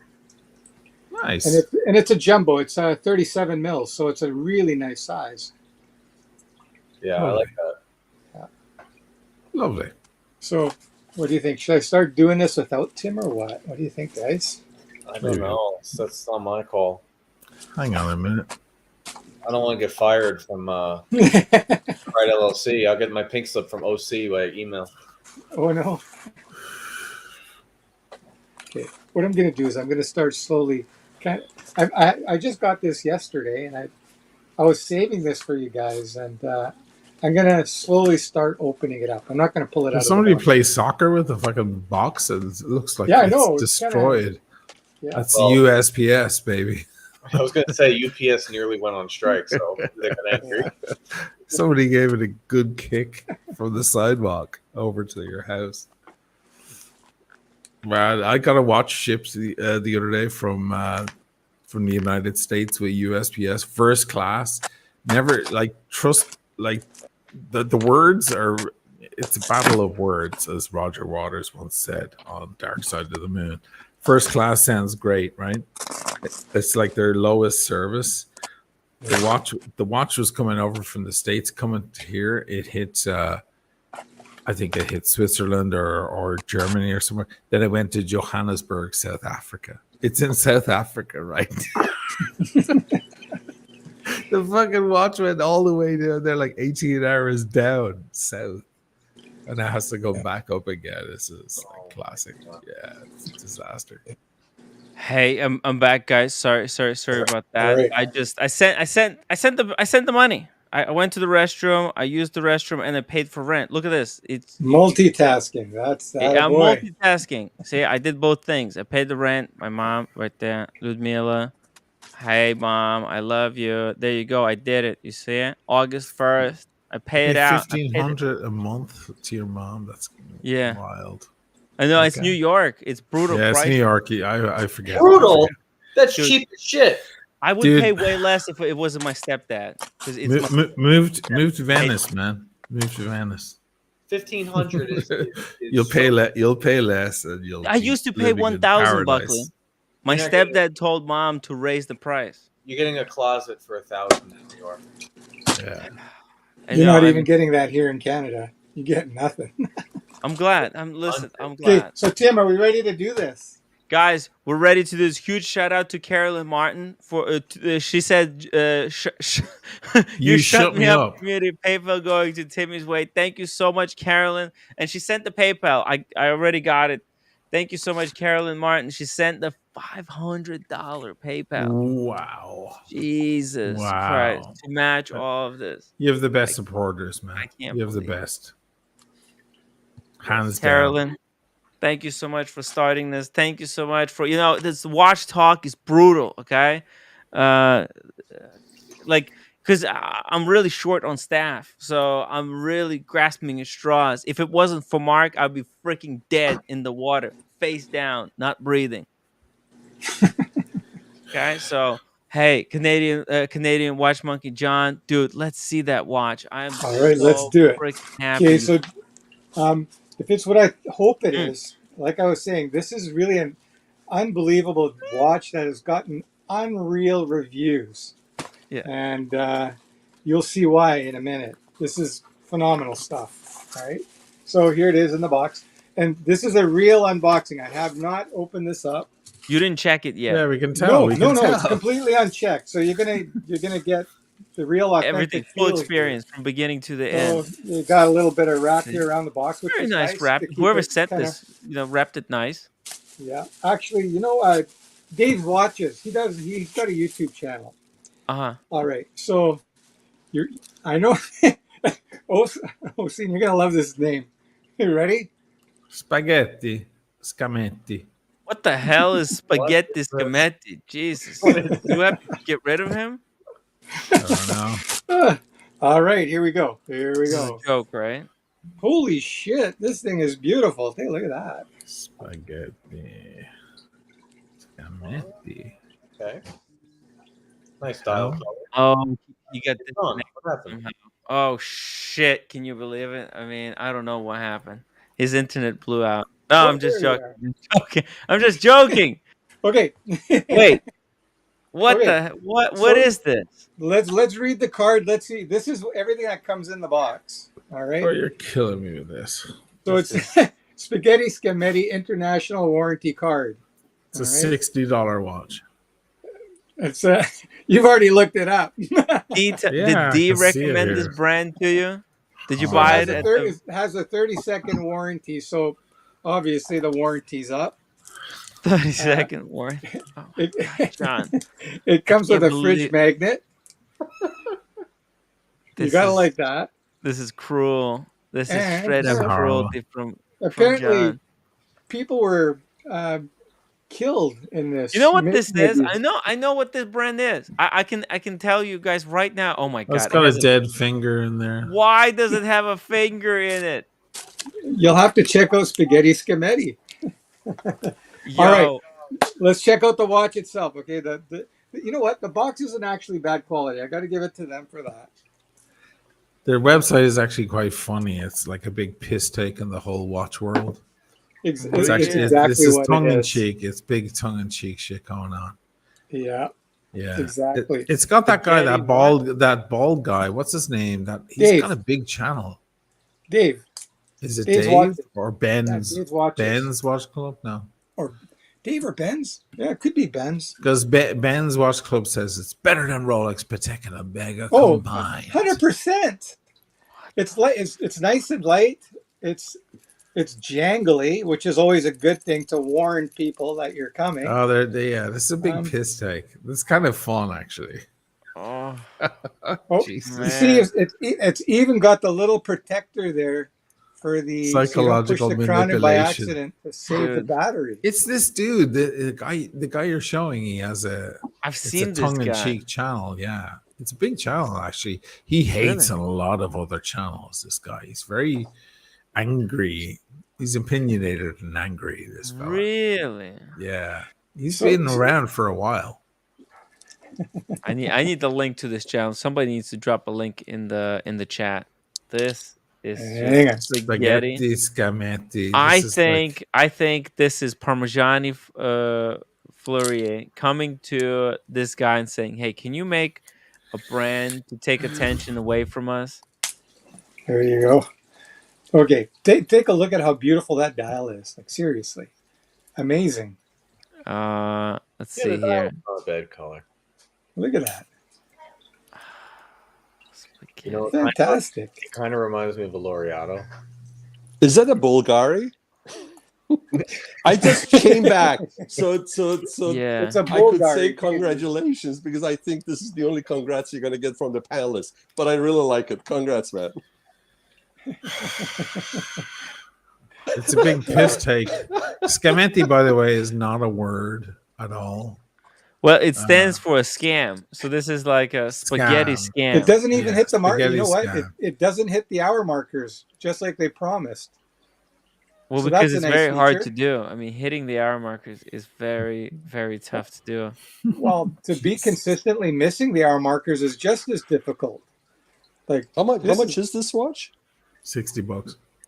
This, Is it- it's not bad for a kid. You know, for $60, how can you go wrong with that? You know what? This is better than that. It's even old branded. chick from Portnoy. That's for sure. Think about it. Portnoy put together a watch that wasn't much better than that, and he wanted 2,400 for it. So Oh, Sheen, this is better than that guy. I forgot the British actor, the African American gentleman that was wearing the Gucci shirt, the Gucci or the Oh, yeah. Gucci watch. This watch is better than that. Idris Elba. Yeah, Look I at mean, that can you glass. imagine if, one of those guys that was at the tennis match with the blue suit and the, you know, if they had this watch on, it would look good, man. Fashion brands. look, signed buckle.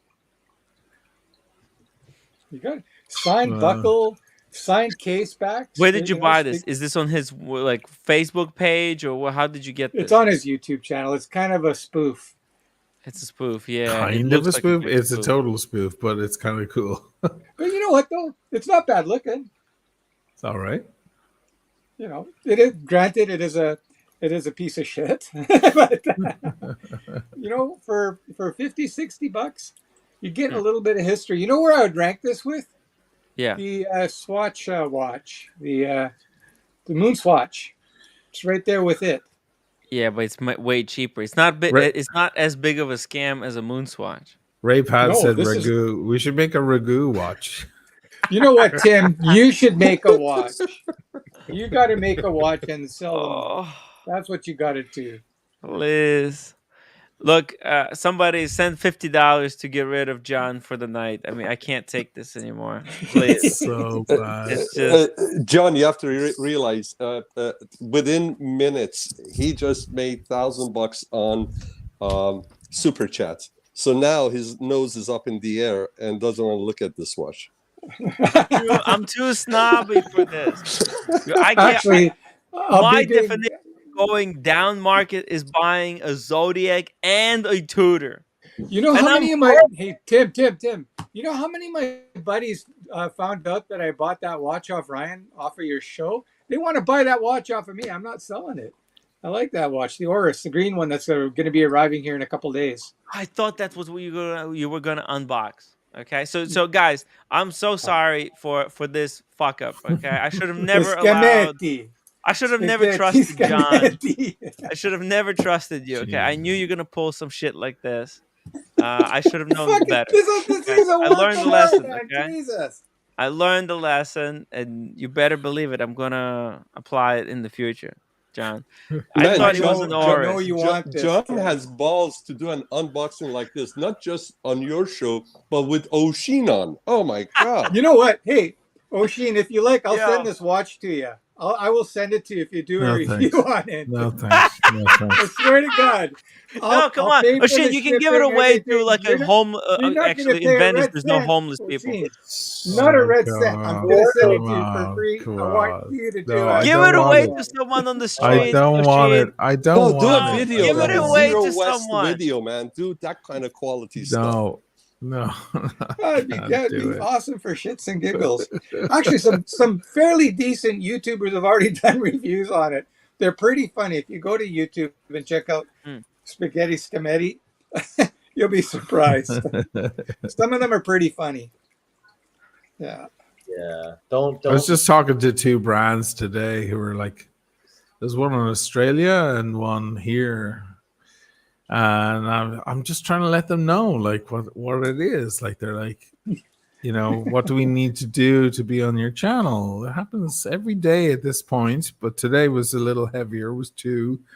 And I'm like, listen, I need to see the watch. And I always, at this point, I say, send me your entire catalog. Like, they're like, what do you mean? I'm like, I look up the prices of their watches, and unless they're $3,000 or $4,000, I'm like, send me everything, everyone. Like in the professional Leon, right? Send me everyone. Like, send me your entire thing, because I might like one of your watches, and then, you know, then maybe we can talk. And they really hold back. They do. I'm like, you guys, you're silly. Just fucking, you should just throw send me. it at cost. It's not even just that send much. it over. What does it cost you? And I might love it. And then one of the brands was like, and what about shipping back? Like shipping back our watch. I'm like, guys, it's a $900 watch. I'm not shipping it back. It's gone. You send it to me, it's gone. Because you want it to be gone. Why? Because I might put it on and take a photo on Instagram. Like, I hate to be a dick about it, but like, if I put that shit on Instagram, if I wear it one day and I put it on Instagram, you're going to sell units. What the hell are you doing holding back? Don't hold back. Sorry, I'm going to get going here quick. I just wanted to interject very quickly here. On a more serious note, did you hear what happened in Switzerland with that freak windstorm? Well, I there's been heard a that lot there of was. windstorms here. Well, Shit, man. it took out the Salida factory. It took it Yes. right out. Yeah. And Salida movements are already doubled in price. One person died. They got Yeah. lucky because they were actually on vacation. So the facility was closed when the storm hit. Yeah. Oh, I didn't hear about that.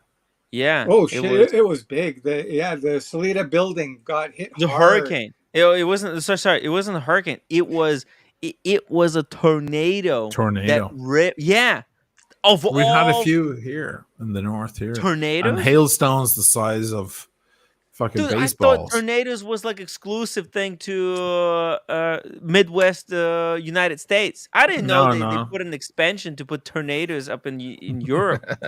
No, they've been happening around Europe. England gets a lot of them. India get a lot of them. But of course, the belt across the United States, Oklahoma and so on, that's the big area for it. That's if you want to see a tornado. That's where you'll see the big, guys, I gotta big get going.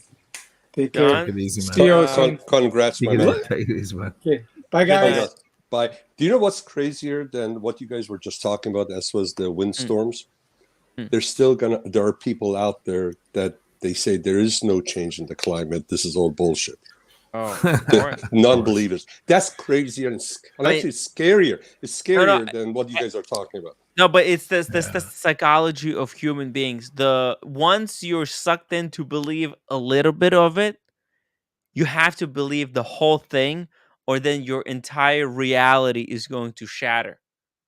It's crazy. It's crazy how it is. But people get attached. They get attached to an idea. It becomes part of their religion. Then yeah, it becomes the part of their identity, and not believing in it, it's like almost. Oh my god! I'm looking at the Salida Show de Fond. It's in Show de Fond.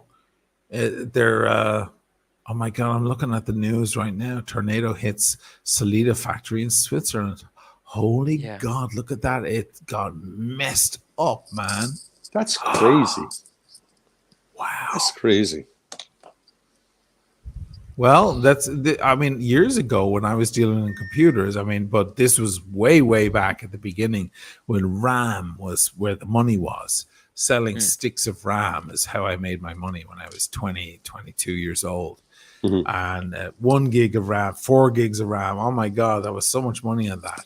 And then the factory went on fire in Japan or something where they made not even the sticks. They made the glue that went over the sticks to seal them, and RAM went up by like 800%. I'll never forget that because of some little factory. So since ETA have become cheap, they've become not cheap, but stingy bastards. Like ETA they won't send out their movements anymore. ETA now are like considered pretty high level. They're like they always wear in-house swatch movement. Yeah, but they're good. The ETA 28, 24, and so on. They're considered still pretty high quality. They're Swiss movements. What are you going to do? Salida have kind of taken over. Zero West and so on had to turn to the Salida, the S200, the S400, and so on, and or the S300. Now that this is hit, I haven't heard from the Zero West lads, but I'm sure all of these brands are going to get hit by this problem now.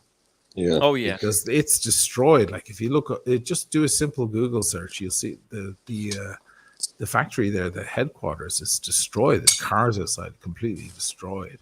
Yeah, I have it on the screen right now. Oh, you have it on the screen. Yeah, it's nasty. It's really bad. Wow. This is going to have a ripple effect through like affordable watches. You know what? This could be good for the watch market. It will limit the supply. Mm-hmm. It will increase the prices of ETA movement powered watches. It will make them a little bit more scarce. So, hey, for collectors, this is good news. But look, you never want anything like this to happen. Talk about collectors. Can we go back to America's question? Yeah, I know it's yes, not we the are. most popular watch out there, but between those two, the rose gold and the white gold, I think it's more of a sporty watch. I would go with the white gold, and I would change the strap to a baby blue strap to match the hands. Oh, match the hands and a little bit of match the dial, right?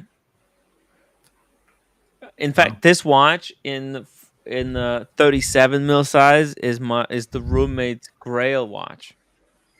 Let's check how much these go for on Chrono 24. They usually fall in price really hard.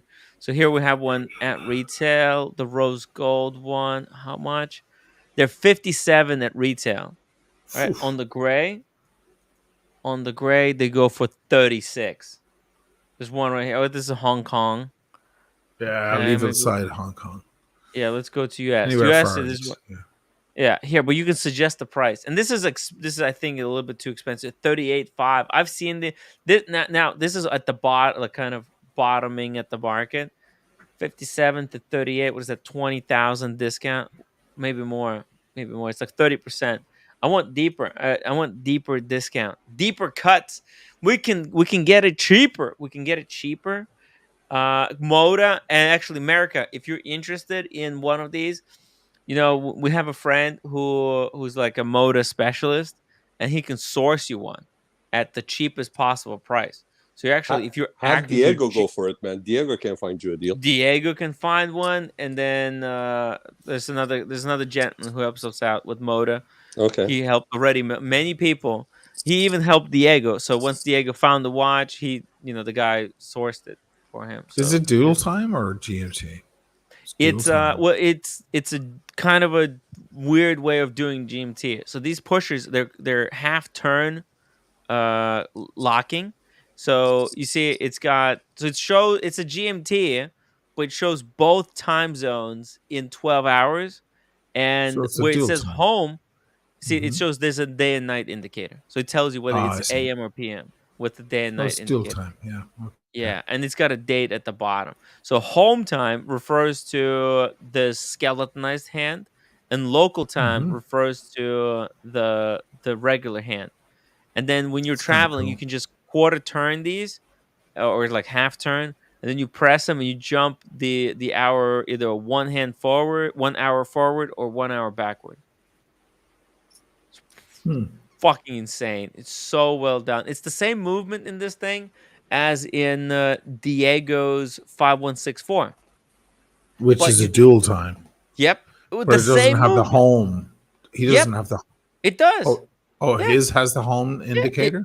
Yeah, it's the same movement. It's literally the identical movement. You can see it right now. I'll pull it up for you. See there? They He just has a cut. home indicator on that. Yep. Okay. They just cut. The cutout is different. The cutout is square Yeah. on the Aquanaut, and the cutout is circular on the Pilot's watch. Got it. Yeah, it's identical, the same movement. But the Diego's one, the pushers, right? Because look how they're designed. They're designed to look like those wings that are on the side. Diego's one looks like a Patek. Yeah. Yep. This one looks like an IWC, but that's why you Exactly. pay. But that's why this one costs fraction of the price, 38,000. You can suggest for 34 and buy it. Yeah. So for 34, what would you rather pay? 34 for precious metal in this one, or pay 80 grand for steel? Listen, this is a beautiful watch. It's a hard choice. Yeah, it is. It's a fantastic piece. Bargain of the century. It's just, these Chrono 24 prices, they're way too fucking expensive. I bet there's going to be people trying to sell this for 25,000 on Moda. They would be fucking begging to get out of this watch. So, if you want a deal of the century, we can look for it for you. So, America, you're always good to us. We can send out the manhunt for this piece. What are these numerals called? These the applied loomed Arabic. That's what it's called. Yeah. Okay. I hate all watches that have these. The AP that has it, the offshore, I hate it, and the Moser as well. Damn. I love Buckley. He just says it the way he feels, man. I love it. Sure. It's just like 1, 2, 3, 4, 5. I hate it. Yeah. I feel like I'm looking at I feel like Dracula in Sesame Street would use this watch as a kid. When you look at this watch, you imagine you're looking at IWC, Big Pilot. That's what it's based on. That's what it looks like. Yeah. Oh, It looks like God. Alex's IWC Big Pilot. IWC. He took it with him into shower and screwed up The Big Pilot is a bit nicer, honestly. the leather strap. There you go. What do you think? I'd go for the Big Pilot. Like between those, you know, it's a different thing. But you know, one was Patek. It's like You know that IWC spent millions on marketing the IWC, whereas Patek Philippe was like, "Oh, wait a minute, there's no luxury pilot watch in production. We'll make one just to cash in." And boom, there you go. They cock blocked Lange.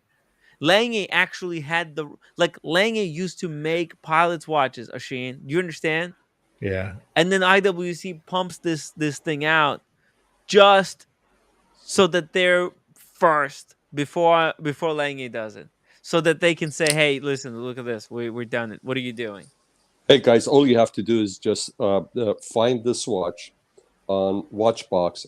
Listen to Tim Mossel for 5 minutes, and you're hooked. Yeah, I mean, the roommate wants this one in 37. I've seen this watch. It's a beautiful watch. No, you want this watch. This one right here on the screen. You see it? No, look here. Come here. The Patek. I'm talking about the Patek. Congratulate roommate, by the way. The 37. Please. You said you want that one in 37. That was your grail. No. Okay, different color. GMT. It is a GMT. No. What are you talking about? The Rolex GMT, not the Patek. No, I'm saying your grail watch. GMT is Rolex. No, remember you told me that your dream watch is this one in 37, white gold, Patek Philippe. How many roommates do you have? Only you. I don't think so. What do you mean you don't think so? You told me. I said the Calitrava new one, not this one. Back in the day, you told me that was the... Okay, so she doesn't like this one anymore. Okay, America, you know what? Save your money. Forget about it. Roommate doesn't like it anymore. She forgot. I'm going to be recording our conversations going forward and just play back to you. You calling me a liar? Tim, I believe roommate. I think you like the watch. You were gonna get it, but you didn't want to be associated with you. So you're saying I'm getting it for roommate, so that at night when everybody's sleeping, you could put it on your wrist. You guys are cruel. Hey, by the way, JC has a really good question. He wants to know what the community thoughts are on 5726A.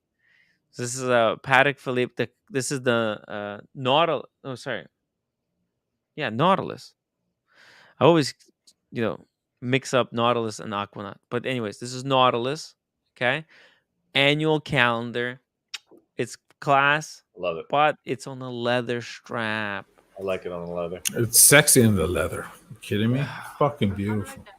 But what do you do all day long? All day long. Would you buy this gray market though? No. Would you trade a few pieces? You would buy it only retail, right? Nah, I'll stay in my lane. I can't afford Patek, but I like it a lot. 50,000. Would you pay 80 for this? No, right? You would only buy retail or below retail, in my opinion. Forget it though. Why? And for that kind of money, go AP. At least for me. For 50,000. Think about it. It's 50K, right? It's not. It's. I spoke with JC about this, and I told him, like, dude, it might be a great watch, but whoever is selling it has it on a rubber strap. You know why they have it on the rubber strap? Because you don't want to wear it on this fucking luxurious $800 leather strap. It's gonna get worn out. You do want to wear it. That's so boss. That's beautiful. Yeah, why would it get worn out? But you got to have big balls to do it, man. Whoever was wearing this one didn't have the balls. Why are you sweating so much, Tim? You got a thyroid condition? For fuck's sake. Huh? Why are you sweating so much? You're not gonna sweat through the band. Come on. Listen, Timmy, the contrast stitching And that alligator strap honestly makes the whole look. But you know, I have this one, the fake one. 1 second, let me just go get it. You have a fake one? Here's a fake one. What the fuck? No. Don't reveal that to the Don't world. do that. Yeah, don't show anyone that. That's the end. Unless you're going to do a comparison, comparison video. What Shit. Oh my god. That's hilarious. I love that. Fuck, I would wear that all day long. Look at that. This thing. is gorgeous. This Yeah. is power, man. This is Oh my beautiful. god. I'd be all over that. I'm with you. You got a Can you imagine, fake version can you of this imagine watch? James Bond wearing this at a casino, course. at the table? That's unbelievable. Okay, hey, I'm back. Okay, sorry. So I do have actually a fake here. This is a fake Patek. It's a 5711 on a leather strap. This is a straight up fake. By the okay? way, later on, we need to hear the backstory on that. Jesus, On this it looks really good. Yeah, It's that's the terrible. I know. This Oh, is from no. like 6 years ago too. It's a friend of the show. Kind of an old friend of Try it mine on. who Try it on. Huh? Put it on. I know it looks amazing. It looks so real. I actually God. I know, but it's real pain in the ass, okay? No, it's by the way, look, it's got the finish movement. Like from afar, it looks Wow. legit. I know it looks legit from. So look, I was given this to make a video, like fake versus real. But Right. how the fuck am I supposed to make a fake versus real if I only got the fake one? That's right. You know, so this is gonna wait. You until... could still make a video. You still could. You could be wearing it around and showing the fake and then show close-up shots of the real from some website. I need the footage of the real one though. So actually, Those I videos have do a friend really well, man. who might give me the footage of the look at the finish from Hey, far if away. you, Shit if you looks bring legit. it to if you bring it to LA, my guys have these watches in stock. We Yeah. can go in and you can do a comparison video. Oh, okay. So I'm gonna try. Yeah. So I'll get the footage. I'll get the footage and we'll do it. Actually, now that I'm starting up the channel, now it's gonna be worth. Maybe I'll break it at the end of the day. There you go. This is how it looks. Okay, I can see Actually- something about it that does look a little shitty, but Yeah, it's a little bullshit. I yeah. don't know. It's something about the leather strap. I love the watch. If I'm gonna I like the strap.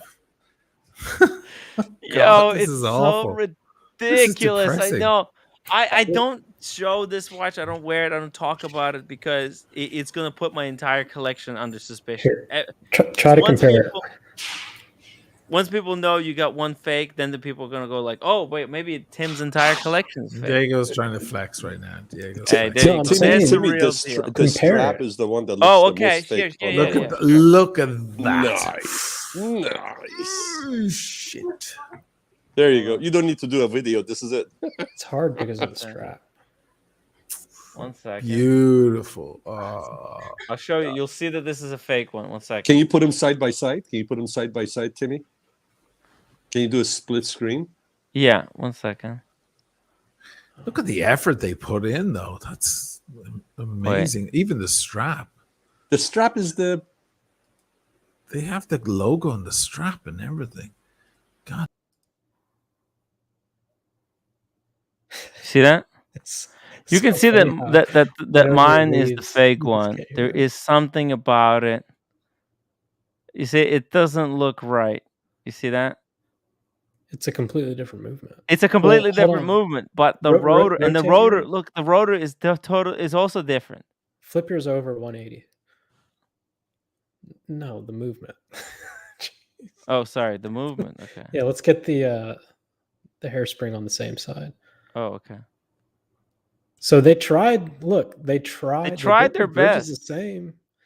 I mean, if you're just looking for those three bridges, That's why you have to be really careful. you And might this get is a fooled. fake from years and years and years ago. Can you imagine where they are now Yes. with these things? Yeah.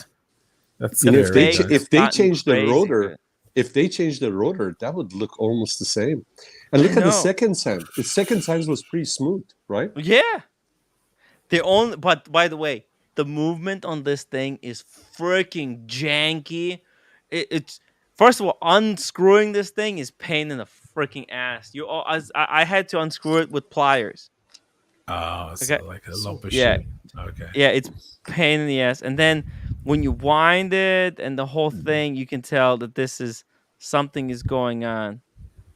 It's just something is shit about it. I can't screw it down now. I need to use like Yeah, so up close the fucking thing is a lump of shit. But over these cameras everything looks good. Yeah. Ocean, what are you wearing? I'm wearing a fake Aromatics. What are you wearing? Oh, that's my favorite watch of yours. For you, I think that's it. A fake Aromatics. There's nothing fake about that one. That is a great. They probably watch, make great fakes of this now at this point. I know, but listen, I think that's between the 3 APs you have. For you, I think that's the best one. It's beautiful. Thank you. Actually, we were talking about it earlier today on the stream. Oh yeah. When Diego was talking about when he met you in Venice, yeah. I was wearing a Tudor that day. Yeah, that's what he said. I asked him. I said, "What was he wearing?" He said, "The Tudor." A big monster thing. Diego put it on his wrist. It was like crazy. Yeah, you had it on yesterday's stream too. I put it on my wrist and then I slid my other hand underneath it. No, it's like, isn't it crazy how these watches change? Like with different wrists, different size wrists. It's nuts. I was doing. Honestly, I wasn't going to come on tonight, but I'm working on an edit for the Battle of the Beasts, and it's bitching. It's full of heavy metal music. I was rocking out all night, and I was like, I need a tequila, and then I turned you guys on because I was editing for so long. What's Battle of the Beast? It's this versus the Ploprof versus the Deep Sea, the James Cameron versus the Seiko 43 mil King Sumo. It's for the big boys, for the guys with the big wrists, Time to make a video for us lads. Yeah. Question for you. Shit, forgot the question. No, I was like, here we go. We were watching your video on Lisbon, right? Lisbon, and I told my wife, I said, you have some footage. You did some video on what do you call it?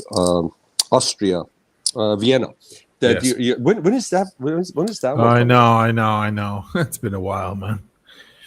Yeah. Are you going to do that one? Are you? Yeah. It's in the pipeline, but it's been in the pipeline for so long. Because when I went, did you go back? And no, I haven't been back, footage? And my plan is to get back. So Michaela from the Watch Fashion Police, she's going. So I'm going to go meet her. Oh, that's cool. In Vienna, I'm going to finish the footage for because I have to go to Mozart's house. I didn't even get to Mozart's house when I was there. Yeah, we were there. By the way, that town is so beautiful. Unbelievable. I have a lot of footage, but it's not enough to do Vienna justice. Like you saw the footage I got of Lisbon. That took me a week. That's a week of footage, right? Now, Lisbon, as cute as it is, ain't no Vienna. Vienna was the cultural capital of the world for like 1,000 years. Like I was 4 days there, and that was 2 years ago. And then it went into heavy lockdown everywhere again. And then it got pushed off and blah, blah, blah. And I had to do other things. So it kept getting pushed back. So my plan is to get back over there because I went over to see my brother when he was 50. He lives there, my older brother. So for his 50th, I went to see him. Yeah. So now I'm turning 50 in like a month. Yeah. So I'm going to go see him again. Thanks. And I'm going to go see him again and finish that. And Michaela's going to be there. So we're going to do a live stream together, me and Michaela, in Vienna, which will be really cool. So yes, Fucking great So, watch. so you're gonna do the opera house, and you're gonna go see Mozart. While you're doing Mozart, to give us the other opposite perspective of beauty, as far as the dark side of history, are you gonna go to Eagle's Nest also? The Eagle's Nest? No, I'm not going to leave Vienna. I'm not going to go out. No, I thought there. you're gonna go to Mozart house. I'm gonna go to Mozart's house. I'm gonna go to the Bosendorfer showroom and play some piano. Oh, okay. So I'm gonna I thought play. you were gonna go. I don't know. thought you were gonna go to his hometown, actually, where he actually lived. No. I'm gonna stay inside Vienna. I want to go to that Okay. big food market because I didn't do any footage there. I have a lot of footage already made, like 60%. All the coffee houses, which now you can't get into because now it's not locked down anymore. So I had the privilege of being able to walk into all of those famous coffee houses then. And I'm doing a contrast between Mozart and Shostakovich. Yeah. Because that's the older and then the newer music thing. So it's big music town, and my channel is very musically oriented. So I just have to complete the video. That's all. Yeah. By the way, talk about coffee houses. The culture of coffee house in Vienna is unbelievable. Well, that's why Michaela is going, because she has a coffee house in Seattle or outside of Seattle, and she's all about Viennese coffee houses. Yeah, it's amazing. That's why she's going over there.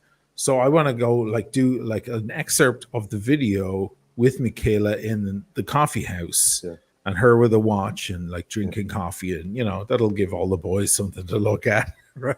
Yeah, and it's going to be perfect. But the whole thing, I'm probably going to look at the contrast. It's got to be Chronos. So when I went, I brought the Daytona, the TIE Fighter, and the 861 Speedy. And now I'm going to bring probably the AP Chrono. So we're going to have the AP, all these different Chronos from over the years. I'm going to make a theme out of that. It's all going to be Mozart. It'll probably be the Requiem. Did you say you're also going to take the IWC? The Portuguese? No, I should have taken that to Lisbon. I missed out. Why wouldn't you take the IWC to Vienna? It's a classy watch. That's true. It's elegant. You're going to an elegant city with culture. There's nothing hype about it. Yeah, it's a very good point. And the rose gold and the dial color goes with the architecture over there. But going back to the coffee thing, as much as I love Paris and all that, and people think, hey, Paris, the coffee house, you sit outside. It's nothing like Vienna. When you go to Vienna, I mean, they'll give you a freaking 4-page, 6-page menu of different coffees they have. And you don't go there for just having a coffee. You just sit there. I mean, people have work, they have home, and they have their coffee houses. And to this day, they still have old school newspapers hanging from the rod. You grab them. And they're all on a thing, looks like a hanger. On the rack. Yeah, exactly. And people actually use them, read them. And when you go sit down, these coffee houses have been around for 150 years. And people that serve, they all wear black suit, either with bow tie or with a black tie. And it's very, very traditional kind of a thing. And you can tell they've been there since they were 16, 17 years old. And now the guy is 75 years old and he's still working there. Can I ask a coffee question? Was coffee in Italy supposed to be amazing? Yes. Is that a thing? Yes. Oh, yeah. That's when they invented the Starbucks right next to Parthenon. What am I supposed to Pantheon? order? No, the coffee here is unbelievable. What should I have ordered? Just a black? Depends. What time of the day were you going? What time of the day? Okay. What See, time we of the kept day? trying cappuccinos. What time of the Maybe day? I hope you didn't order cappuccino in the afternoon, because you only get cappuccino in the morning. Anybody ordering cappuccino in the afternoon is like you having your wristwatch upside down. Yeah, and not knowing how to read it. Raw. It's like ordering ketchup for your pizza. In the afternoon, you go in, you don't even sit down, you stand up, you get your espresso just like a boost. Can I say something though? It annoys me here in Italy, and I lament about it quite often, that the coffee culture here is so fleeting. They walk in, they order their espresso, They have a very brief conversation with their friends at the bar, and they shoot their espresso. It's a drug. That's all it is. That's what it is. Yeah, And then they walk. And then they walk. So when I went to Trieste, I did the video on Trieste with the Omega watch, right? That was a popular video. And I went to the Cafe Specchi. And the thing about Trieste is it was Austrian and it became Italian. So they still have half and half the cultures. They have Austrian culture and Italian in the same city. So they have that culture of sit down, big long leather seats. That's what they bring you the coffee, the pot of coffee. They bring you panna montata, which is like whipped cream, and you pour chocolate over it. And, you know, it's a very long thing. And you read the paper or you write a novel like James Joyce did. He spent 15 years there. He started Ulysses while he was there.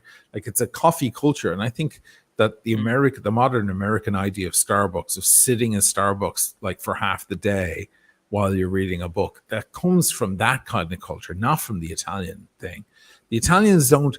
Coffee is not like, I walk around sometimes with like a big thing of coffee because the guys nearby me here, they make me a big coffee, you know, and I walk around it with it like I'm like with Starbucks in New York, and people look at me, and then the American tourists are like, "Where did you get that?" You know, I'm like, down the street, but you got to let them know that that's what you want.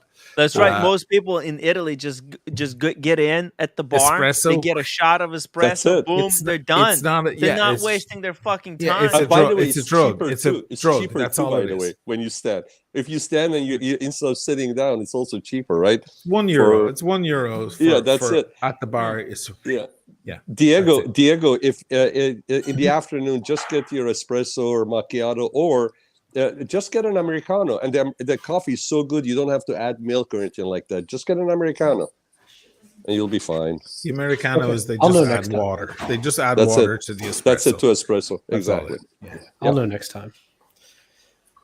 Yeah, the guy who got the idea for opening Starbucks coffee, he got it right next to the Parthenon. What's that the temple Pantheon? that's like sphere? Pantheon, right? The Pantheon, and it's one of the oldest buildings in the world, and modern architecture. Yeah, the famous dome.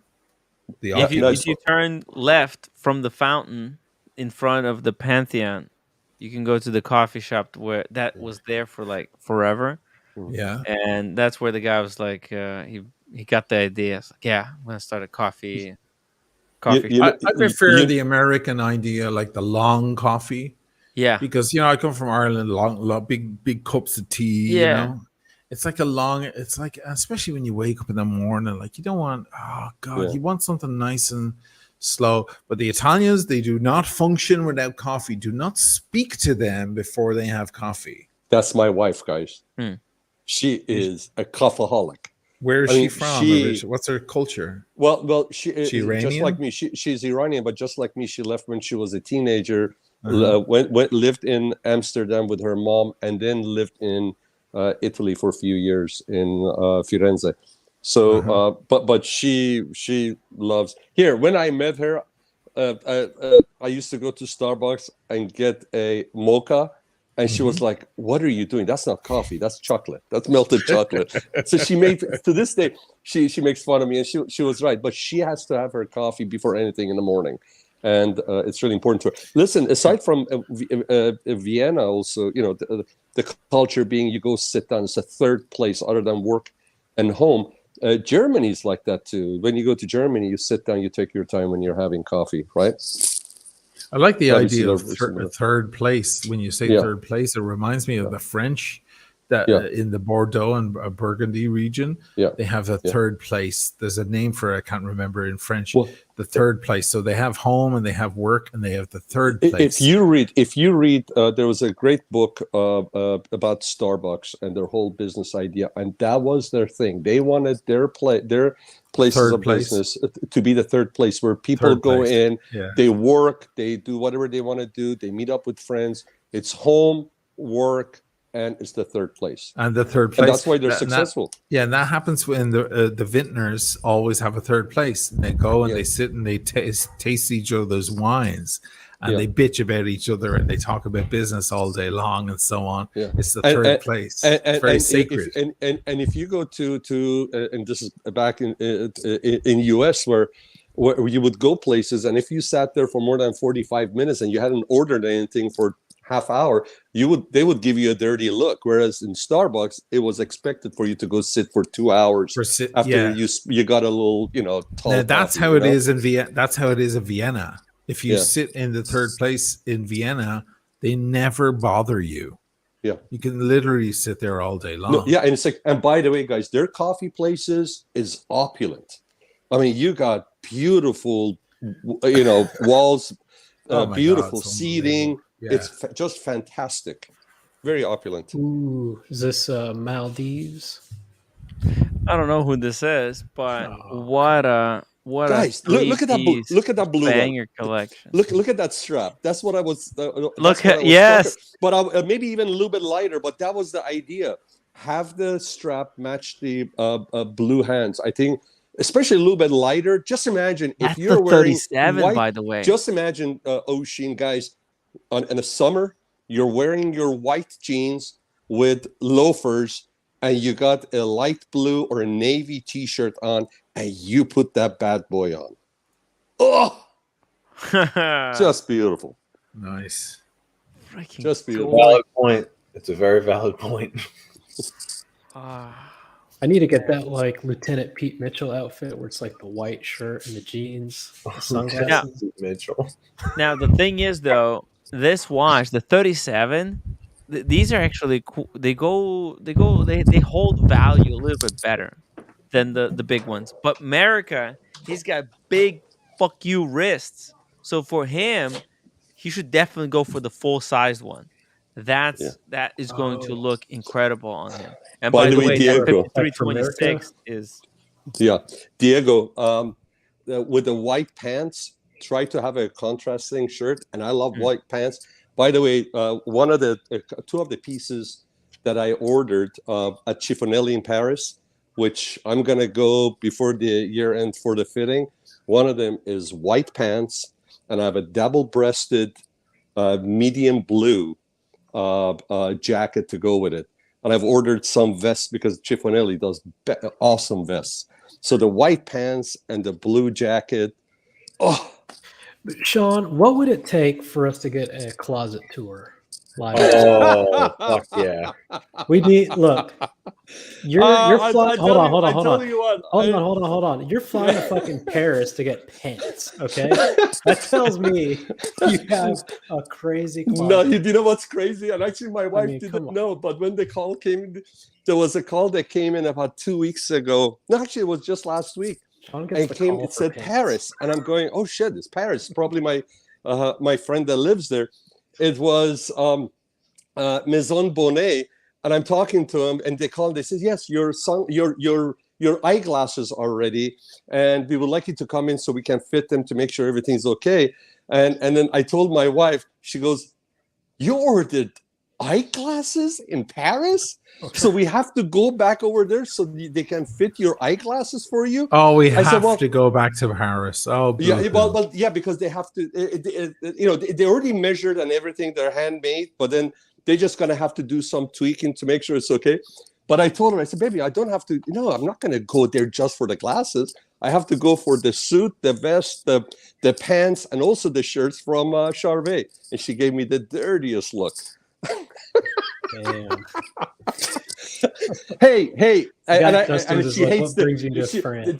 This is what she hates. This is what when I tell her, baby, I don't use drugs and I don't gamble. And in the beginning that would work, but now she even gets more pissed off when I say that. By the way, we got 2 super chats here from Spaniard. He says, "Sheen, check out Brahms. He's good though. What is Brahms?" Like I don't know Brahms. His second piano concerto was the piano concerto I was supposed to play in competitions. Had I stayed in Ireland, that was because you have to finish with a concerto.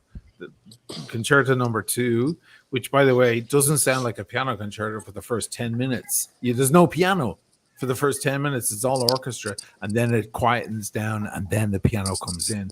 Listen to it; it will make the hairs stand up in the back of your neck. Brahms is one of the greatest composers of all time, and was the first to pioneer the idea of the whole orchestra all playing the same thing at the same time. Because normally you have different instruments playing different, you have patterns and so on.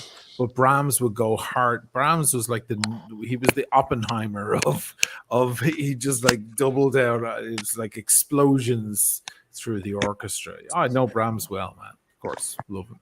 By the way, the music that you used for Lisbon video, my wife and I both on our both phones, we Shazammed it, and we play it. This is beautiful music, beautiful. Oh yeah, it's all Portuguese Yep. fado. Actually, Spaniard, it's Piano Concerto number 1. Piano Concerto number 2 sounds like a cello concerto and a piano concerto. It's Piano Concerto number 1 that I meant to say. Sorry. But yes, the Portuguese fado because fado was born in Lisbon after the earthquake in 1755. So it nearly wiped out their city. Again, another parallel with San Francisco, almost wiped out because San Francisco 1905, right? Yeah, was almost wiped out. And so many parallels between the cities. And fado was born out of those sad times as the city was trying to pick itself back up. And it's a very sad and nostalgic, beautiful, dreamy, traditional music. Normally traditional music in countries can be quite jolly, except for Ireland. The Irish, we share that. We have kind of sad music, traditional music. But because of the English invasion and so on. But Portuguese fado is beautiful. I use Madre-Deus, who are, exactly. Great. Yeah, so really, really nice stuff. Yeah. Thank you. Thanks for noticing that. Of course, that's beautiful.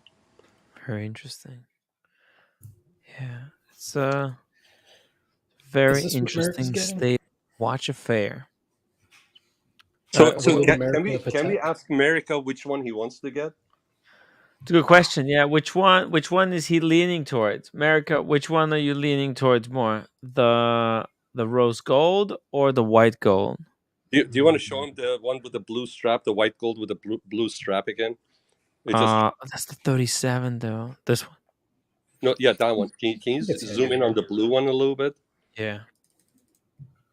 The other way, yeah.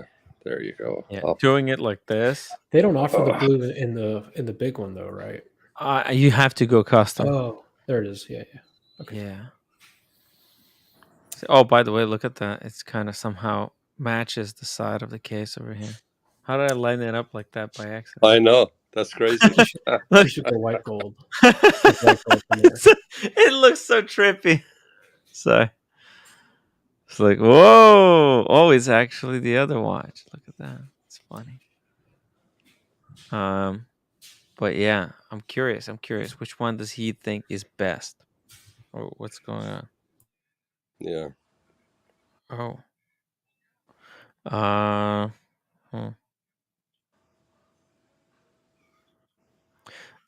Let's see it. Do we got any more questions? Any more requests? Let's see it. Andrew Volkovich, don't spill black coffee on white pants. It looks like pee. It's terrible. Like you can't wear white and drink coffee. It's going to ruin everything. Do you know what's worse? If somebody had spilled a little bit of coffee at a coffee shop on a chair and you don't know and you sit on it. Now you got that brown stain on your butt. That's even worse. Sean, with all due respect, I can't pull off white pants. I appreciate your advice, give it a try. I'm telling you. I don't have the ass. He's Iranian. He could do that shit. I don't have the Middle East. They can do Turkey, Iran. What are you talking about? Italians are. I don't know, but hey, no, you should try. By the way, I was going to ask you guys, Buckley and Diego, are you guys coming to Vegas? I think so. Yeah. We gotta come. Oshin, are you coming? Maybe. Okay. Trouble, It was man. That's fucking trouble. I hit Vegas. I'm troubled. You don't want to be around me in Vegas. But take if one you of come those to I'm a alcohol. listen, if you come nightmare. to LA, Take you one of can those pills where you die if you drink. you get to see your brother, your sister-in-law, and from here we can go to Oh yeah, Vegas. if I'm going out that far west, I'm definitely hitting California. I'm hitting Napa. I'm doing all of that. But Vegas for me, first of all, it's one day only, one night only. I won't spend any more than that, and it's going to be gambling like at a heavy high level. Don't worry. Tim and the gang gonna keep you boozed up, so you won't get a chance to gamble. Oh shit! We're No, gonna I'm have to I'm get- hitting the tables. I'm definitely hitting the tables. Dude, we're gonna need I have my our systems. Lucky Charm back. We're gonna need our Lucky Charm back by then. I know. I'm not a cooler. I'll bring heat to the table because I've got Irish look. You want to be around me at the table. Shane, do you know what would be amazing, guys? Shane, if you go to Napa and you do a video in Napa about wine. Oh. Of course, it's already set up. Robert Foley, the entire thing, Dan Duckhorn, the whole thing. Of course, it's already waiting to happen. That would be a great. You haven't done any video in US. Tim, you got to get a sheen on edibles. That's what I want to see. In the wine country. Yeah, and in Vegas. hey, Diego. By the way, I'm going to be in Atlanta from 17th to the 20th. Yep. BMW has a big meeting over there, Is and that from this there I'm month? going to go to New York. Maybe you and I can meet up. Is that this month or next month? October. Okay. October, just before the watch time. I plan to be in New York for the watch time as well. Perfect. By the way, Sean, somebody doxed your closet. Hey, no, that's the smaller one. Whoa! Shout out to Cars and Chrono, $20 super chat. Asheen, let's hit the table. Absolutely, Cars, my man. Let's use the systems, and if we're doing high rollers, if we're at the Bellagio, they don't have the limits on the tables to limit the systems. You know, I mean, it's $500 or usually $500 minimum, but at least they don't have those limits. So at least I can run my systems on the tables. Absolutely, I'm down, man. I'm down. So is that a yes then? Is that a yes? Are you coming? Well, we're gonna start talking. I'll give you the dates, Asheen. I'll send you the dates for like New York and then Vegas and what's going on around it, LA and stuff. So you can decide. You and if you can't make it this year, then we'll plan it for the next. 100%. It's on the way to the west. You're 100% right. I forgot about that. I gotta get over. Come to watch time. I'm turning 50 as well, so the whole thing has to last like 2 months. You know. Yeah. When I turned 40, there was like 5 or 6 different parties in different places, stretching over weeks. 50 now has to be big. It has to be big. So I have to like lose my shirt at the tables, at the Bellagio, the high rollers, with Cars and Chronos. Like I have to do that whole thing. I'm down. Fuck it, man. You only live once. Jesus. Exactly. Why not? Can we take your work? Can we take your promise to the bank? You're coming. Oh, I'm coming.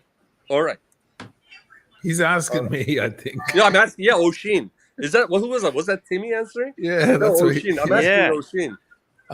Timmy, it won't be a party without you. You're the center. You're the nucleus. I'll be there. I mean, if Oshin's coming, I'll document. I'll make a movie about it. A legitimate movie. Well, Tim is a uranium pit of Vegas. He's New York. I think is the 20th, the weekend of the 20th, October. Yeah, and then you can hang around, meet you afterwards. You can stay there, and on Wednesday or Thursday of that week, I think it's going to be about 24th or 25th. You come to LA. We'll hang out in LA for a couple of days. Then we're gonna go to Vegas. Sean, what day are you flying to New York from Atlanta? It would be. I'm gonna leave Atlanta on the 20th. That's when Watch Time New York is, though, right? Yeah. So Watch Time I think starts on the 20th, doesn't it? Okay. Maybe we take Cars and Chrono, another $20 super chat. Asheen, we would have a good Yeah, time in Vegas. yeah, Make it happen. he's a good time in Vegas for sure. Dude. That guy's a good time in Vegas. This is going to No be a doubt. very special time in Vegas That's too. he's trouble in Vegas for sure, man. Yo, I get shit blasted every time. I don't know what is happening. Every time, dude, like it is so insane. I black out every There's no single sleep. time. There's no sleep. And it's dude, You it fly- sets you the fly world in, on you fly fire. in, you meet your mates, you start drinking, you start gambling. You do not sleep until you're Let's back on the go, plane. man. You do not sleep in Vegas. And it's Cars are mayhem. It's mayhem. $20 super chat again. You haven't done Club XS until you have seen Timmy in the And bunny ears. Dude. Nice. All right, I got business to attend to. I gotta go. Hey. All right, bud. Good night, Diego. Hey, thanks, Diego, for sourcing that watch for me. Yeah, man. Just let me know. Send me the. I'll send you the bill. All right, man. See you guys. Done. There's some guy in the chat saying I'm not allowed in the US or Canada. You have no idea what you're talking about. Oh, it's the troll. That's I know. I'm just saying. Like, I don't know where that came from. That's course that's they are. the narrative. That's the narrative that I know, they love to guys tell that they're themselves running that. with. Yeah. It's gonna Hey, look by the really way, weird aside- when I show up, like in New York and in I- Vegas and LA. They're all gonna go. I know, dude. They're So I guess desperate we to were just all make talking shit. up. Do you know, guys? Aside from like obviously the folks that come on the stream and people like Carolyn that are strong, part of this community. Do you know who else would be cool to be there so we can meet? Because he's one of those guys that has been a pillar for this community and for you, Tim. Yeah. Andrew Wolkovich. I hope that one day Aw. he'll be able to be there so we can meet him in person, shake his hand, Yeah. because he's just an amazing human being, it seems. He's not just huge for me, but he's also has helped out Oshin. Yeah, he's over the been years. great. Oh wow, Yeah. okay. Yeah. He's up in seems Canada. like a great guy. Yeah, Yeah. he's from Canada, yeah. Yeah, he's in Canada, but it's kind of like Daniel Katz. It's just a short flight down. You just hop on the plane and you're there. It's real quick. Yeah, it's not okay. It's not that quick, but for some reason, flights to Vegas, they're cheap. They're very cheap. There's Yeah. a reason for that. Yeah, because people go in to lose a ton of money. You ever take a flight out of Vegas? There's so many long faces, man. God. Oh, boy. Shane, last time I was flying out, I was with Red Shovel, and the Red Shovel looked at me and he said, Tim, I don't think I'm ever coming back to this place ever again. Why? He Oh, lost that money? one, actually, that no, that one was too- morning. Oh my God, that guy. Man, we stayed too long. Jesus, I felt bad. We How made long too were you many there? jokes. Hey, listen, Oshin, he was putting up, and I wasn't there. I was sleeping, but I saw the video. They were at the breakfast, like this 6 o'clock in the morning, and he's eating breakfast, and he takes the fork and he puts the fork and the food in his mouth, and it looks like his head was gonna go down on the table with the fork in his mouth.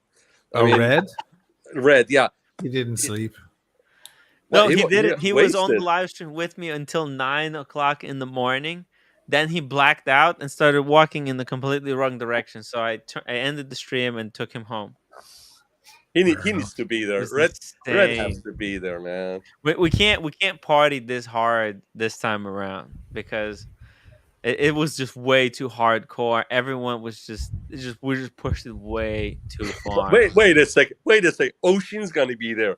Yo, You shouldn't, but you will. What are you talking about? Let's There's go. no option. There's no option. There's no option. Are you kidding me? We're hitting gotta- the- Well, we're it hitting has the to be tables. 2 nights. It has to be We're 2 hitting the nights. because- tables, dude. I'm not happy until I see you put your Panda Daytona down on the roulette table on black, Oh my God, you're nuts. and you have to walk away from the table. Do not sit at the table. Walk away while they spin it. Oh, And then you'll get the look from the crowd going, yay, or you'll get the look from the crowd going, oh, didn't come in. And Hey, in Vegas, it depends which place you're at, but You know, when it's 00 and 0, they have different policies. That's why I always like to gamble in Atlantic City, because they'll give you half your money back on 00 and 0. It's the best gambling. Atlantic City is the best gambling town in the United States, but unfortunately, it's a little bit of a sad town.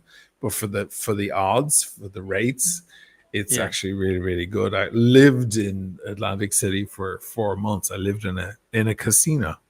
Actually lived in a casino once. It's a story I'll tell everybody on who needs a drink. What the hell? Yeah, but Vegas can be rough. Over here, where they make like the first casinos in the world, the first ever casino is right here in Venice. It's called Casino. It's where the word comes from. Right. Casino means chaos in a room. That's where the word comes from. And their odds are awful. There's no 00. It's just single 0.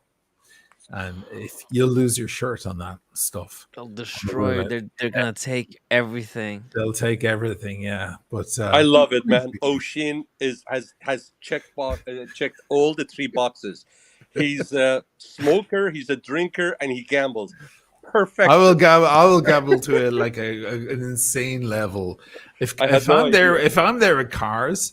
Shit, man, we're having like a crazy night. As long as he'll front me, I'll front him. If cars is down and I'm up, you know, this is the thing. First of all, don't gamble against your friend or against the table. Don't Red Shovel broke that rule one time. Oh, you don't do that. You never do don't that. fucking do that, Red Shovel. You That's don't not right. break. You don't go against your boys. You don't. And people at the table as well, strangers, don't do that. You don't want to cheer while they lost their shirts. Yeah. That's not cool. Everybody goes in together, especially with your mates. You go in together. And if he's down, I'll front him. And if he wins, then he's cool and he gets the money back and so on, and vice versa. Yeah. So, you know, this is how you play the evening. Does Cars gamble? Well, I think he does because he's firing some actually, shots here. Rolex was playing with Cars' money and made like some money for Cars. There you go. Oh, I remember that. Yeah, I remember that. Yeah. Yeah. By the way, just really quickly, shout out to Spaniard, $5 super chat. Take a black light. Spaniard. Thank you so much, Spaniard. I really appreciate it. I wonder what that icon is from. It's some kind of a video game, or maybe it's a Yu-Gi-Oh card. I don't know what it is. Let me know where that icon is coming from. He says, take a black light in any Vegas hotel room. Semen everywhere, even the top floors. There you go. Hey, that's when we saw tea and tickers in the wig, so I wouldn't be surprised. And the Cars and Chrono, $100 super chat for Vegas year 3. Can't wait to see everyone hungover at the Wynn Saturday Cabana. That's right, Oshin. Cars got the Cabana at the pool at the Wynn. So Friday night we're gonna party hard, and then on Friday we're gonna rest at the pool, and then at night we'll go to dinner. Legend. So that's gonna be the legendary day. And middle of the day we'll go to the Watches of Switzerland and end up coming back with a watch. I'm setting up a live stream. No, actually, there is another boutique there that might allow us to live stream. I just have to get the time that we'll be there, and we can live stream from the boutique, looking at all the watches. They were very happy to. They just needed a heads up. Very cool. When we get there, we're going to have lunch, and I'm going to brief you on my systems, because I can't explain my systems at the table. Because they have microphones, they're listening to everything. They'll know they know all the fucking systems. Okay, they just don't know that everybody knows the system. So I'll brief you. I'll make a mini table on like a mock-up table on the lunch table while we're having lunch and drinks, and I'll show you what to do, and then you follow my lead. Okay, everybody follow my lead. Timmy, O'Sheen is Boston collector of gambling for us. Oh yeah. It goes deep, guys. 4 months in Atlantic City, 4 months, and that paid my entire way. Every single day, I paid my entire way. I lived like a king for 4 months, and it didn't cost me a dime. Wow. So I know my system, but you have to be very, very regimented. You have to stick to business. And every now and then, if you get a little too drunk, you go out, you make a little bit of you take a risk. And that'll probably happen, considering the gang. and it might come in great. And if it doesn't come in great, then everybody goes, "Oh fuck it," whatever. It's the house always has the advantage, but you have to turn their advantage against them. That's the important part. So with my system, especially in roulette, you hope to lose. You hope that you're going to lose. Isn't that a weird thing? Yeah. Wow. Okay. Interesting. When you lose, it's to your advantage. I'll expound on that when we're at the table. So you'll see how it turns around. But it's so much better at the high roller tables because they don't have a limit on the table. Yeah. I'll get into it. Okay.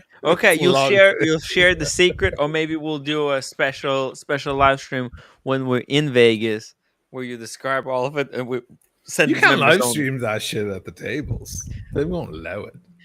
You have to be careful. We last time we were. You can't point the camera at. You have to be very discreet, and you have to be kind of far away. You can have commentary, but it's very difficult. So you're right.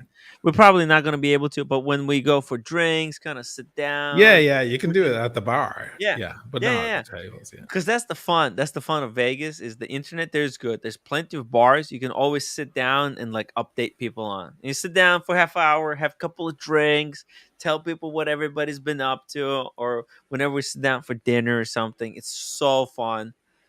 Man, Vegas is the best. It's the best. And I for hope one day, and then it's just, you can't stay. Actually, I stayed there like 8 days. I almost died. I literally had to. I had to Vegas. I couldn't wait to get out 3 hours early. No, dude. I know. You've got. Almost killed even me. 2 days in Vegas is too much. 1 day. Yeah.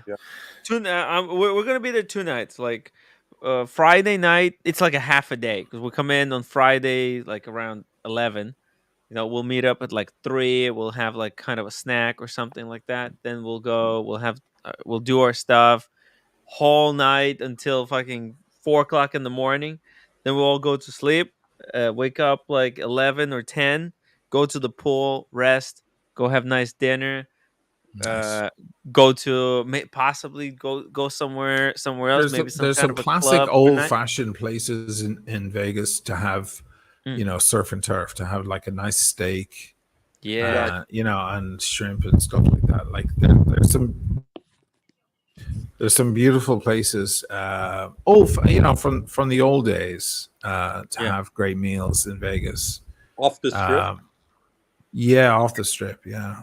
Cool. And the Luxor is to be avoided. I used to love the Luxor. That was years ago, though. That was 20 years ago. Now it's a shithole. A lot of places went to shit. Yeah. Now they have that new dome thing, which is amazing. Yeah, for they concerts. play all kinds of graphics on it. It's fun. Yeah, that's It's crazy. really fun. But the Bellagio is probably the place to gamble, especially if you have 10K in your pocket. And you want to get in on that. You can walk away. Like if you keep your head, if your wits about you, you walk in with 10, you can walk away with 13, 14. Just stay fucking smart. You know what I mean? Like people walk in thinking they're gonna, they have 10K and they want to walk out with 30. That's very rare. It could happen, but unfortunately what happens is people get drunk, they get excited, and then that's when they start losing. You use your legs in those moments. What we used to happen with us as a band, whenever we'd get winnings, the manager would take the winnings up to the fucking room. Oh, it's like, that's what you won. Now keep that $400 and just keep gambling. I'm taking the rest of the room. Because it's like if you keep it in your pocket, you're going to lose it. Yeah. As long as you sit there, we've all seen Casino, right? The fucking De Niro and Pesci. As longer you sit there, the more you lose. It's eventually if you win, if you don't stop, you're probably going to lose it. It's your just legs. Your legs are your best instrument. Yeah. You win, walk away. Walk away. Oh my god! You walk. You go to the bar and you fucking you have a party. And you throw a large fucking chip at the dealer. Yeah. Because they really appreciate that. Holy moly. Cars and Chrono, $87 super chat. 87 days until Vegas. Vegas. Yo, the time is Oh, flying. Vegas. It's Oh, out of control. The God. time is going so I'm gonna lose fast, so much. machine. Fucking. It's I blurry. better, It's been you know, 3 we better. years. I can't Okay, believe it. but what we need to do, dude, is we need to go to smaller tables, like $5, $10 minimum bet, so I can figure out who the cooler is. Because there's always a cooler in the bunch, and it could be your best friend. It could be me and you, Tim. It could be me. You It's usually might me. be my cooler. Can I? Be like, listen, I'm I love you, usually but the fuck cooler. off. How Go away. Go away. Oh, Shane, I'm usually the cooler. Where can I be best positioned to cool people down, the enemies? Well, if there's enemies in the room, just sit at the table and gamble with them. Okay, so this is what we want to do. If you're my cooler, then you gotta go. Or if I'm usually the cooler. cooler. I'm usually the cooler. I can't be around, unfortunately. I'm usually such a crazy cooler. I don't know why. But maybe it wasn't me. Maybe it was someone who was next to me. You never know who the cooler is. Never know. It's usually an unlucky chap, you know. Yeah. Am I unlucky? I don't know. You know, I usually think I'm not Vegas lucky. casinos years ago in the 70s and 80s used to send coolers out. Just unlucky fellas, just humble, unlucky guys, just, you know, guys with a certain cloud above their head. They would just send them to a table to cool off the table. Everybody start losing. Yeah. It was a The science. people who are down on their luck. Yeah, down on their luck. They just, you know, yeah. There's a film made about it. It was fucking with Alec Baldwin. A real thing. It's a real thing. The cooler. They'd send out the cooler, and the cooler would just sit at the table and go, "Hey, man, yeah, well, it's been a rough week." And all of a sudden, everything would just go downhill for everybody. You're gonna be careful. So my cooler in the band, my cooler was the drummer. Really? He's the best guy in the world, sweetest guy in the world. But I was like, "Can you fuck off? Just go away. Go over there. Go over there. Go over to the other table because you're cooling me off. Like it's awful." And my younger brother, who's a guitarist, he did all the Lenny music. That guy he's got the best look. And he played with Enrique Iglesias for 8 years, and he gambled his money sometimes. Enrique would like be gambling 30,000-40,000 a hand, and he'd be like, "Hey, you fucking do it," you know. And I remember one time I was down a lot and he was up a lot, and I was like, you know what? Instead of me doing the bet, can you fucking do it for me? And he won me all my money back. Wow. The guy's just like the sickest look I've ever seen in my life. He's just one of these people. Oh, shit, he was your Rolex. Yeah. Because that's what Rolex did for everybody last year. Yeah. Oh, really? Yeah. You know, a lot of people, they really hassle me, you know, they really, oh shit, you know, they hassle me about this whole Rolex situation. But one thing that Rolex is good at is bringing luck. Oh, he's good. Good luck. Yeah. Yeah, he's a good. He's got luck Irish charm. in his background. He's gotta have Irish blood. I would do a genetics test on him if he allowed. Yeah, because the Irish will bring luck. But here's the important thing: if we're doing roulette, which is a great game, I'll tell you why. Because there are ways to play the system, and there are systems you can go by. But also, you can have a fun night. You don't have to stare at the table all night. We can have a chat about watches. Yes. And just put down our bets and actually have, like, we're sitting at a bar like a bunch of boys. Yeah. But in the meantime, 200, 300, 500 is coming in each time. And then you walk away with 12. Yeah, you put down $50, you walk away with $1,200. You're going to the bar or your steak dinner. And guys, we are in Vegas. We can smoke cigars while doing all of that. Oh, fuck yeah. By the way, guys, okay. I was in Vegas with this couple. Okay, this couple, they were very cool at the craps table. I have no idea how to play craps. They kind of taught me on the quick. They were just like teaching me. They were just telling me what to do, and I was playing. Dude, I went. They literally. I had nothing. It was the last day. It was like last hour. I was leaving the next morning. So I was just like I was just staying there because if I stay at the table, they keep giving me free drinks. So I was just like, yeah, I'll just hang around here. And this lady gives me $100. I turned the $100 into $600. I have no idea what I was doing, and at the end, I just gave her all the chips and left. Were you rolling the dice? I was rolling the dice, yeah. Huh? Okay. But it was their money, and then I won it. And I was like, okay, here you go. That's it. Great. It was Harmon. I had no idea. I had no idea what I'd done. You know, I was just following the crowd. I was just looking at people. I was so out That's of great, it. man. That's By great. the way, what the hell? Vince's leaked audio of the phone call with Anthony, the TPG, admits to being $5 million in debt and stealing from clients. Okay, let's just keep this kind of information down low. We don't know. Is that real? If you have any facts, if you have the audio, email it to me at hello@timwright.com. So he did send it to me in the email. Has he got real info? Fuck. God, poor old Anthony. Fucking hell. What's he getting into? Yeah. Okay. All right. That's unfortunate. Spaniard $2 super chat. Baccarat. Best odds. Yeah, biggest payout. Well, craps as well, but you're risking a lot. I tend to go. I mean, I don't even do the poker stuff because you're up against super pros. What do you do? Blackjack? Yeah, blackjack or roulette. I know it's stupid. Like roulette is like what the wives play, but you know it's an easy night. I have my systems. I'm happy to put down, I don't know, let's say I have 1,000 in my pocket. I'm happy to walk away with 1,800. That's fine. Yeah, that's where Rolex made the money.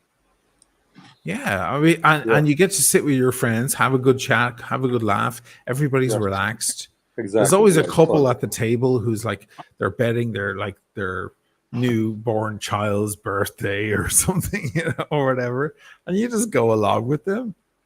It's easy peasy. You don't have to pay too much attention. Because I will sit for an hour. I'll go along at 6, 7 in the evening, and I'll be there till 4 a.m. So I'll just go along all night. That's a table that others are so happy to see you win. It's amazing. Yeah, exactly. Everybody celebrates together. And if you go to the high rollers, it's easier. It's a nicer night, and they bring you Johnny Walker Blue, whatever the hell you want. It just makes for a nicer night. You just have to know how to pace yourself. If you know how to pace yourself, you could do so fucking great in Vegas. It's just the people who can't pace themselves, like me, should have different strategies. I have some system. I'll explain some systems to you. And as long as you're happy to just make $20 here, $20, $40, $20. Yeah, that's it. That's all I want to do. And then you walk away. Listen, the way it is in casinos, if you walk away even and you got drunk, you're a winner. You're a winner. You're You had a free entertainment. You had a great time. You had a great night, and you drank for free the whole night, and it was great. And there you're going to bed, and you're at zero. You're at exactly where you went. You won. So even if you're up, like, I don't know, $200, that paid for your steak dinner. Yeah. As long as you're happy with that, and that's how I lived for 4 months in Atlantic City. As long as you're happy with that, $80 winnings, 120, 60, 250. Then some nights you take a chance, you come out 800 up, whatever. Your hotel is fucking cheap as shit because the hotel, especially off season. I was in Atlantic City off season. So the hotel, I mean, these were suites with fucking 2 bathrooms, huge suites with an ocean view for $35 a night. It was fucking amazing. Yeah, I wrote a whole record there. I produced a whole record from one of those hotel rooms. It's a story I should tell on the Who Needs a Drink thing. Yeah. You guys need to know about that whole thing. But man, it was good fun. And steak dinner every night and a bottle of Barolo every single night. And came back to New York City without losing a penny and up a certain amount, but not huge money, as long as you remain modest and you don't get super hammered. If you get super hammered drunk, then you get mad courageous, and that can go bad. It's not. That's why I'm saying one night in Vegas, like I can lose $5,000 one night. It's okay. I saw a man lose a friend, Sheen. I saw a guy It's so freaking unbelievable. This community is so insane. The first time I was in Vegas, I met a guy who was a fan of yours. He was wearing a Yachtmaster with a gray dial, with a rhodium dial, a baby blue hand. When I saw him, I saw this guy. He was just just standing at the wind, just minding, and I was just start talking to him, and I started talking about what watches, and he said that he likes that video you made, and Oh then yeah. that same guy, that's Jeff 28. Then the same guy, a year later, we were hanging out. He was such a freaking cool guy. Then we went gambling, and dude, the guy he put like 10 grand on like red or black, I don't even remember, and lost it. And I almost fucking lost my mind right there, Oh man, it's rough. dude. It was so It's rough. tough to watch. It's just to me. I mean, but for him, he has a system. He doesn't bring more money that he's not willing to lose. So if he brought money with him, he said that he knows that that's the money that he's not. It's to him. It's like, hey, I lose. It was the 10 G's I think he brought with him for like couple of The days. He problem was with that, I staying. always heard that Yeah. since before I even gambled. I always heard that, like, I'm bringing 600, and that's all I'm prepared to lose. The thing is, they keep gambling until they lose that 6, and then they go to bed. Yeah, it's like that's not the way to approach it. Yeah, you Because have to pay. everyone wins something. Otherwise, the casinos would never do business. No one would ever go. You always win something at some point in the night, and that's what gives you hope. And then you think you're on a roll, so then you start gambling more. When people walk away from the table, it's because they lost. They've run out of money, and then they walk away. It's a very rare thing that a person walks away from the table with a big smile. That's a rare thing. You have to learn how to do that. So what you're saying is, do not chase. No. Don't chase. if it comes in and you stick down $25 on number 13 and it comes in and you get your 2,500 or whatever, because it's 36 to 1 or whatever, 35 to 1. Sorry, that's not a good calculation, but whatever comes in, then you take it, you throw her or whoever's dealing, you throw them 25 or $50. You say, thank you, darling, and you walk. That's it. You're out. I mean, if you want to stay at the table and bet small, okay, just to keep the night going. But the problem is that people, they get their big winnings and they think, oh, let's keep going. And people come in with that attitude, like, I can lose 600, I can lose 1,000. And they do eventually. And that's when they walk with their tail between their legs. You know what I mean? So we'll do it. We'll deal with all that shit. And if you have a good friend next to you who can spot you, like Cars and Chrono he might spot, you might, hey, I'll spot you this 10 G's for the next hour if you win it back. Yeah, that can help. He already said that he'll spot me, but the problem with the spotting is that I probably will never be able to pay it back. So I better, I better not. You got to be careful. You got to be careful. Yeah, it's a good thing betting other people's money. Yeah. So if you take, let's say Cars goes, okay, listen, Tim, there's a G. You go over to that table and you play the other game. And you work on my behalf over there, and I'll work on my behalf over here, because a lot of the tables have limits. See, when you play certain systems, they have limits that they go to. Then you can work in unison, and then you come back and you go, "Hey, I made you this amount." It's kind of cool.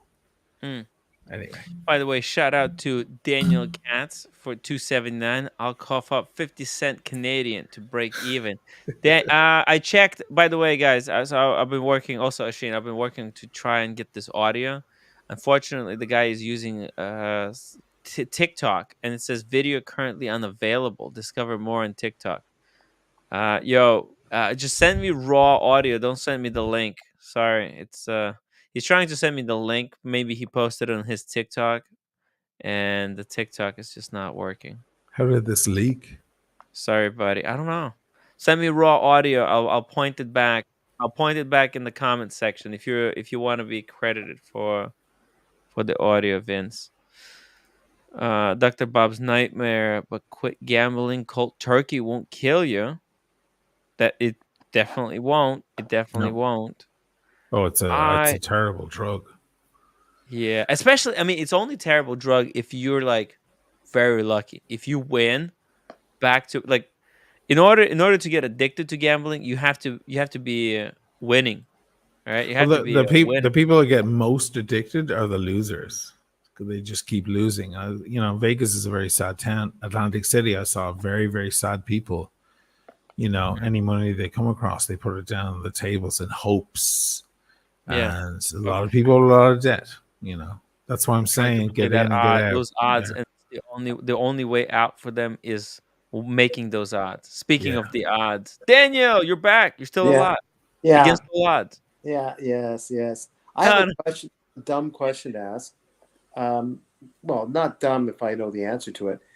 A professional gambler is not someone that's addicted. Is that true? No, professional gamblers, they play the game. They got a system, and they're playing the margins. They know the odds, and they're playing by. They're basically doing what a computer in their situation would do. That's designed to maximize the odds. Right. Okay. And they're not gambling on a Friday night, Saturday night when everybody's there. They're not drinking while they're gambling. Okay, and they're not desperate per se. They're working on exactly. And they're not playing with their own money. They usually have investors, or like to get into the game, you put down some money. But then if you make any of those top spots, you get a cash prize. It's not like you're not playing with real money. You're not playing like what it is. It's everybody starts out. This starts out like 100 people, and everybody puts in like 1,000. So that's like $100K pot. By the time it gets to the end, they also don't do it in casinos. Like they do private gambling. Okay. Yeah. Casino is not a place for a professional gambler.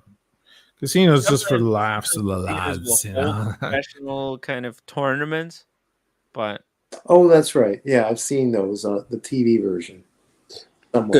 Daniel, is that a career choice for you? Is that something? Oh man, I'm not good at crunching numbers though. By the way, are you in San Francisco? Pardon me? Still? Are you in San Fran? Or you're No, it was a quick trip. I came in on Friday, and just kind of hung out. Then Saturday night was the performance. And that was also the night I had tomatoes thrown at me. And then no, they did not. It was okay. And then the next day I met with Rich for pretty well the whole day. Rich is cool. Rich is going to be in Vegas, from what I understand. Yes, he's going to be in Vegas. Yeah. Okay. Oh, how many people are going to be in Vegas? Oh, it's going to be a lot. It's going to be much bigger than last year. More than 30 people. Yeah, definitely more than last time. Yeah. Guys. Yeah. If you're watching this show, make sure you come to Vegas at the Wynn, October 27 to 29. Be there or be square. Yeah. I'll text you details. It was at Caesars. I got my reservation at Caesars. That's fine. That's fine. Most people are either booking Caesars or the Wynn. Yeah, I'm sharing a room at the Wynn. I think, Sean, I'll be sleeping on the floor. That's how they're working it. No, you're sharing bed with me, Daniel. Oh. I got you sorted, okay? Yeah, I can be sorted out. All right, okay. Yeah. I might be sleepwalking. I'm just warning you. By the way, Masa says there's no such a thing as professional gambling. It's called a risk analysis. Yeah. There is like... Okay, Mr. Mossy. You can take the rules of the game and you can basically do a perfect mathematical analysis with... But then you have to memorize all these rules. Like you have to play like the computer, never wavering. That's the hardest part. Is that because when do you win? Then at this point, if both players have perfect knowledge of the odds, right? Like if you know what the odds are at any given time, then it becomes your job to just like read other players. When are they bluffing and when they're not bluffing? Then it just all comes to that's poker. You're talking about poker. Yeah. I will never play poker in a big town like Vegas. I mean, Oh, you're up against super pros, amazing players. you never know. You don't who stand a sitting- chance. You don't stand a chance. But this is the game where if you're going to Vegas, that's where you can make the most money. If you're great at poker, you know what you're doing, and you have the bank behind you, you have the pocket behind you. Yeah, then. But you know, you better know what you're doing because the best players in the world are there. Yeah. By the way, guys, are you coming to Vegas? If you're coming to Vegas, type 1 if you're coming to Vegas, type 2 if you don't know yet. Because I wanna get those names, reach out, and convince you guys. So type 1 if you are coming, type 2 if you're not yet convinced. I got to be careful when I go to Vegas that I don't lose my glasses. Yeah, I always lose my glasses. I can't. This is it. This is the last pair. I lost 2 pairs. Okay. I cannot lose another one. Hey guys, forget your glasses, forget everything. We need tracker for each other, and just like you know when they go on these the bicycle whatever races, they have a guy that chases them in a car. We need to have somebody that's going to stay sober and knows which tracker belongs to whom. And at the end of the night or early in the morning, has to make sure everybody makes it to their room. And if there's a guy missing, knows which tracker they have and go find them. Got to be careful not to be rolled as well. Anybody wears a nice watch, you know, don't get rolled because that's probably what happened to Anthony if he took that back to Vegas, if the story is true, you know, because that's where they'll do it. They're very, very good at it. You don't go. First of all, you don't go to her hotel, and if she comes to your hotel room, you gotta watch, you know, what's going on. Don't let her make the drinks. You make the drinks. Blah blah blah. So many things, because some friend could come to the door and start knocking. Especially if you have a gold watch on. Like, do not wear a gold day date to Vegas. Just don't do that. And that would be the town you would want to wear it. I know, because you want to look like the big shot. Or just don't take a girl to the room. Wear your gold day date, gamble all night, and go to your room. Don't take a woman to the room. Bring your wife. You know, bring your girlfriend, or go jerk off, whatever. Don't bring a girl to the room because the girl she'll go. I'm just going to the restroom for a minute, and she'll text her boy, and then they'll come knock on the door. That's the city where they do it best. They have it down to a fine art. Thank you for that public announcement. That was pretty good. Wear your gold watch and go to bed alone. Okay, you can find if you gotta jerk big off, boobs just somewhere watch else. first. Yeah, yeah, stick it in your pocket. You may damage the movement if it's automatic. Why not Monte Carlo? Well, the odds are the same in Monte Carlo as there are here in Venice. They're great casinos in Monte Carlo. I have some friends there. Great casinos, but I mean, you're talking. First of all, you better be wearing like a fucking Armani suit, or you better be, you know, and come up in a beautiful car just to walk into the casinos in Monte Carlo. So minimum bets are $500. So you come in really suave in your rented car, wearing your fancy replica dating, and then you put on the strut.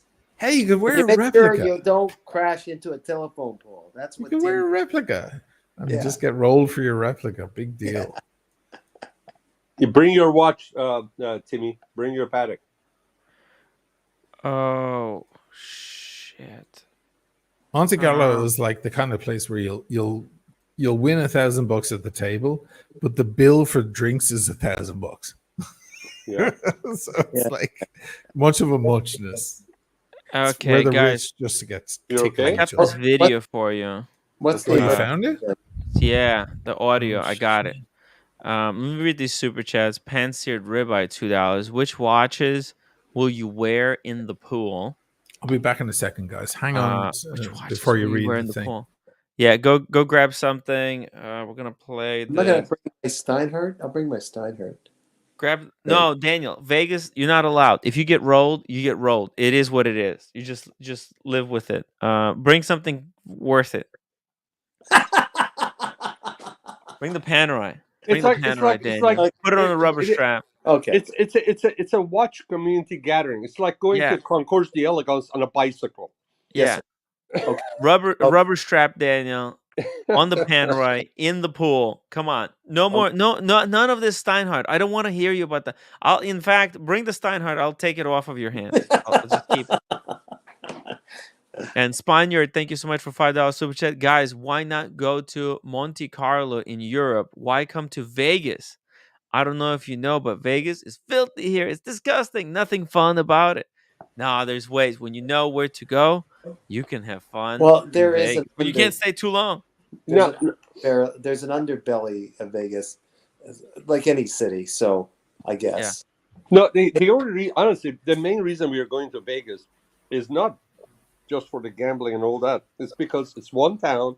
You can go be rowdy, get drunk, smoke cigars without anybody bothering you, and you know, and it's okay to you can stay up till 6 o'clock in the morning, and there are a bunch of other people that are awake, and you're not the only one. That you know, that's the reason. But Vegas is okay town. You know, we're not going for just the gambling, right? We're going to have fun. So, Exactly. In Monte Carlo, you get rowdy, you get pulled in. It's got the Exactly. heaviest police force in the world. Okay, guys. Do you want me to play this audio? Or do you want to hear it? You're not going to get Is it real? Is it real? It seems to be real. Yeah. Well, Let's hear it. I reviewed it just now. It doesn't seem to be doxing any kind of information.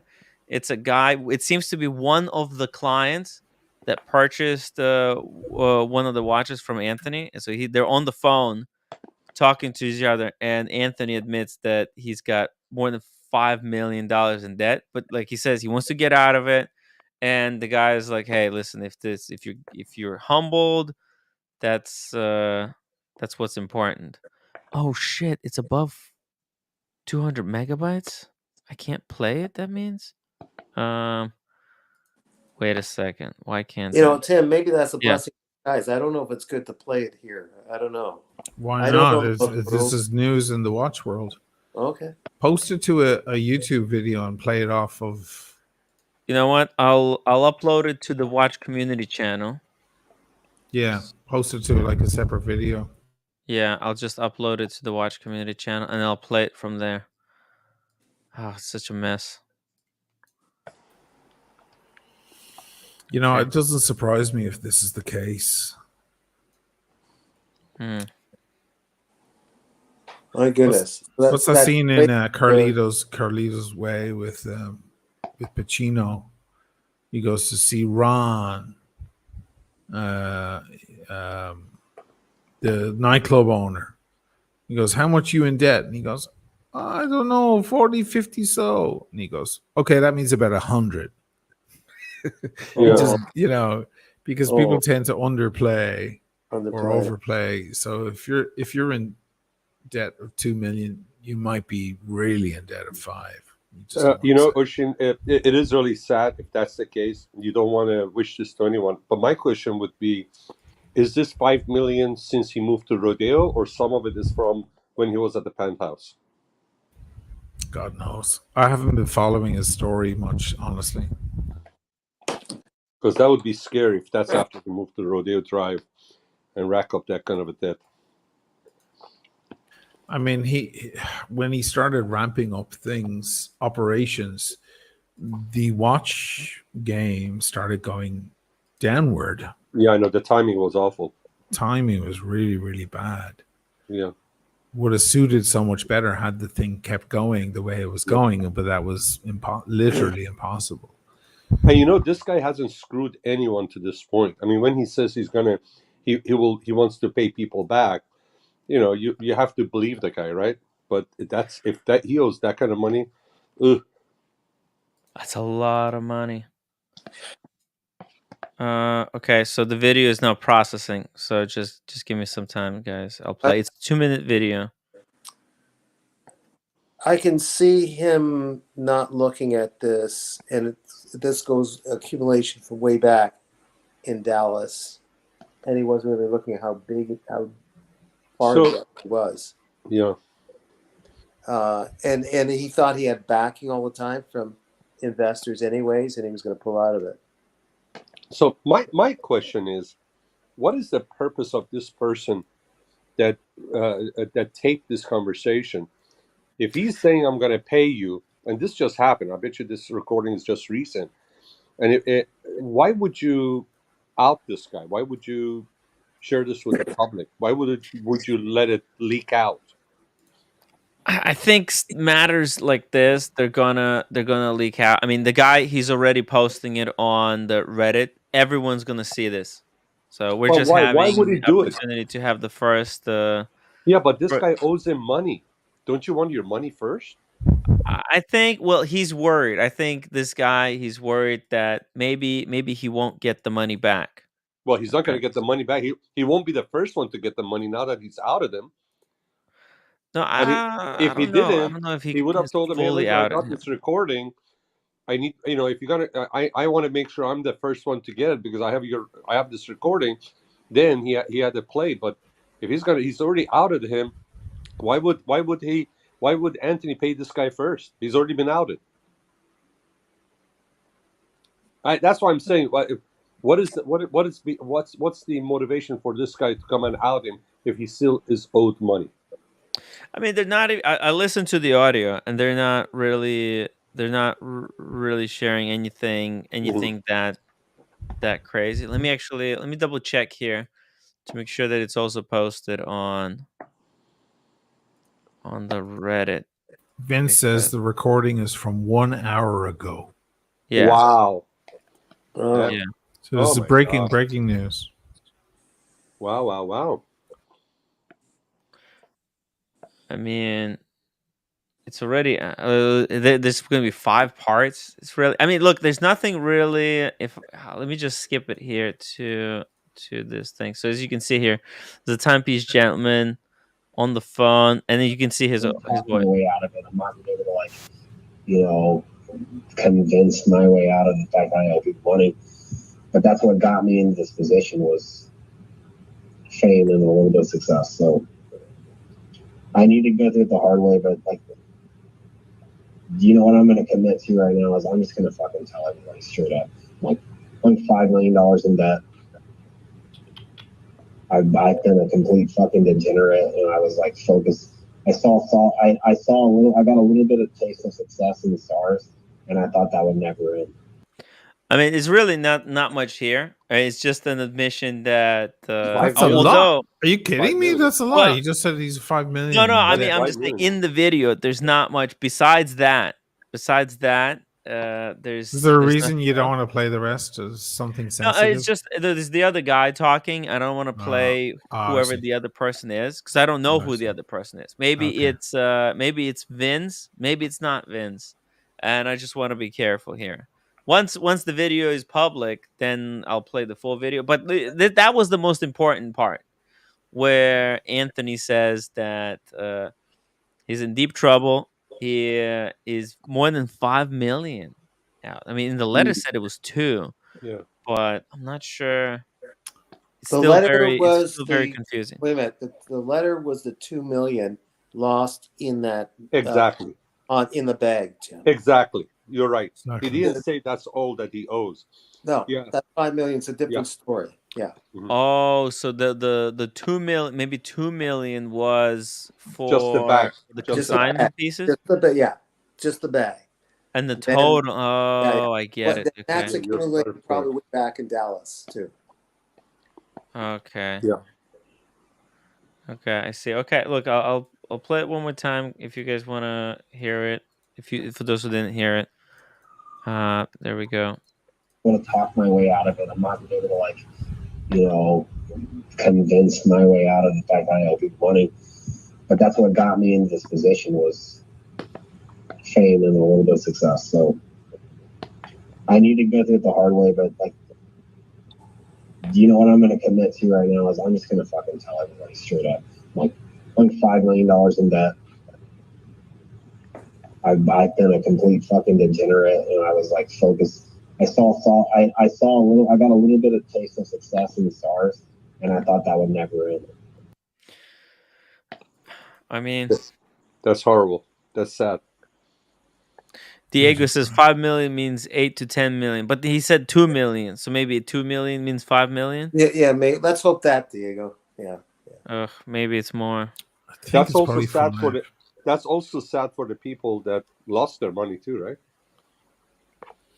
Well, yeah, it is. Of course, yeah. It's terrible. It is really terrible. But you think, is it really over? Is this how it's going to end with this debt, or can he climb out of this? It seems almost impossible. Yeah. I was always dubious, how come he's going up in the world and getting larger premises and expanding his business while the watch world is suffering, a fall from the spike. I felt like that was the moment that everybody should just lie low for a while. And meanwhile, he's out there, he was flying high, living large. And how much can you really make off the watches? You want to get some margin as a gray market person, but you're not making a ton of money on each piece.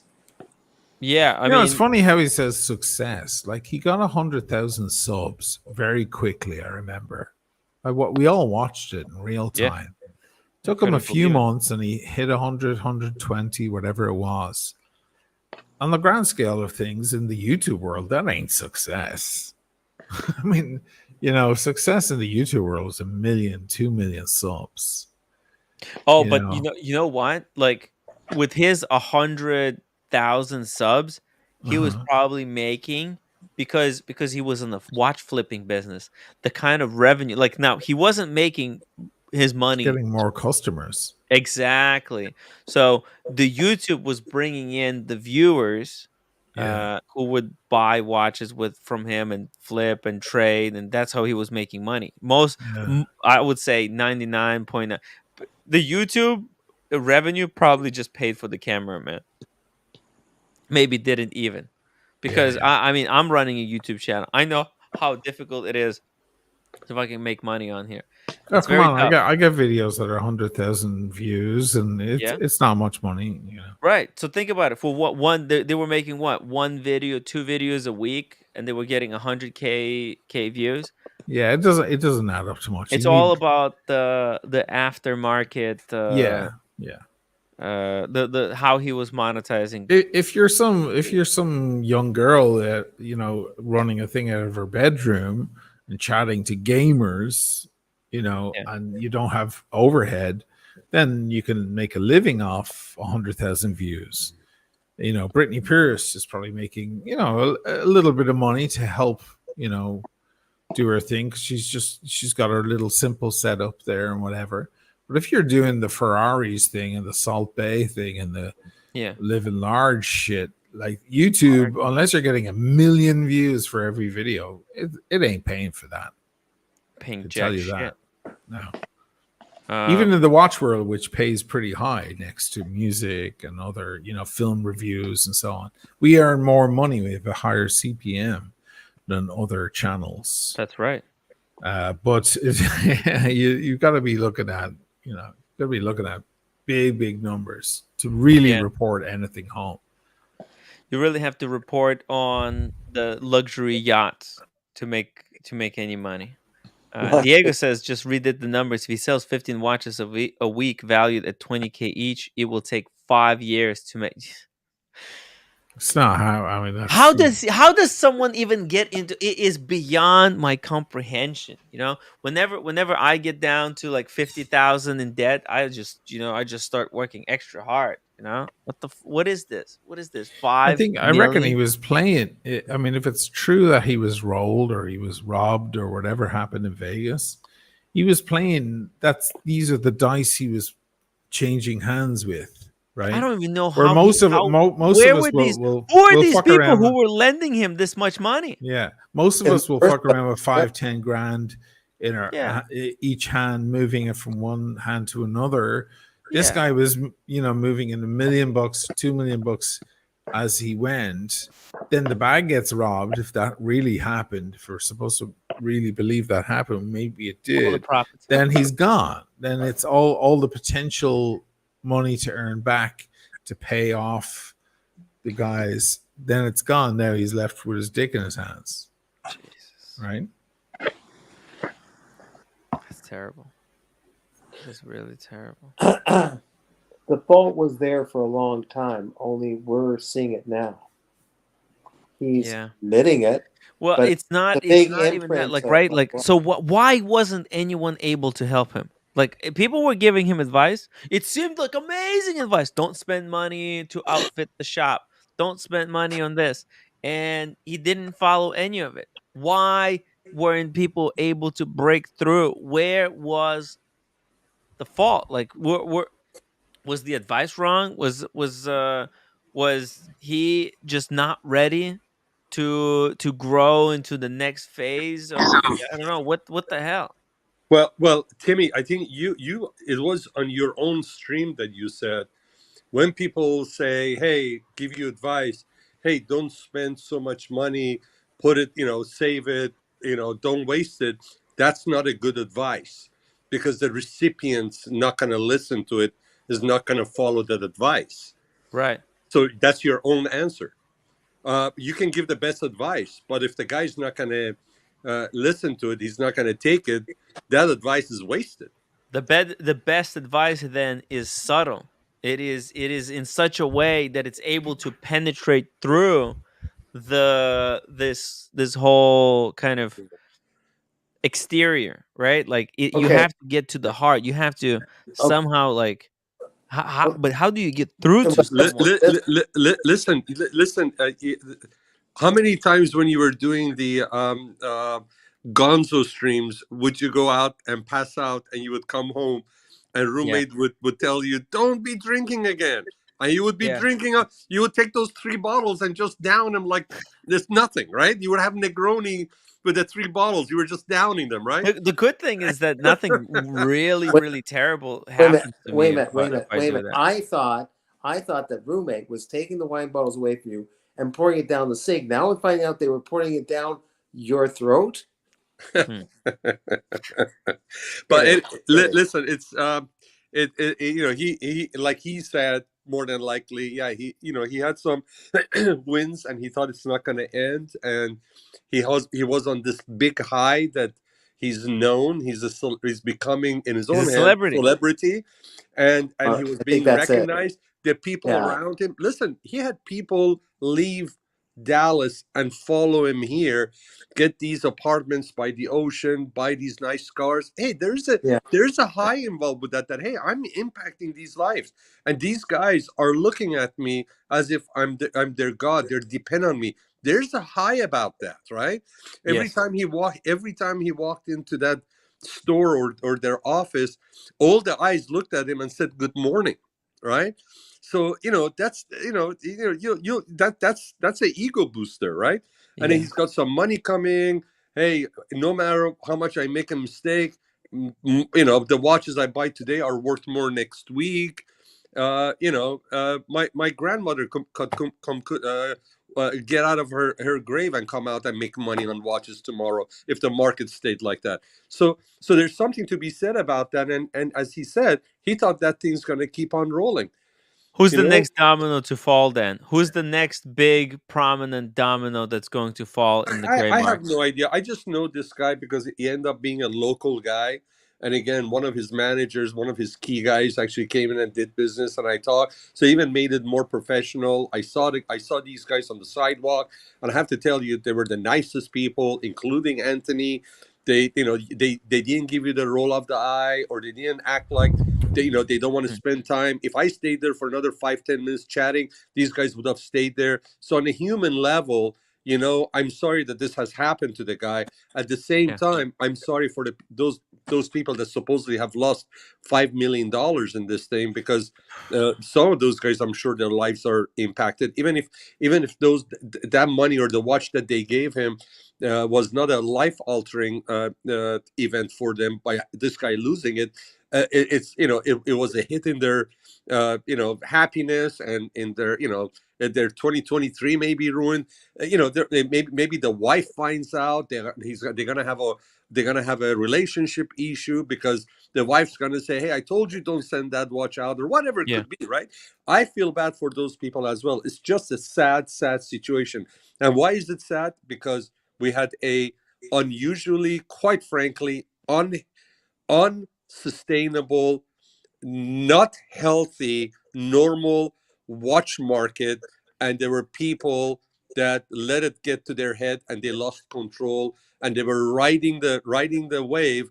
Even they were riding the wave while the wave was gone. And then they have their Bitcoin, the people that thought they were riding on their Bitcoin.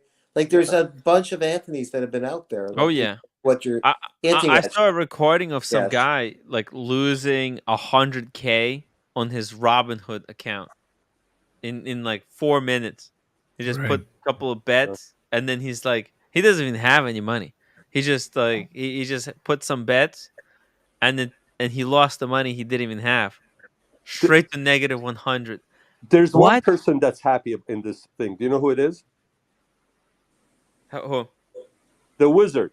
The Wizard. The Wizard looks like an angel compared to. He looks like an angel right now. Yeah. Jesus, only 400. That's it.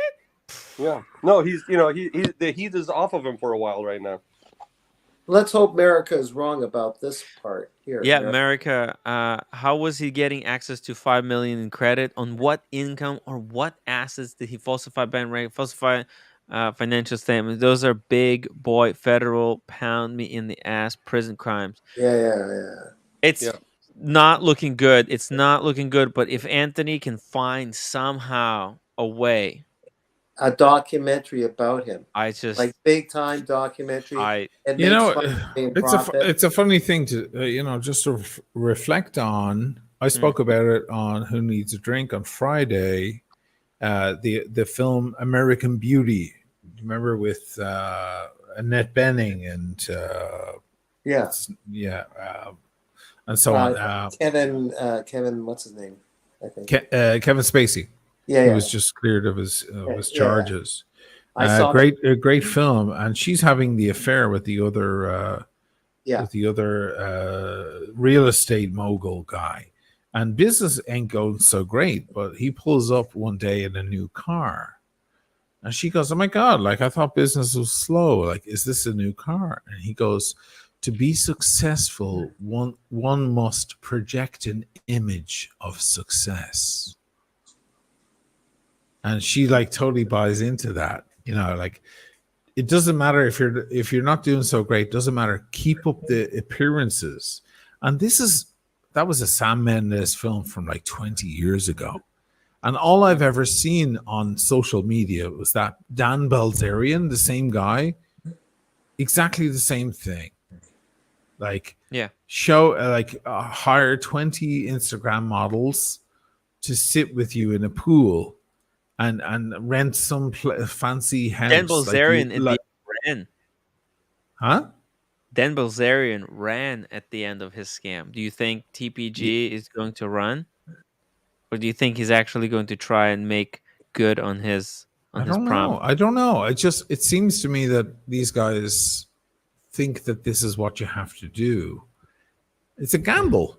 It might go your way. I guess it went his way because when Timepiece Gentleman was first discovered or exposed, it was on that Instagram thing, like, what do you do for a living? I like your car. What do you do for a living? It was some Instagram guy who asked him what he does for a living as he pulls up to some place in this flashy car. That car, for all we know, was hired.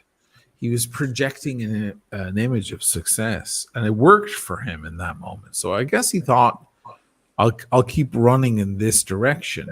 This is what we do. Even if I don't have the money, to rent this big flashy place or this flashy car. I'll do it because it'll pay off in the end, because people will buy into it and think I'm rich. You know, That's an old ploy. That's yeah, how it's an old-fashioned thing. Yeah, Yeah. that's Guys, how the old thing works. That's how the scam works. The question is, because look, I'm divided on this one. There's something in me. You know what? Blame it on me. I'm kind of a fucked up type of guy. There's a part of me that wants to give Anthony one more chance. Now, I'm not saying, look, I'm not. I can't do anything, but I'm not a fucking police or the judge or anything. But I just feel like I kind of, it's weighing on him. I think it's got to the point where it has dawned on him. The reality has finally settled in. And I think this is going to change him forever. This realization is going to change him forever. Now, if he's able to somehow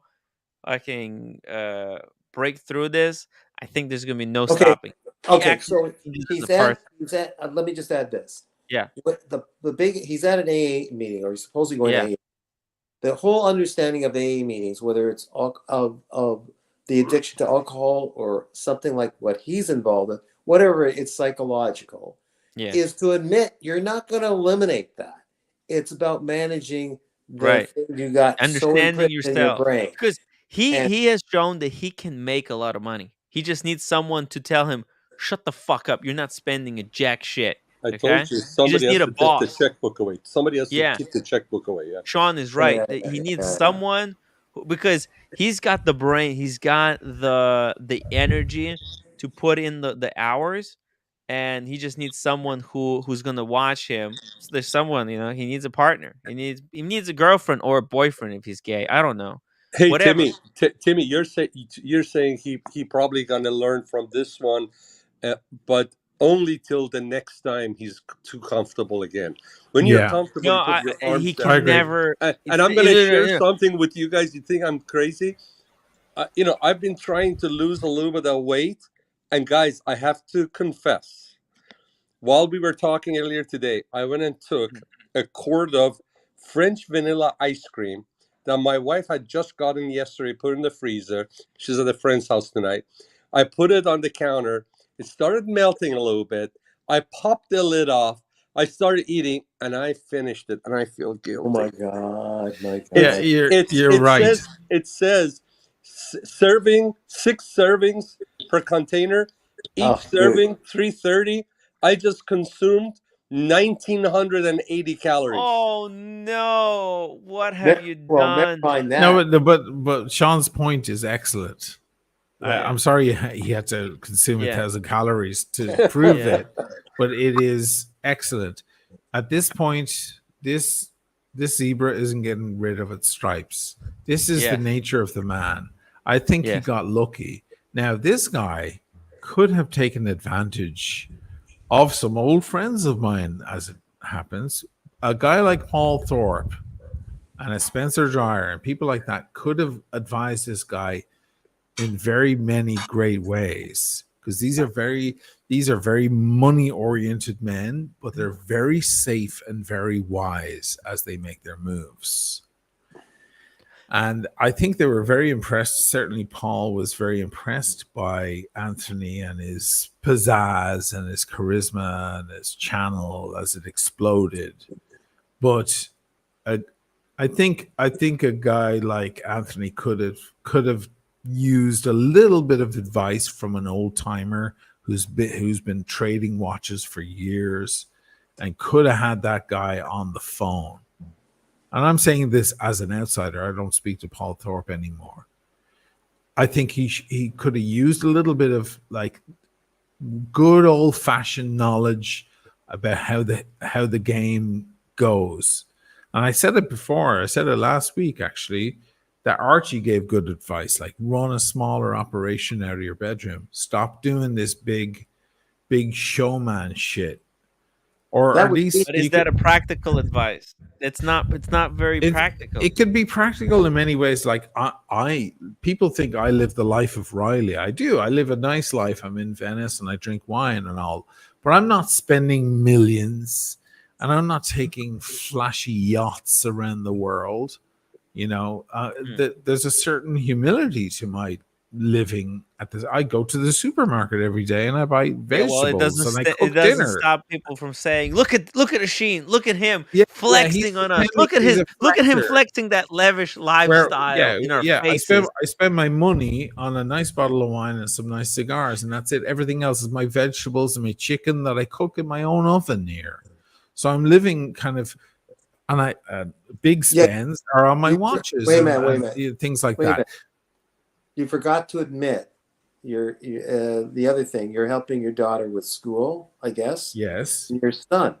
You're also Uh-huh. doing those things too. It's not like you're Oh, doing. my God! You're I mean, dealing with responsibilities. You know. Yes, there's tons of other outgoing. Yeah. Thank you for mentioning that. They are there. But, you know, some might say, oh, he's living the life.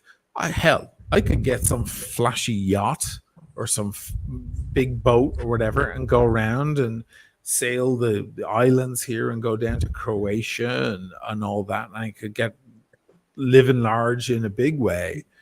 But I don't do that. This guy has been doing that kind of thing. He's been pushing that image. Like producer Michael does it in a more safe way because he's already got the money and he's just hanging around LA. He's not really going far afield, and he's just walking in and checking out diamond earrings and, you know, nice watches, and he buys one here or there. He's still staying safe. This guy Anthony Fair has been kind of risking. He's been running that edge of risk. That $17,000 meal that he had, that was a big expense for him. It was a big deal, and he's trying to project that image of like, I'm the big man. It's a Dan Bilzerian thing all over again. He's coming from the Dan Bilzerian kind of. If he gets out, school. you realize this, Oshin. If he gets out of this $5 million debt, he's gonna juice it up. He's gonna be the next Dan Bilzerian or the next like what's his face, Andrew Tate. Because Tate's different. Tate has we think Tate has 20 to 30 million and is projecting an image of 300 million. That's what we think at this point. Bilzerian was projecting an image of 300 million and he only had a couple of million or a million. And he's just hiring. But it's more. But it's he's still gone. More. He's fucked. Bilzerian's gone. I mean, he's old Bilzerian. hat. He burnt out very, very quickly. But it seems to me that Anthony Fair, I think that Liver King is the Liver King still around. Liver King's gone because Liver King said it was all natural and he was on roids the entire time. He said he was eating liver, but he was eating roids and liver. I remember that. He's fucked too. They're all fucked. Totally gone? Is he totally gone now? I mean, he's almost completely gone. He's completely debunked, and Coffeezilla was there, like on the front lines of that. Like they all know that it's all a charade. Some of these guys have the shit behind them, and some of them are just projecting. It's like a lot of you know what's cool? You know what's cool? Girls who stand in front of a Lamborghini in Dubai. They don't own the Lamborghini. They're just taking a photo in front of the Lamborghini, and then they get a lot of likes on their video or on their photo. This is basically an exaggerated version of that. Okay, I have a confession to make now that all this is out. My confession to everybody here. Ready? You have to go. I don't own Katz's Deli. You don't own? Come on, Daniel. God damn it. I wanted that pastrami sandwich. Daniel, you can't be dropping such truth bombs on us. Okay. I don't think I can handle it. Well, maybe that is a lie. We'll see. Daniel. By the way, Daniel, me and Oshin actually we're working on we're kind of assisting on the project that may make this whole thing with Anthony or with Wizard, with all of these scams go away. Soon there may be a safe way to buy and sell. Okay. And well, you don't have to reveal your formula, but And this kind of story has been said over and over again. But could a really professional movie about with Anthony's blessing be done about Anthony and a few other people about the rise and fall of whatever, or Yeah. any of them, and Yes, there get can. his fucking $5 million back? Holy You know, it's shit! not going to Actually. solve his issue, but that would be a start, perhaps. That's I genius. mean, Actually, first of all, you need a screenplay. You need Yeah. an I'll actual talk to story to be written. It's Wait a minute, not enough to just talk about some guy who I know, but you know. I have a friend who's I call her my tutor sort of thing, who's written a bunch of screenplays for a bunch of people in Hollywood. She lives in San Francisco. She's part of the comedy group. She's the doctor, the screenplay doctor. I'll ask her if it has legs to Sure. do I to mean, do a piece. put the story together first, and then Yeah. propose it to her. Oh, that's right. Yeah, she's got to have someone do the Hey, story. Yeah, she's got to see the story. Right. Benzo, thank you so much for the $5 super chat. I just watched the video where Liver King is making over $600K on the 2 of his supplements alone monthly on Amazon. That's insane. Is that a little old? Maybe for a month. That can't be new because sounds that guy's been blown out for a few months now. He was doing a lot of money on his diet, his natural diet, and like chewing away on raw meat and like working out. But that we're talking 4 or 5 months ago. You may be looking at old hat here. I've been up to speed on that guy, and it's all blown out since the guy's been on roids for ages. So I don't know if it's new, but Balzerian has been gone now 2 years at this point. It's a joke, and Liver King now has been gone for a while. A lot of these people are getting blown out from their scams and their nonsense. It's amazing the burnout rate. Yeah, there These is a guys burnout gotta be rate. smarter. Like Anthony has to learn from Ty Lopez. Look at Ty Lopez. Yeah, he has slowed down, but he's still pumping away. There's a modest way to continue. You know what? When Anthony broke away from Marco and left Marco the original channel, like Grand Caliber has 150,000 subs or something. They didn't earn those by themselves. They were inherited. When you want to hear my theory, I don't know if you heard it already, but I think that actually hurt them because the content completely changed. They're doing kind of Watchbox style videos, right? But they're airing this to an audience of flexers. And so what happens, these flexers, they watch the first 2 seconds of video, they get bored and they tune out, and it kills these videos in the algorithm. Right. Yeah. And that's why the channel has kind of slowly... There's a logic to that. Fizzled out. When Anthony went over by himself and he had 15,000 subs, then 20, then 30, and I think he only has 70 or 80 now, I thought he just got more modest and scaled it down. But he didn't. I wasn't watching closely. Honestly, I lost interest. But I guess he didn't. I guess he wanted to go big. He wanted to go bigger. And what an awful time in the watch world to try to do that. I mean, talk about catching a wave. Like there is no wave. We came off of the spike from last year. The spike was an amazing moment, and there was a lot of craziness that happened. But as we came off that spike, things cooled down so much. It was not a good time to be in the watch flipping game at all.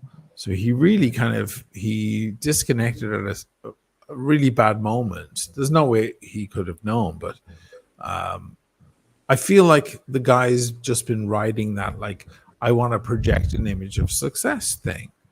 I want to buy the flashy car and I want to show everybody that I'm doing well, even though I'm millions of dollars in debt, hoping that it will flip or hoping that it will pay off.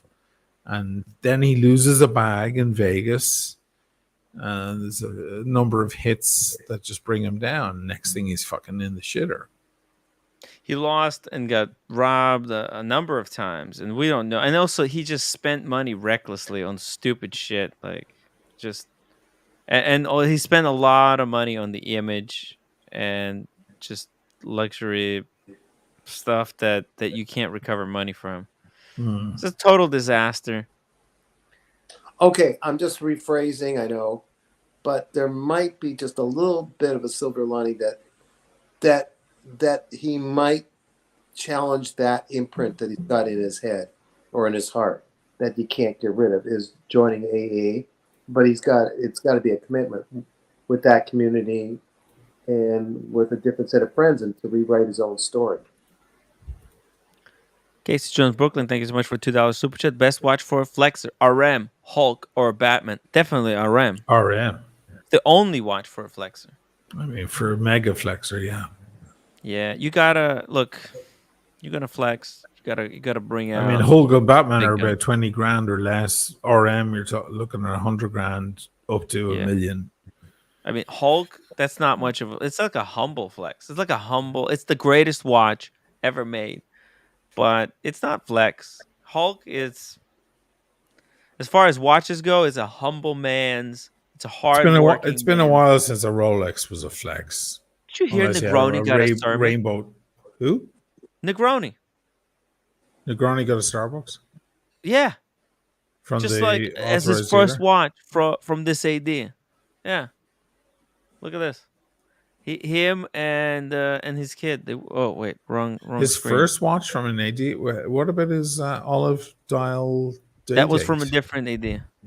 Oh, different. From this AD, he got sermon. Him and his daughter worked at a tag team. The guy's a legend. Look at this.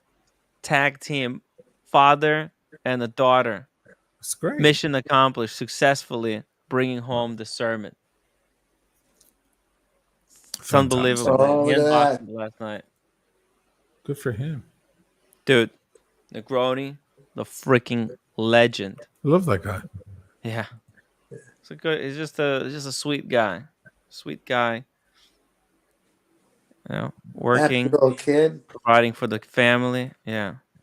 Spaniard, $5 super chat. It's really great to catch Oshin this late on my time. Oh man, I really Yeah, feel fucking I'm bad. drunk. Oshin. I'm You drunk. probably have to It's go sleep. fucking late. Dude, I'm let's gonna wrap finish this up. this tequila. You know, Yeah, let's finish up and the then, tequila. And then, I've got 20 minutes left of me, and I'm done. I still got a little bit of wine. So what's the story, Oshin? Are you gonna sleep in a few hours there in the morning at least? Now that morning's arrived? Yeah, I gotta go ship some more stuff tomorrow. I'm still shipping the stuff that I sold a few weeks ago. Oh my god! Oh, It's going out in Did you ship batches. the wallet? Did you ship the wallet? Oh, that was Yes, one of the first wallet, things you shipped. That was one of the first. Okay, cool. And then I've got 4 more items to ship tomorrow. I'm gonna go do that tomorrow. So I'm gonna hit the hay. It's 20 to 6. I'll probably Right. sleep till noon. Well, there. And then I'll get up and have my coffee. And That's what I do meant. Okay. Yeah, and Nice. then yeah. All I right. don't live on regular hours ever. So It's like me. yeah. I mean, that's the only way you're gonna do it to stay alive. That makes sense. Well, earlier tonight I got into an edit on one of my videos, so I kept going. I get the inspirato going, the juices start flowing. Nice. So Okay. it was good. And then I was like, I took a break and I turned on these guys and they were talking about, I don't know, the watch market. And I was like, oh, fuck it. I need a smoke and a drink. So come on, little boys. By the way, Spaniard is getting restless here. I'm sorry that I'm taking so long to read these super chats. Man, you guys were so freaking generous, but it's just sometimes I just try to keep it coherent with the conversation. Spaniard, thank you so much for $5. It's really great to catch Oshin this late on my time. I'm effed up.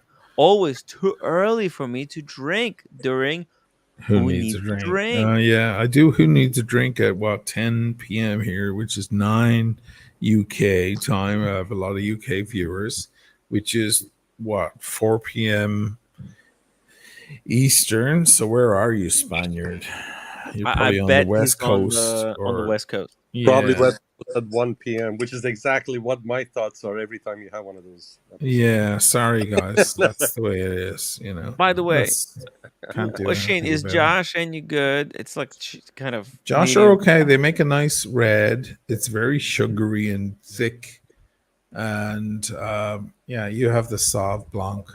That's Yeah. probably okay. There's a lot of malolactic fermentation in the whites in California. They add a lot of they butter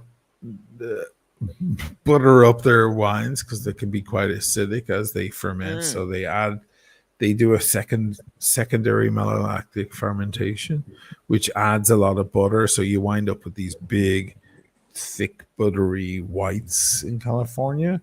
But they're nice. But you gotta have some cheese with them or something like that. But Josh make an okay red. I think it's 16% alcohol though. It's really fucking hard stuff. I mean, that's California, man. It's fucking their reds are bombs in a bottle. Jesus. Yeah, It they're doesn't say okay. how much alcohol? Oh, this one's 13. For a white, should be For 12. a white, that's pretty Is heavy. Is that bottle been around? Is that that particular bottle been around, Tim? Like that? No. This is just something. This is 2022 vintage. I just I just got this one today because it was so hot. I was coming back home, and it's just my mind was so shattered by everything that's going on in the watch community. I thought, fuck it, I'll just grab a glass That's of my wine. fault, man, because we had that conversation. Yeah. Jesus Christ. After You're like, I talking need to a fucking Rashid, I'm drink. like, I need a drink. I need a drink. It's like, Not to be repeated ever. Yo. But Josh is okay, hey, a lot of great wines coming out of California. They make some great wines, man. Beautifully made. The great rules, really strict rules in California for making wines. No enriching. There's no enriching allowed. Enriching is when you add sugar. Just to, and they allow that shit down in South America and Argentina and Chile and stuff like that. They when I don't was in allow it. Napa That's with cheating. America and cars, right? So we were getting like all the tours. We got like a few tours. My God, the people in Napa are so passionate about the craft of making wine and the attention and how they read the land and then get the perfect grape to plant on that land that they're being allocated, that they were able to buy, and how they're trying to bring all the resources to make sure that the plants are healthy, they're taken care of. It is just wow. I just these people live wine. And then in what we call the Niagara Peninsula near Niagara Falls, there's that same kind of passionate people. From what I understand, they make, I guess you have it down there too, frozen grapes, which is you got to find that right place and temperature thing to do frozen grapes wine. So, I don't know how that works, but it's the grapes are taken frozen, I guess, and then they do what they do with it. Oh, during the winter months Yeah. for whites, just like in Alsace or in Germany. Yeah. Oh, yeah. You make some very crisp white wines. Yeah. Cars and Chrono, $20 super chat question for Sheen. Sancerre Campania. Well, I will go with Campania because I know Campania so much better than I know Sancerre. But hey, I like both. I mean, what am I gonna do? It depends where you are. If you're in the region, drink what's in the region, man. That's the region in Italy. Well, Campania would be the sense. It would in France it would be Sancerre, and Campania would be here. Yeah. Yeah. Yeah, it's I think like Italian wines they're a little bit more popular than French, right? French is their cognac. No, France is the greatest. France is they're the kings. Really? Oh, the 5 greatest wines in the world are French. What are the 5 top? Oh yeah, I mean that's what the movie was, right? That the Napa killed the French. I need to watch that movie. Well, no, the bottle shock was about Chateau Montelena. Yes. Which blew the lid off things because all the French blind tastings they were giving Chateau Montelena the prize, and it killed them because they didn't want to give it to those Americans, whereas they were making amazing wines. Which No, movie? the classifications are the highest. The highest in the world are, Latour, Lafitte, Aubryon, Margot, and what's the other one? Margot. Mouton Rothschild. Well, Mouton Rothschild got it in 1973. The others got it in 1876. And they're the five greats. But of course, behind them, it's a bit like, it's like it's like Vacheron, Yeah. Patek, and Yeah. But then there's there's Alange, then there's Yeah, but Alange, there's Alange. Yes, Moser, there's Moser and FP Journe. So in wine, there's Cheval Blanc, there's Petrus, there's all these others that they should be up there, but they're not part of that, 5 classification. But and then you get into Burgundy, and you have Romanée-Conti, and you have Latache, and you have Richebourg, and all these are all like fucking $20,000 a bottle. It's like super ridiculous high level. The Italians never get to that level. Gaia and all of those, they never get to that level. Gaia, like the top level Gaia, is $800. It's not $20,000 like it is in France. The French have the greatest wine and the greatest cheese in the world, hands down. Case closed. Go away. Go home. Don't fucking talk to me. That's it. Everything else is great. I love Spanish wines. I love Italian wines, of course. Australia, California, magnificent. But don't talk to me. France is the highest level in the world. As much as it pains me to say that, because the French are a pain in my ass, but they make the greatest wines in the world, and no one argues with that. No one with any sense argues with that. So here's my question here. $20,000. It's like British rock and roll. The Beatles, the Stones, are you going to argue with the fucking No. Okay, sorry. $20,000 a bottle. Are people drinking it or holding it as a collector? Both. Okay. Some straight up ballers drink it. That's oh my god, done, Daniel. Oh my god, the restaurant right near me here is they have $25,000 bottles of Richebourg and Latache. Wow. And DRC, and people are drinking. Of course they are. Fucking Angelina Jolie and people like that are fucking sitting down there. And there's nothing to them. Get the best. That kind of bottle. Of course. Diego M, thank you so much for $10 super chat. What an enjoyable stream tonight. So many different segments, topics, and panelists. Sean, steak and a cigar on me when you come to Atlanta. Done. I'm coming over there, man. Thanks a lot, Diego. Look forward to it, my man. Dude. Diego, he's a freaking legend. He picked me up from airport. He really took care of me. I actually own because of the last two watches that I got. So, hey, what's the name of that movie you said about the wine? Thank you, Diego. Thank you so much, man. And by the way, there's a Cars and Chrono. He has another question for Sheen. Looking forward to doing wine both in Vegas and Venice. Well, as I said, Cars, anytime you want to come to Venice, jump a plane. I'll take care of you, man. I think he meant Venice, California. He means Venice in California. Okay. No, but I think actually, listen, it's just a matter of time until Car's going to visit Venice. Travel. Well, I know all the best restaurants to bring Cars to. I mean, like the finest restaurants where you eat truly the greatest cuisine of the northern Italian region, and we can have any wine. I had that big billionaire guy who flew in on his private plane and so on. He was at the Amman. He was in Suite A in the Amman, $25,000 a night, and we went to a great restaurant here. Friend of mine, and it was all French wine. That's all we drank the entire night, because you can get it here in Venice. It's very rare in the rest of Italy to find great French wine, because of course Italy has all the great wines to offer, but France is I think that's how they pay for an entire year of their rent. selling one bottle like that. I have a Daniel Katz joke. Okay. So when Cars and Kronos goes to Venice, he cannot, Venice, there are no cars. So he has There's no to call cars. himself Boats and Kronos. Boats and Kronos. Luxury. You know, one of those boats and bezels. Dude.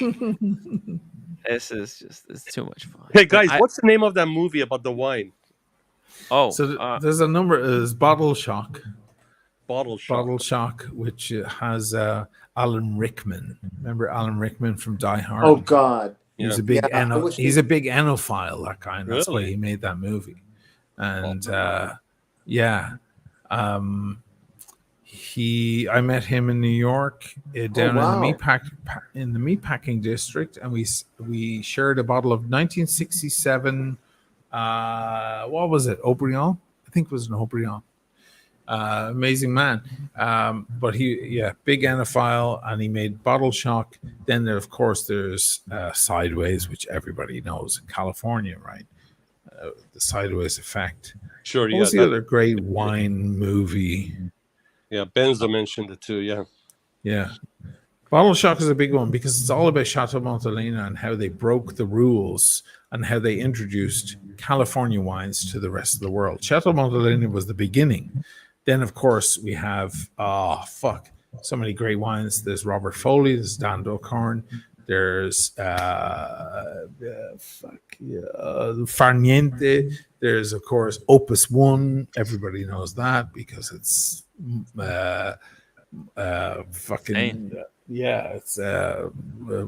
Rothschild and Mondani.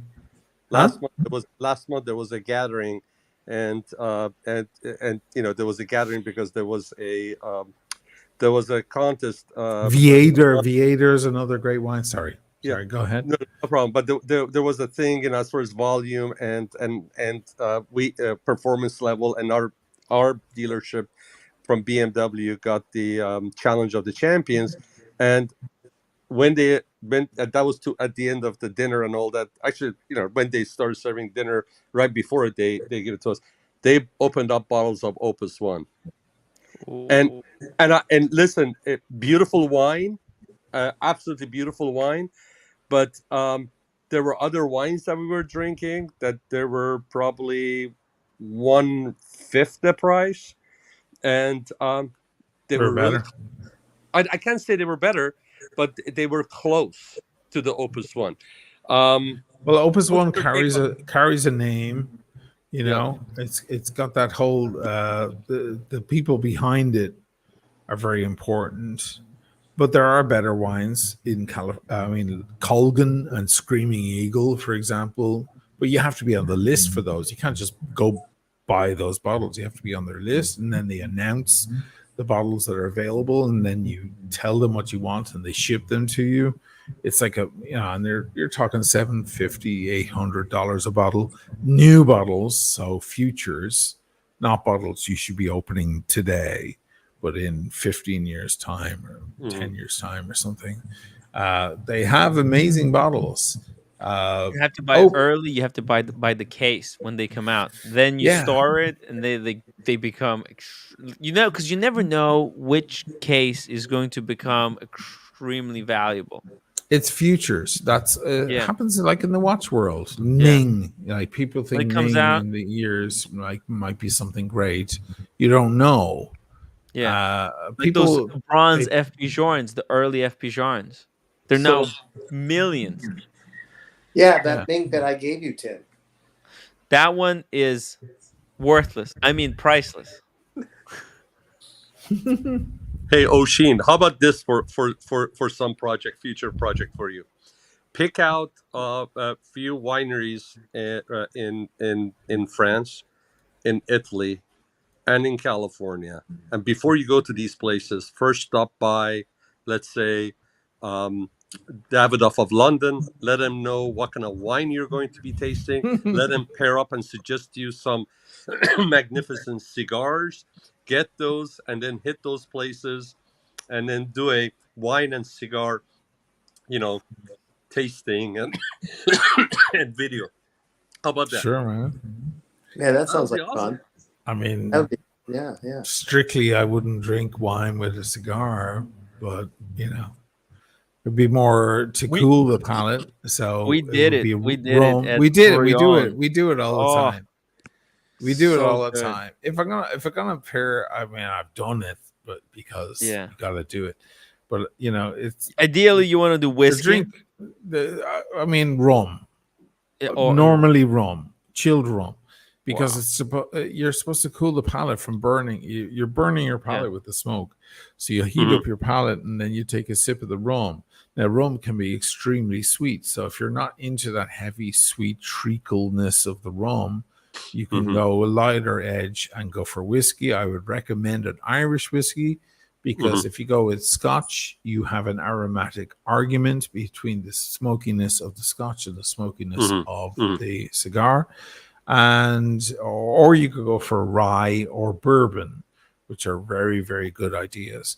Wine, especially delicate wine, is not supposed to be in the same room as a cigar. A cigar is a totally different experience than a wine. I've done it, I have to admit. Okay, I've broken the rules many times.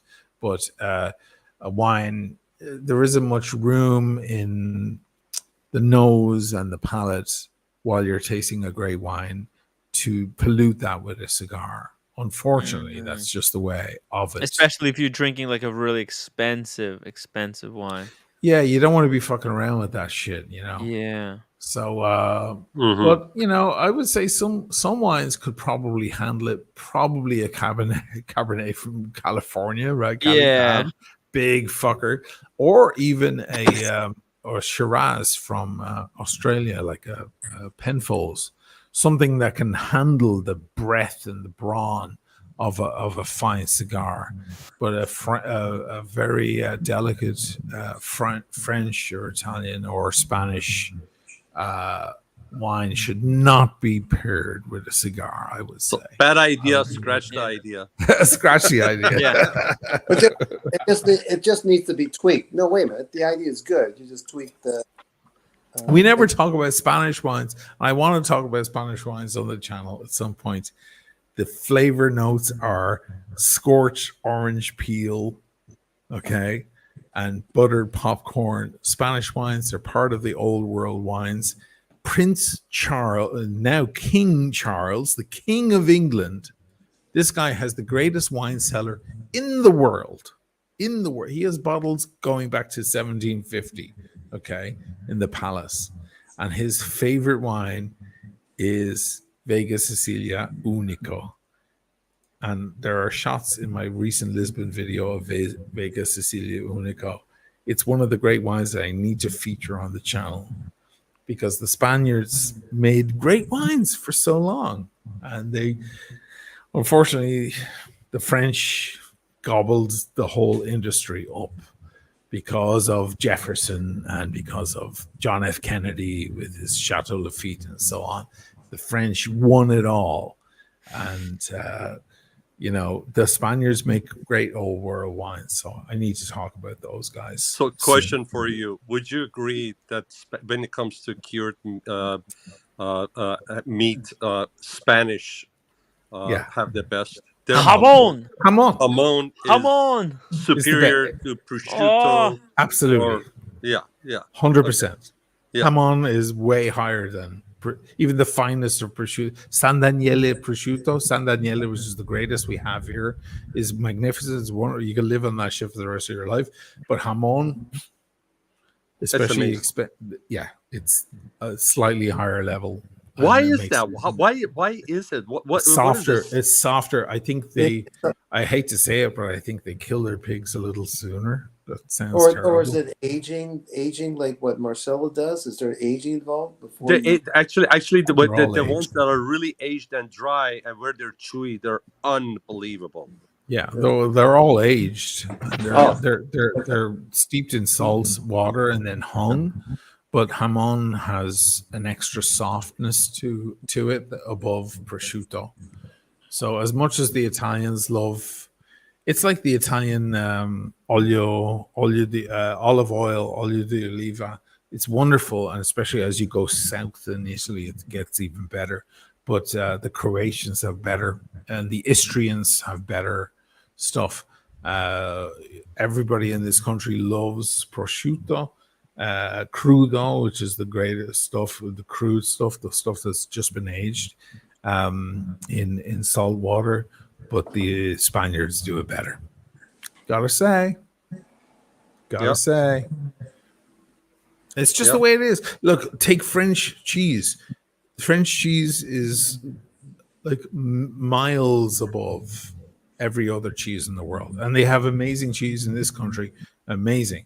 But the French cheese is just other level, Different level. shit. Different level. Different level, and their wines different level. Parmigiano Reggiano, right? Parmigiano Reggiano, which is very important. That's like you like the salty brick. Ugh. You chew on it. You know, my daughter used to chew on that like candy when she was a kid. When she needed, like, when you would hand a kid a piece of candy, my daughter was handed a lump of Parmigiano Reggiano, and she would just suck on it like a lollipop. Oh, it's so good. It's so good. Hey, So America good. says Opus One is definitely nice, but it's easy to tell it's been designed to appeal to the maximum amount of palettes as possible. Right. That's a very good observation. Yeah, Actually, Fair criticism. You It's know- like you know- it's like a Rolex Submariner, maybe. Yeah, it's the Rolex Submariner. It doesn't change in any way. So your first taste of the bottle is the same as your last. You're right. Which is different to French wine. It will evolve throughout right. the bottle. Yeah. You're right. Burping hard. Burping hard. $2 super chat. What do Europeans enjoy with the cigar? Spritz and food. A good-looking woman. A good-looking woman. Spritz is before dinner. You never have a spritz during or after dinner. Spritz is before to get the juices flowing. Then you have dinner, cigars afterwards. So you and Diego had beautiful spritzes. Yes, we did. A good-looking woman that doesn't put any powder in your drink. Yes, you got to be careful with that. You're a good student, Daniel. You're a good student. But Daniel has a lot of experience because a lot of guys tried to put something into his drink. No, he's been taking notes as Oshin was holding the class. That's right. That's right. Guys, I have to go. Hey, we're going to wrap it up, guys. Yeah, me it's too. 7 hours. I was going to do like a 5-hour show. Huge shout out to Oshin for coming on and having some fun with us here. And guys, this is what it's all about. Just good friends, having great conversation, talking watches, talking wine. I need to learn more about wine. I'm so happy that I got this wine. Celebrated Callie Martin. Celebrated the roommates getting a new job. I think now that the roommate has a new job, I think I'm going to be getting one bottle of wine for every Friday night. It's just going to be like a tradition on the stream. Just, hey, Friday night. Oh, you're like doing with the bottle. So you're doing Shabbos, Tim. You're gonna get why not? Hey, Why by not? the way, I think- real quick, guys. James Haas just woke up. Just tuned in minutes ago. He says he's in Stuttgart and he just started his day. James Hess, went to Marcelo's steak. James Hess, yeah. He's crazy. Can you believe it? This guy traveled around the world. James Hess went to Japan, had Marcelo steaks, then went to California, and then went to what's the park in California? The Yosemite. The Yosemite, and then I think he went to the lakes. And he did it all on a catamaran. Guys, hit the upvote button. Let's get to 150 upvotes. We're only 6 upvotes away. If you didn't upvote, what are you doing? Guys, we need the upvotes. We need the comments. If you like certain parts of the show, go leave me a comment. And by the way, you will be automatically transported to the community stream where Mark is going to be doing a show tomorrow. That's it. We're signing out. Thank you so much. Love you all. See you tomorrow. I love Carolyn Martin. She saved the show again. I mean, what would I do without her? Awesome job. Hey,